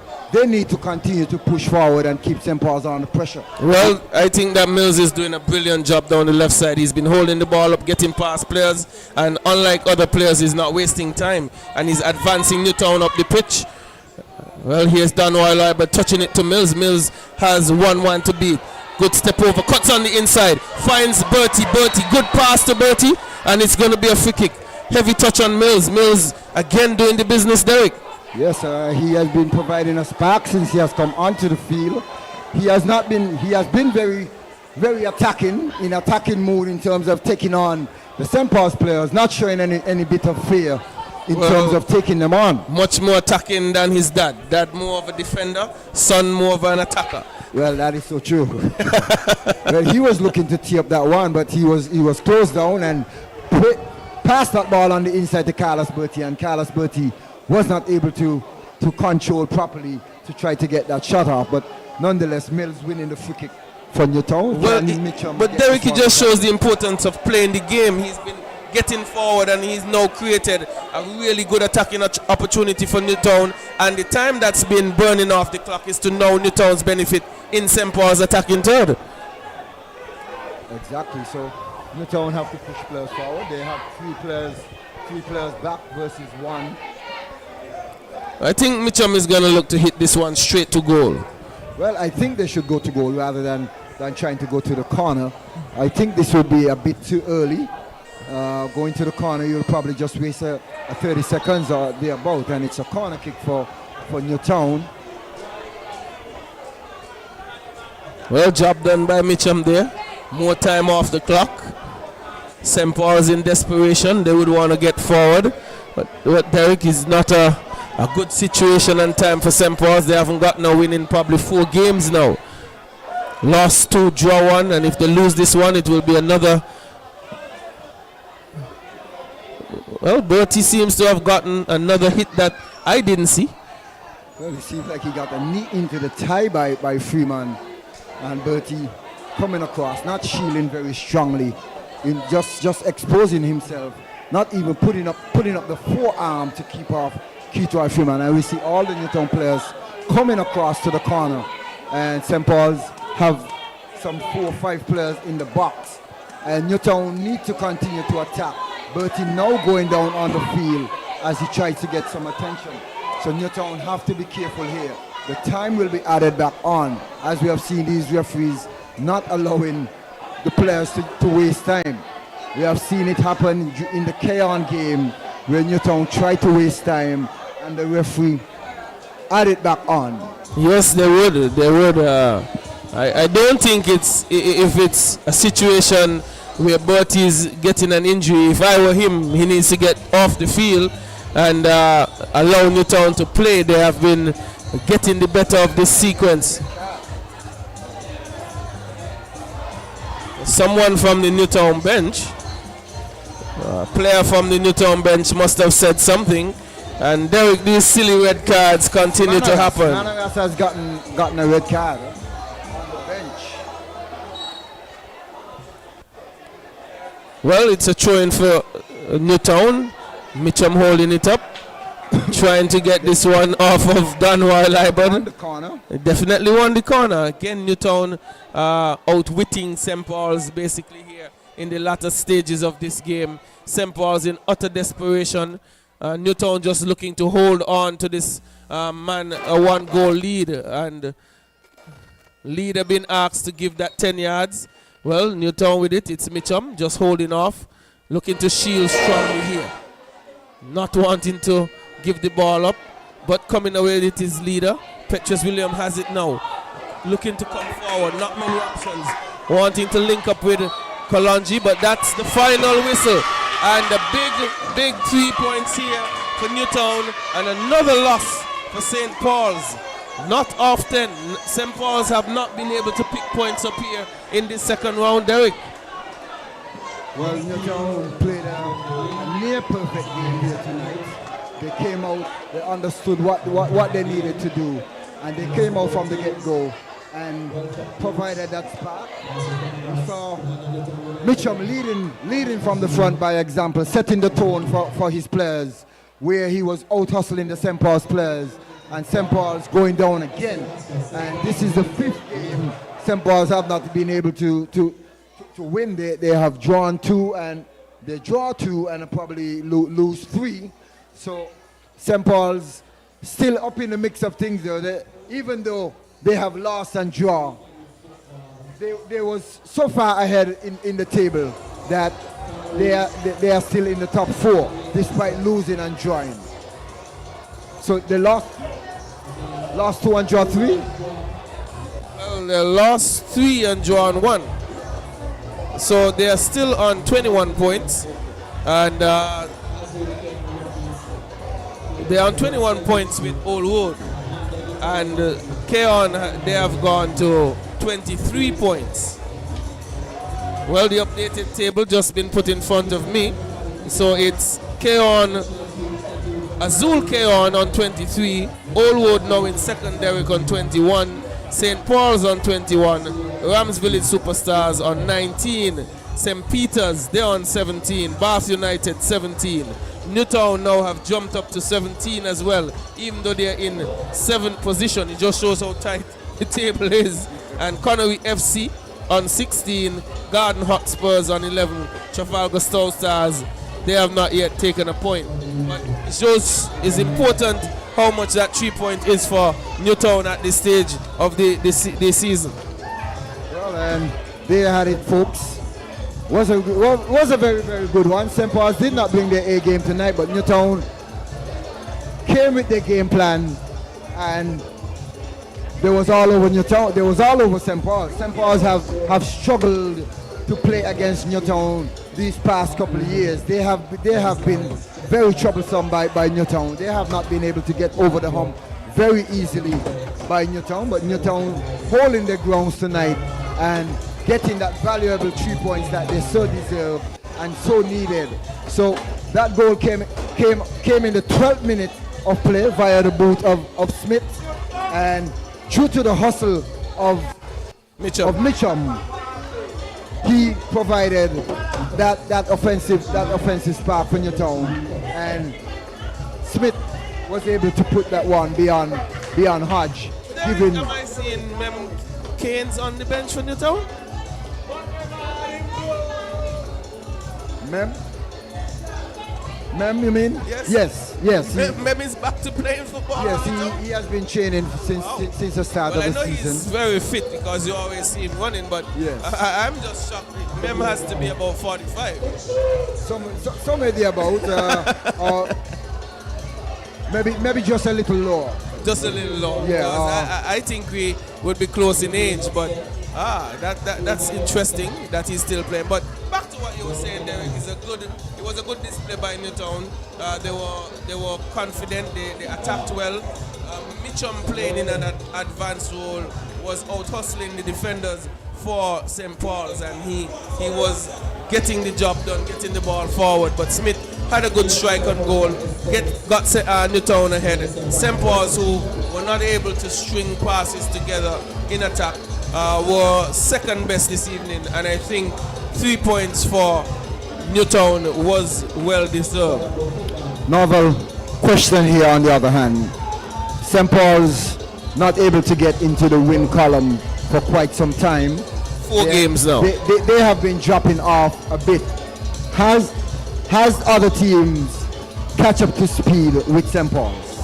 Well, how they started the first round, I wouldn't be quick to say that just yet. clearly they have had to reshuffle their defense over the last couple of games. They're seemingly struggling with injuries here and there. They don't have their usual goalkeeper. He started the season for them. So you have a situation where I said in my very first commentary game that in order to win this league, you need to have a deep squad. Not a good team, not a good 11, but a good squad. So fringe players coming in to do the job has not worked out for St. Paul's thus far. But there's still a couple of games, 7 games to go in this second round. Somewhere there's 6 or 7 games. So they can recover, and the funny thing is they're in 3rd place. As bad as they've played over the last 4 games, they're still in the top 4.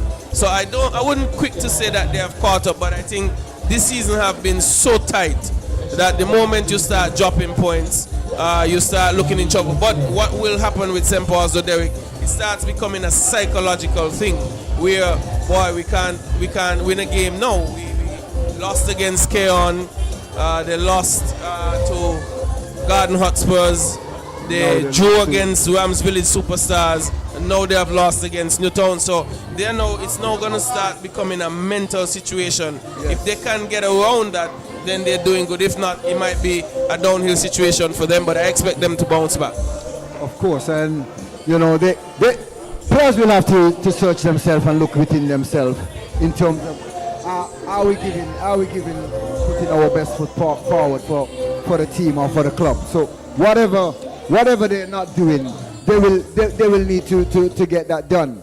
In terms of getting their heads in the game, they have not been able to play a perfect game here tonight, or even play near perfect game tonight. But on the other hand, Newtown came out, and Newtown had their game plan in terms of keeping Kalanji out of the game, keeping Freeman out of the game. Yusuf Saunders, he played a perfect game for Newtown tonight in defense. He stood his ground, he defended well, he won a lot of air balls for Newtown in terms of getting up and defending and booting balls away. And even Kevon Brown as well, he was very stern and strong in defense. Jabari Isaac was very good. Kevon Brown again was good. So and you must, I don't want you to leave out down that left side, Mr. Hodge, because I think, especially in the first half, he was having a lot of joy. He provided a lot of good balls into the box for Newtown. He was that outlet. He continued to run that side well, and I think he had an excellent game. Smith as well. But for me, Derek, every time I watch Newtown play, not to mention Mitchum. Mitchum is brilliant. Yes. But I think there is a player that Newtown cannot afford to lose at this stage. And I think it's Kijani David. That's my favorite player. He sits in front of that defense. And tonight he had Kimwan Brown with him. And I think Brown is a little bit of a pit bull as opposed to David, who is so cool. Right. So they work well together right in front of the defense. Well, I think they have found a right pair of players to play in front of the three defense. As I said, they have changed their system for the second round, where they're playing a 3 and a 2-man coverage in front of the defense. So Kevon Brown and Kevon Brown and Kijani David, they have been doing an excellent job. Unfortunately, they came up short in the game with Cayon. And tonight... Well, you say short, but they just didn't get the 3 points. Right. But I think they still played well. Cayon just got that, as I said, they got out of jail. Really, they got out of jail on that night, because I think Cayon was second best as well. They outplayed Cayon. Yes, most definitely. It's just that tonight they completed the job. I must say, throughout the whole season, Newtown have been brilliant in terms of outplaying teams. We have not really seen such teams outplay them. I mean, prior to the game with OR, when OR came and just ran all over them. And again, with that game, Newtown got back in the game. They were playing well up to about 75 minutes, and something went wrong there, and OR just outran them. So I can support what the games I've seen Newtown play. They played well, and then somewhere along the line, they may have lost their heads a bit and gave up the 3 points. But tonight, they can feel proud of themselves. They got that goal, and you say sometimes in football, you only need the one goal. And they got that one goal tonight and defended it well. Well, Derek, it was a pleasure. It was a good weekend. Not a lot of goals this weekend like last week where we were out of breath sometimes. I'm telling you. But still some intriguing football, tight for most of the times. And tonight, Newtown took the 3 points to make the table even more congested. That is so true. And I'm looking forward to next weekend, Novel. I don't know about you, but next weekend should be much more fiery. Should be much tasty. More fiery, and you know, teams going back to the training ground, they have their work cut out for them. And as I keep telling folks, as we draw closer and closer to the Final Four, we will be seeing a lot of upset in terms of teams who are in the four will be stopped and be bumped out of the four. So well, it's very, very tight at the moment, and you encourage fans who haven't come to the park throughout the course of the season, come and have a look at the games on the weekend. We know that you probably watch it live on TV, but it's a different atmosphere here, and we hope that you could join us. Well, it's been a good weekend. It's been my pleasure working with Derek and the man behind all of the business, Mr. Andre, who not often mentioned, but he is the man that works the magic for what you see and organize all of the commentary, and we thank him for that. We thank you, the fans who have been listening, persons who have joined us on TVC 40 or the SKNFA's Facebook page. We appreciate your time and we are happy to have you. Derek, I'm saying good night, and I will allow you to close out with the fans. well, I do say good night again, and I thank each and every one of you for tuning in, and we thank you for coming and viewing the live stream. We ask you to share your feedbacks with us as we adjust and make things much better here for you. And we see you next weekend as we close out here from Warner Park. Derek Ocean Mill saying good night, over and out.